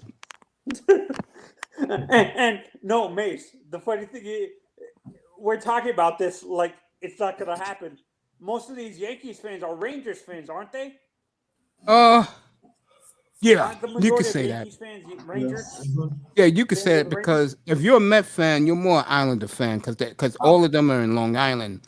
And Long Island's like 10 minutes from Citi Field. right. That's all it is. All you have to get on the Long Island Expressway, and that's it. Yeah, you're there.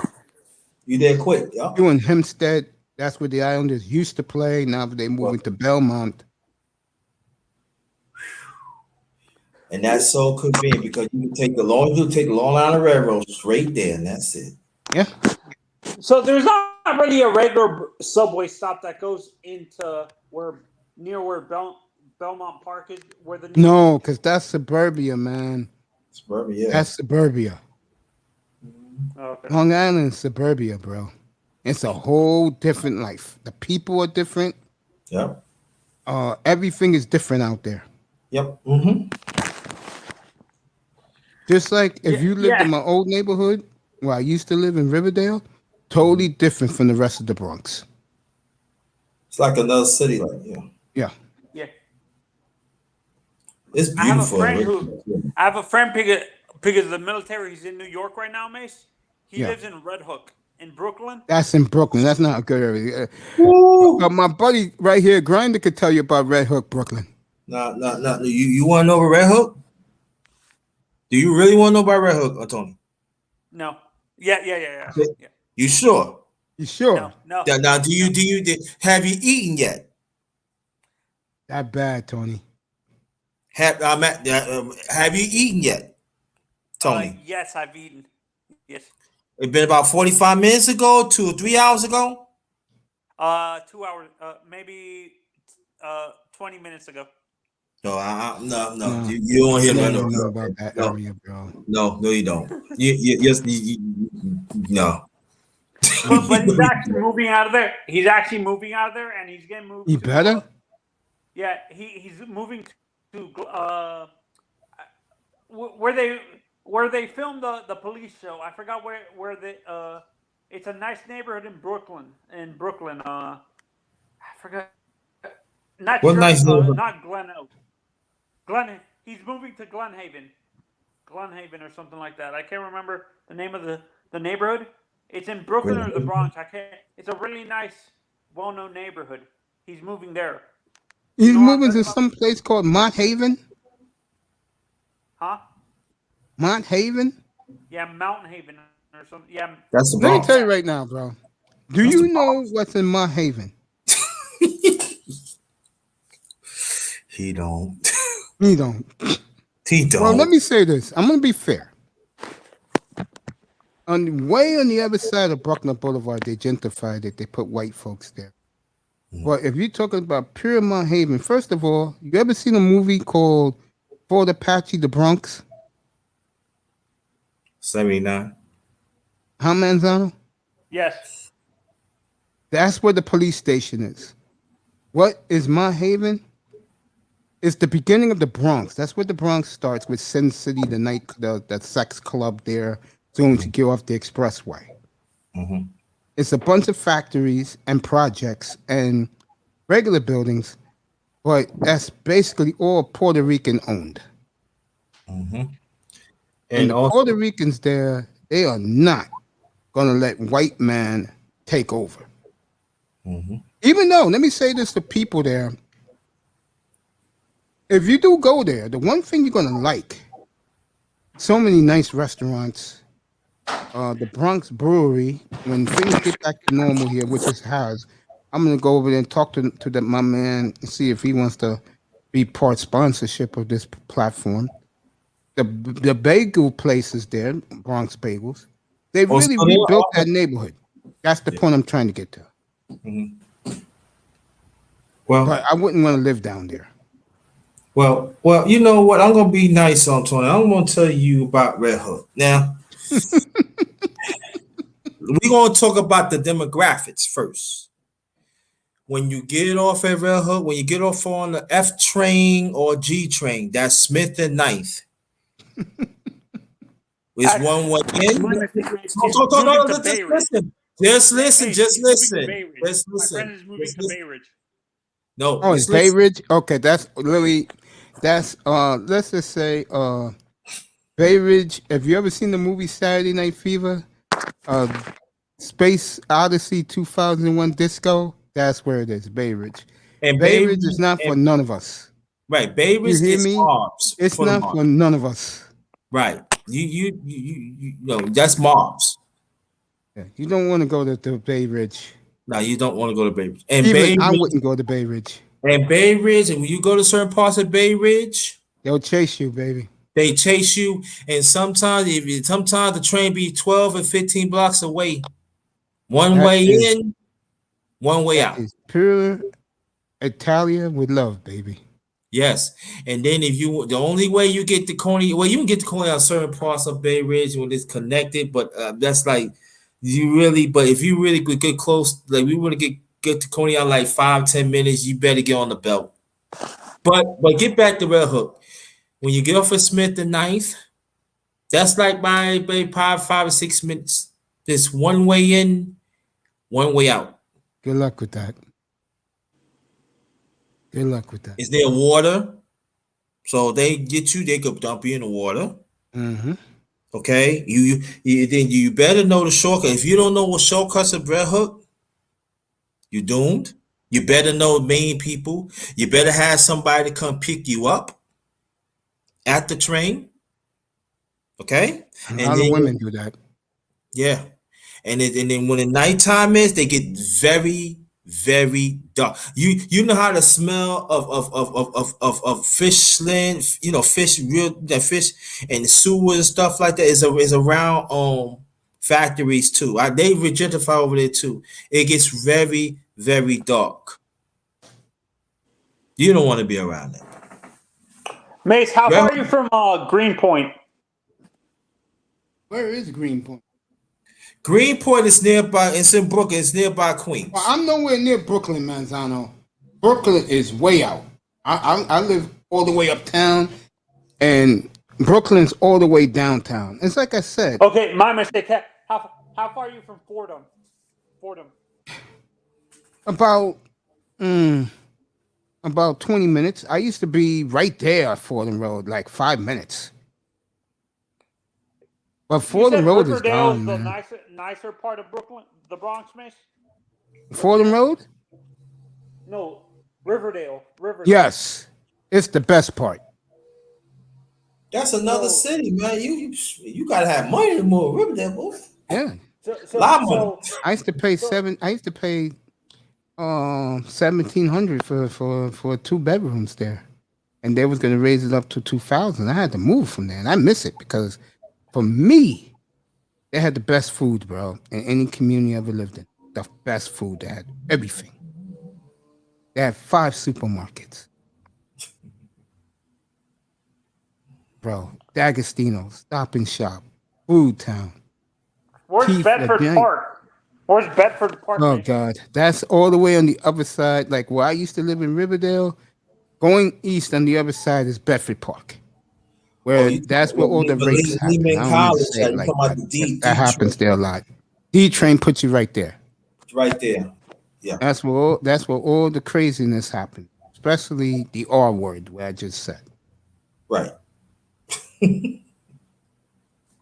Kingsbridge. Oh, you talking about the 4 train line? Mace can tell you a little more about that. The D train is more to me Bedford. Yeah. The 4 train is Bedford if you're going to Lehman College. Lehman College, right. Because it's right next to it. Yeah, and they do a good job there. Yeah, like I said. Mostly Puerto Rican. Yeah. Mostly Latinos up there. Like Riverdale, my friend totally who's different living story. in New York right now, who lives in Red Hook, he's between either moving Park Slope or Bay Ridge. That's all Brooklyn, bro. That's all. Park Slope is not that far. Park Slope is not that far from Red Hook. It's about almost next. Matter of fact, next to each other. But it depends what part of Red Hook you go to because Red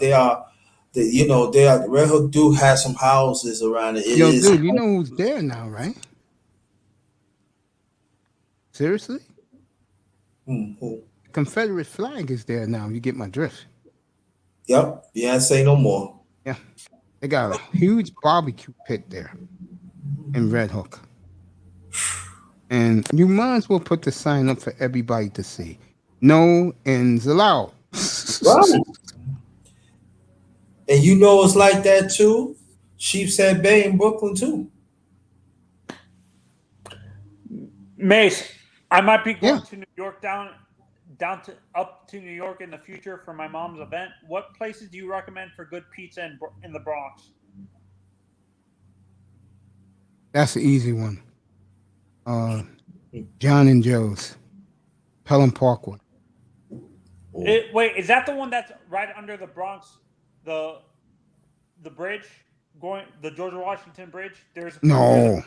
No. That's all the way in the east side, man. Good area. That's a good area. But you know the place I'm talking about, though. Yeah, I think I know what you're talking about. It's under the George Washington Bridge. Yeah, no, that's way off. What Mace is talking about, if Mace, tell me if I'm right or wrong. The place he's talking Pelham Bay, that's going like probably towards Co-op City. Yeah. That's what he's talking about. But I know what he's talking about now. Yeah, me too. He's talking about that pizzeria with the giant slices, Manzano. Yeah. Yeah, that's 181st Street. Yeah. But the best place, and I think Grinder would agree, and you have to eat your pizza with a fork and a knife. St. Mark's Pizza on 8th Street. Oh God, you would travel to eat that shit. You that type of pizza, you got to sit down and eat it. Yes. You can't eat it with your hand. It has to be with a knife and fork. Oh no, it has to be with a knife and fork, bro. It's so greasy, man. You can't lift it up like lift it up, man. Yeah. Regular slice, bro. It's so greasy, bro. Yeah. Yeah, because they make a pie every 10 minutes, so people can get it and eat and leave. I'm looking for a place that has a good Sicilian slice, Mace. Riverdale. I know a spot. When you get here, I'll take you there. How's that? I'll show you where I used to live. I'll show you the eateries there. I'll take you to that spot. I'm gonna tell you. Get ready, Manzano. Get ready though, because this is a large Sicilian slice. I hope you can handle it. I don't know, Mace. It's funny. I get my Sicilian slices from Ray's, original Ray's Pizza. That's where I get my Sicilians usually. Ray's is very overrated. Ray's Pizza? Yeah. It's good, but it's overrated because you tourists go there acting like, and I'm not saying you, Tony. I'll tell you a quick story. So one day I'm at the hotel. You know, I used to go there to watch football because they had a great sports bar in the hotel at the Sheraton. So two black women was acting like their panties don't stink, and they was in Ray's Pizzeria. And I told them, hey, girls, do not eat that. It's from last night. And you don't know what's been crawling on the counter? Of course, they blew me off. What do you think happened 10 minutes later? Food poisoning. There you go. No, I don't eat Ray's Pizza. I eat famous original Ray's, Mace. That's the one I'm talking about. Oh, famous original Ray's? Yes. That's what I'm talking about. Manzano, I used to weigh 300 pounds. I know everywhere you can eat something good in New York City. Maybe not Brooklyn. And by the way, Brooklyn has the best pizza. Yeah, I go to this place in Little Italy. I forgot. It's a good Dorlazano's or something. I can't remember what it's called now. It's in the middle of Little Italy on Mott Street. And that's I'm all the way downtown, bro.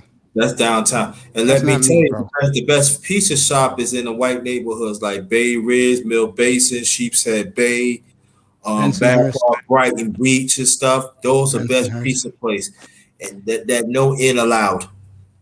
Straight up. I know. By the way, China White tonight, brand new. Let me show you guys. If you guys think I'm BSing you. No, I don't. About China White, I'm going to show you something right now. This is her latest thumbnail. And I know I sound like a groupie for this woman, but hey, you got it going. You got it going. And I'm also looking for a good Szechuan place in New York, Miss. Do you know any Szechuan Chinese? Good Szechuan Chinese. You got to go to Chinatown for that, bro. Yep. Well, you talked about Ray's Pizza. I mean, not Ray's. When you talked about going to Little Italy, Chinatown is right next to it, going south, going towards the Brooklyn Bridge. Yup. Yeah. That's so good.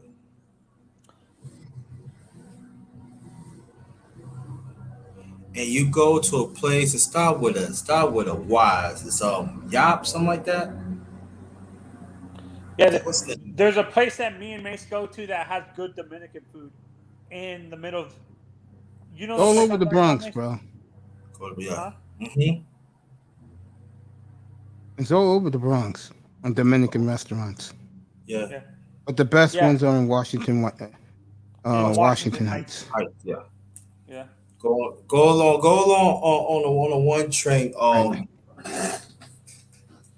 That's where it's at, man. So, Mace, did you say most of the time are most of the stadiums in New York built in not so nice places? Like you said, yes. Where the Mets is okay. It's by the airport. Right.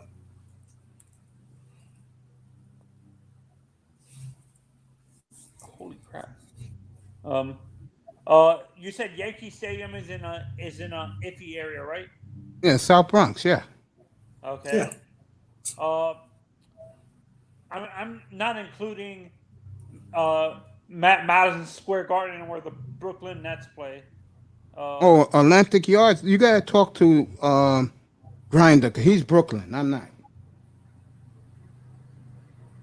Is that a good And area where the Brooklyn Nets play? right now it is. It's gentrified. Yeah. I was raised like 3 minutes from it, so I could tell you, it's gentrified now. It's good. How far are you from MSG? Shit. He's nowhere near it. There's no way near. You got to go. You got to take the train, get to Manhattan. No, because that's in That's Brooklyn. 39th. That's 39th. That's all the way downtown, Manzano. Yeah. Okay. Well, see what's so cool about it, right? If you want to, right? Like for instance, like if you say Brooklyn, especially like the Brooklyn Nets play like 1:00, right? And then you got a Knick game come at 6:00. You didn't have to go outside. You could just take the 2 train. Yep, straight to 34th Street. Take 34th Street, and you still be inside. Walk every major train goes except the 1 and the 6, because those are Manhattan trains. Every major train goes to goes to Atlantic Yards where the Nets play. They did that by design. Sure did, yeah. And it worked out. Mace, you told me they used to have stadiums, trains that went into Yankee Stadium, but they don't do it anymore? Say again? Didn't you tell me that they used to have a subway train that went directly into Yankee Stadium? Still does, the 4 train and the D train. And the D train, right. That's it. Oh, it goes directly into the stadium? Yeah, it's right outside the stadium. Yeah. No, what I mean directly in. You know how MSG Atlantic, only the Brooklyn Nets have that. And the Knicks. The Knicks have it too. Knicks have it too, that's it. Knicks and the Rangers. Right. Yeah. The train goes right inside, and all you have to do is go upstairs to the game. That's it, yeah. It's a great scene, like I said before. If you ever went to one of those games and you see the Ranger fans chanting "Let's go Rangers," they're all wearing their jerseys. It's a pretty cool scene. Brando, you said are you a Rangers or Islanders fan by chance? I support all New York teams. Don't make a difference. Okay.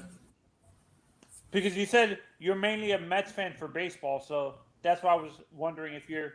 Yeah, I support a little New York team, but I always been a Mets fan. Okay, you've always been a Mets fan. Okay. Oh yeah, I support the Yankees. Yankees is a New York team, but I've always been a Mets fan. Yeah. Thank God ESPN didn't catch wind of Zach Wilson.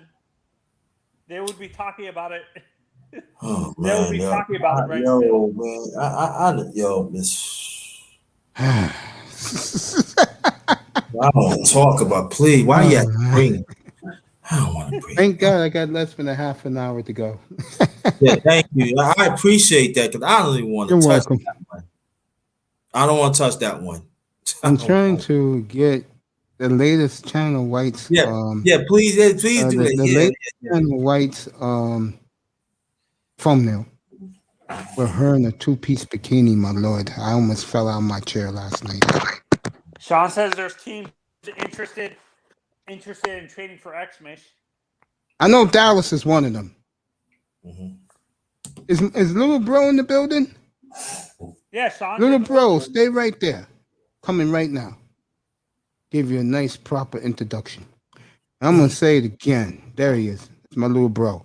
That's my baby bro. I'm gonna say it one more time. Without this man, this show is not here. The great Sean Jones in the building. What's up, kid? I will be right back.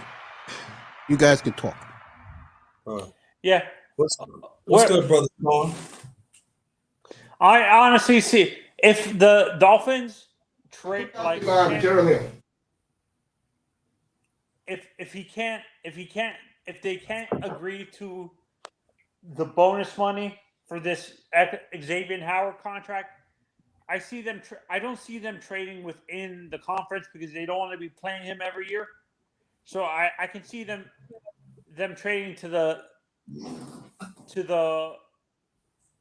what's it called? The NFC, to teams like the Packers, the 49ers, the Cardinals, the Cowboys, like May said. Who was the Bucks, maybe? Could be. And we can get like a first and a second round pick for 2 first round. He's worth 2 first round picks, to be honest, with how he performed and stuff like that.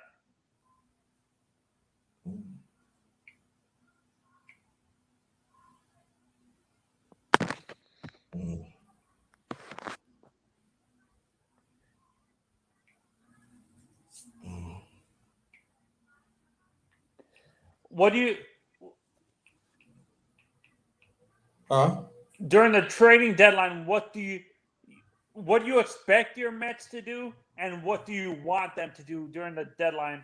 If the Mets, I'm saying if the Mets, I would like the Mets to let their pitching get stronger.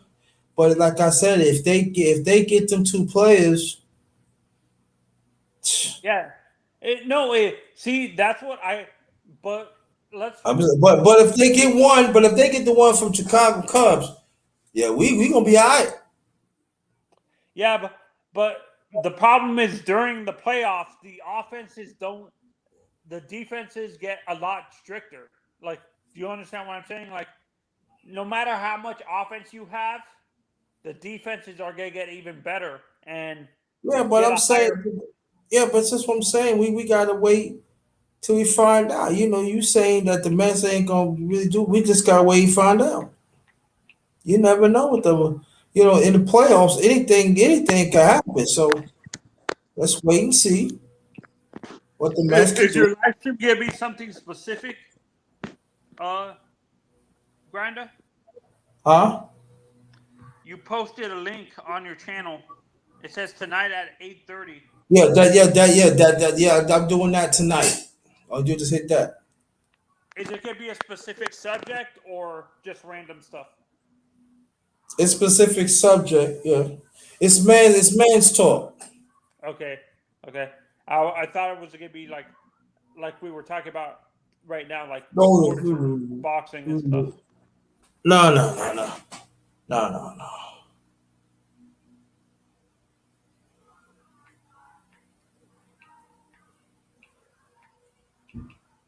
It's gonna be man's talk tonight. Let's see. What do you think has to happen for baseball's ratings to improve, Grinder? I don't know. All I can say that they have to be more diverse. They have to bring back the black player. They not been promoted for decades, and Yeah, I noticed that. In baseball, they seem to struggle on promoting black players. But when you look at baseball and football, they're more successful with it. Do you think baseball, because of the fan base, how the fan base? Right. I'm just saying, like, what me and May's talking about, we was raised at football, baseball because they was diverse. But baseball is not diverse. Have not been diverse in a long time. And then when you start getting players from the Latin teams, you can cut corners and stuff. And so there are people that look like me. They see it. I can get more opportunity. I get more opportunity, to play a basketball, and basketball is guaranteed. Yeah. Not. I can't believe I'm saying this. I think it was me, Mason, and someone else. We were talking about this a few months ago, that basketball is more of it's a instant gratification thing. The mothers of the black athletes want instant money. Baseball takes a while for the money to be guaranteed. Am I correct? Yeah. And it's not being patient because You play baseball, you know, if you're a good college player, right? There's some that could make it while college, while they graduate out of college, but sometimes, you know, they put you in the put you in the A team, A farm team, then triple A, and you don't Yeah. know. It depends. And then when you get to triple A, you know, after triple A, you go to major leagues. So it takes time to probably because there are some that sometimes be in the minor leagues for maybe like 4 or 5 years, then they get in the major leagues, they flourish. It depends, but they, who wants to be patient. Can you? I'm not sure if this is ever going to happen, but I kind of wish that all the teams were local. Like you know how like the minor league teams for some of these teams, like I wish the Tampa teams, all the Tampa teams were maybe an hour, 2 hours away from them, where they're either in Jacksonville, like the Jacksonville team for the Marlins. I understand why they did it, but Jacksonville's too far, like 5 hours away, 5-6 hours away. That's closer to Tampa. Yo, Grinder. Yeah. Fried chicken. You're not being fair, man. That's cheating, man. Oh, man. Hey, man, that's not nice. Oh, man. boy. Mace, I have a question. You said, is the chicken... No, don't ask Mace nothing, man. We ain't talking to him no more. He ain't good. I don't talk to him no more. That look good, though. That look good. That was chicken and what? Oh, this chicken. That chicken look good, man.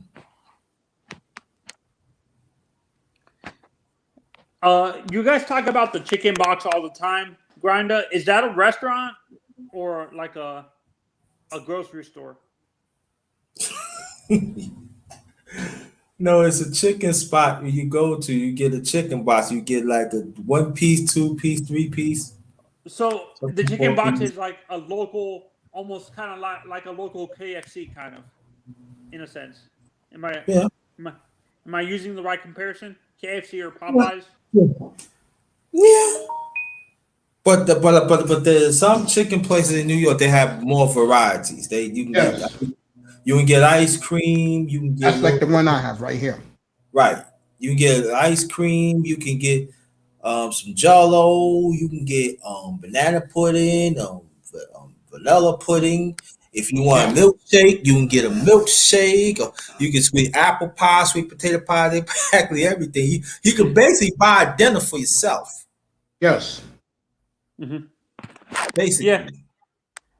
Mace, I'm not sure if you and Grinder think this is ever going to happen with baseball, where instead of having these teams, like it doesn't make sense for a team like St. Louis or Atlanta to have minor league teams in Florida.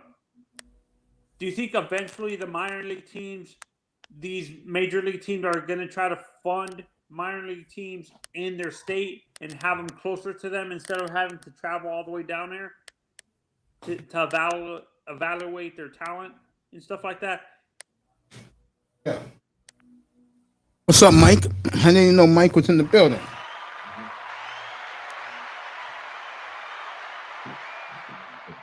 Because honestly, What's up, Mike? Because for me, it makes no sense for Boston and New York, the New York teams, or the teams in like Philadelphia or in the DMV area to have minor league teams down here and stuff like that. But I understand why they do it, because they don't want to be dealing with the cold weather during that time in February and stuff like that. That's why they have their teams. But to me, distance-wise, it doesn't make sense for them to have their teams all the way down here. Why do you feel that way? Huh? Why do you feel that way? Why do I?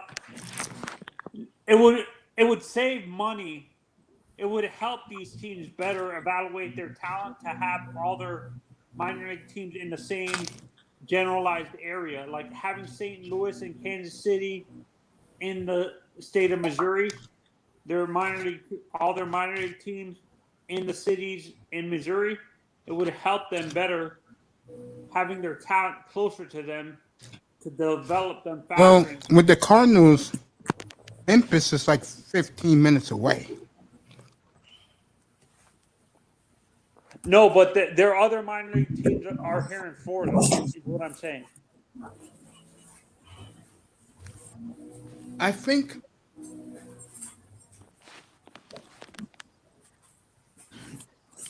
a big reason why teams don't do that, because let's say you're bad. You're going to go see your prospects more than you're the real team. Okay, yeah, now I see what you're saying. Like, the Baltimore Orioles are a perfect example. They rather see their prospects than their actual team. Exactly. You hit it on the nose, Tony. Mm-hmm. But that's what I mean. It would help the fans, instead of driving down here, coming all the way down here, having their teams. Who is the Marlins AAA affiliate? Jacksonville. That's not that far of a drive. No, I'm not talking about the Florida teams. I'm okay with them. Their teams are in Florida mainly. The Marlins are the Jacksonville Jumbo Shrimp, the Blue Wahoos, and I forgot the other team. I forgot their other minor league team, and so are the Rays. Most of their teams are in the state of Florida, but what I'm talking about are teams like Atlanta, Philadelphia, Boston, New York, Philadelphia, Pittsburgh. Well, Boston's AAA team is right next to them in Pawtucket, Rhode Island. They can get there in like 5 minutes. No, that's their AAA team, but their minor league. I'm talking about their AA and single A teams are here in Florida. All the New York teams and Boston and Philadelphia and the DMV area, Baltimore and stuff, all their teams, single A teams are here in Florida and stuff like that. What's up, Manny? The reason why that is because, again, most prospects come from AA to the majors. Mm-hmm. You're going to lose money if you're bad if you have your AA team in the same town. Even though it's better for distance, for the evaluation of the talent to see them up close for the fans? Yep. Okay.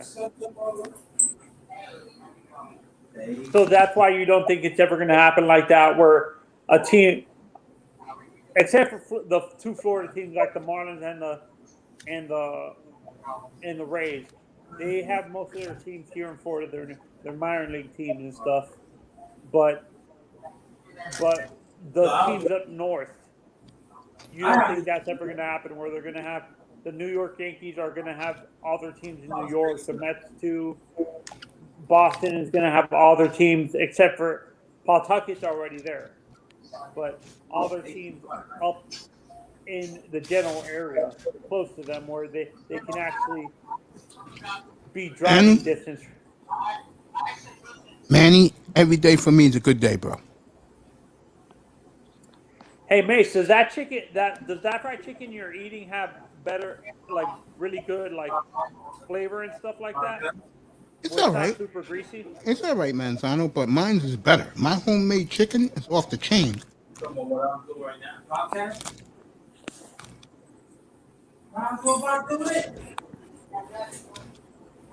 Manzano, have you been here when I made fried chicken in the morning? No. I usually come after you make the fried chicken. I miss every time you make the fried chicken. When do you usually make it? Is it every day? Nah. Can't do that, man. Probably once every couple of days. Okay. You know? But yeah, because when you, like me, what I mean by this is you can eat wherever you want. Mm-hmm. I'm sorry. I don't do bacon and eggs and pancakes in the morning, gang.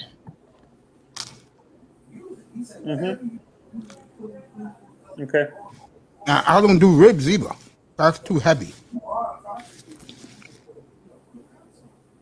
This chicken box is good if the chicken's hot.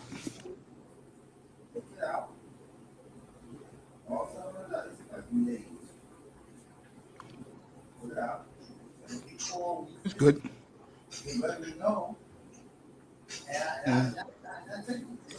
Folks, I'll go a little over. Then I'll be back at 7:45 for the nightcap. Denver. Excuse me, guys. Phoenix, Milwaukee game 4 tonight.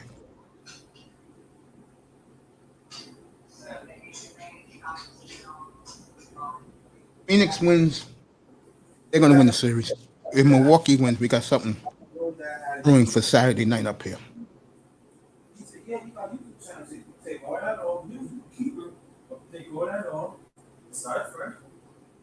You showed to me. You showed me how to do it. That was it. Well, did you have any followers on the other? I mean, you simply didn't realize you had it. So were people following you, or how do you? There we go.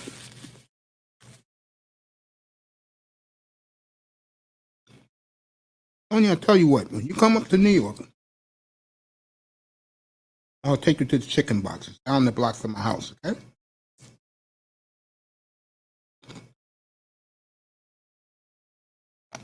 Alton?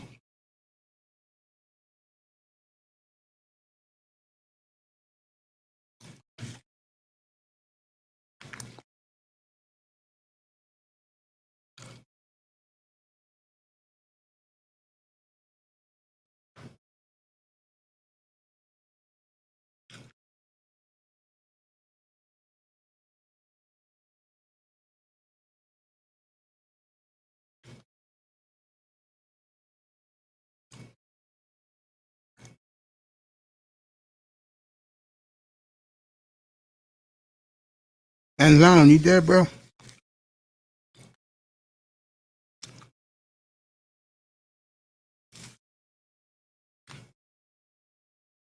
Yo, Mike, no news today about the Blazers, bro.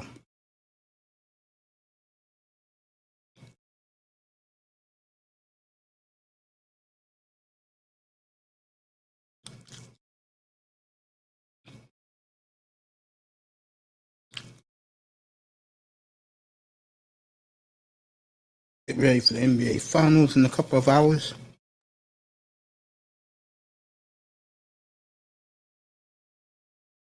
The highlights, Mace. They're showing the top 10 plays for the past few weeks for baseball on FS1 right now. The past month before the All-Star break. Because people where I live now, I don't get MLB Network. We lost MLB Network as one of our channels for Frontier Network. Frontier. If you guys get that up in New York. Yeah, they took the hockey away from me, the hockey network. Oh, you guys don't get NHL Network there? Not anymore. So you guys lost NHL Network. I lost. Yeah, we lost NHL Network. Okay. That was my favorite channel too. Mace, so you're saying you were I think me and you were joking around about this, but you're like Knicks fans shouldn't be bashing James Dolan anymore after they made the playoffs. No, right? And they shouldn't. You know how there's hardcore Knicks fans that are still going to be doing that. The perfect person I'm going to use is Stephen A. Smith. He's been a Knicks fan. He even said this on TV once. He's been a Knicks fan his whole life. So You can't bash Jimmy Dolan. He put good people in there. He's They got a stepping good away coach, from the team. and they made the playoffs. But you know Can't how complain, folks. you know how they. I can't believe I'm using a term that Miss Molina said. They've been a battered wife there for most of these past 2 decades. That they go back to that mentality, Mace. Yeah. I can't believe Miss Molina said that. That was the funniest. I never heard someone say that about their own sports franchise. Oh Jesus, New Mace. York Knicks are the most valuable sports franchise other than the Dallas Cowboys in the world. Wait, the Knicks are $1 billion franchise? I think the Knicks are a $5 billion franchise. They're worth more than. Are they about the same price as the Cowboys, or the Cowboys are worth more? Cowboys are 7. Okay.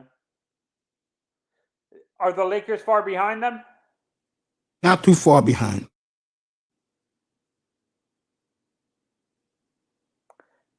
I wouldn't say the Patriots are $1 billion franchise.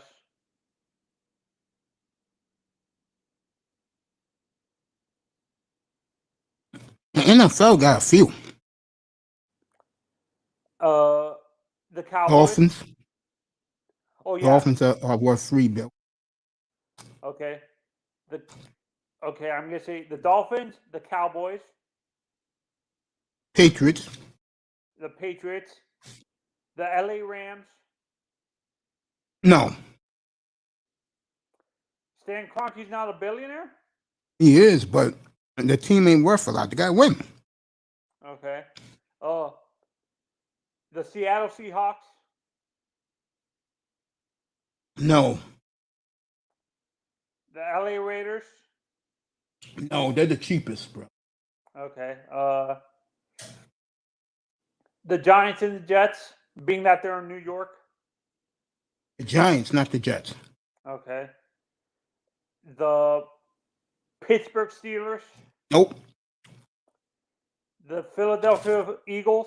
Nope. Redskins. Redskins. Huh? The Redskins. The Redskins. Any Midwestern teams worth $1 billion? I think the Bears. The Bears. I was gonna say the Cleveland Browns, but no. No. I'm not even gonna bring up the Bengals. The Kansas City Chiefs. No. Okay. In sports, I'm gonna give you names. See if they're in the top 10. The Dolphins. They're 11. The Yankees.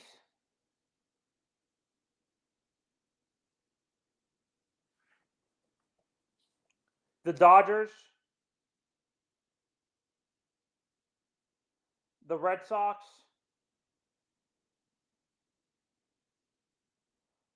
Dodgers, yes. Astros. No.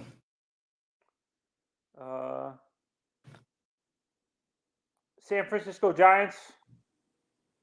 No. I'm not gonna. I was gonna say the Rangers because they're probably owned by the Bush family. No. Okay. I can tell you the baseball teams right now. Okay. Yankees, Red Sox, White Sox, Cubs, Indians. Wait, the White Sox are $1 billion franchise? Yes. Wow. That surprises me. Cubs, Okay. the Indians, because Dolan owns the Indians too. Oh, Jimmy Dolan owns the Indians? Oh, His dad. okay.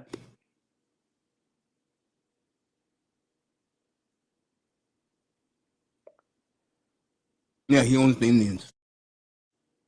Okay. The Angels. Oh, Audrey Moreno. Yeah. The Do Mets are who not owns- even. The Mets are not even in there. Wait, are the do the Strauss family own a baseball? The A's. The A's? Okay. But they're cheap. They're not even there. Yeah, Levi Strauss. Yeah, that's the Oakland A's. Okay. Are the Padres on there? No. Are the St. Louis Cardinals, of course, because they're owned by Anheuser-Busch. Okay. I'm kind of surprised the Rangers aren't. Who owns the Rangers again? I forgot. Are the Braves? I know on my there? man runs it. My boy John Daniels, JD. He's been the GM for 10 years. Ever since he got there, they've been winning. Are the Braves on there?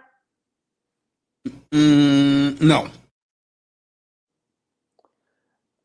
I'm not gonna even bring up the Marlins. Ain't too many baseball teams on there, man. Okay. I'm gonna name football teams. The Dolphins, There's a lot of them, yes. the Cowboys, Yes, number one. the Patriots, Number two. the San 49ers, Yeah. the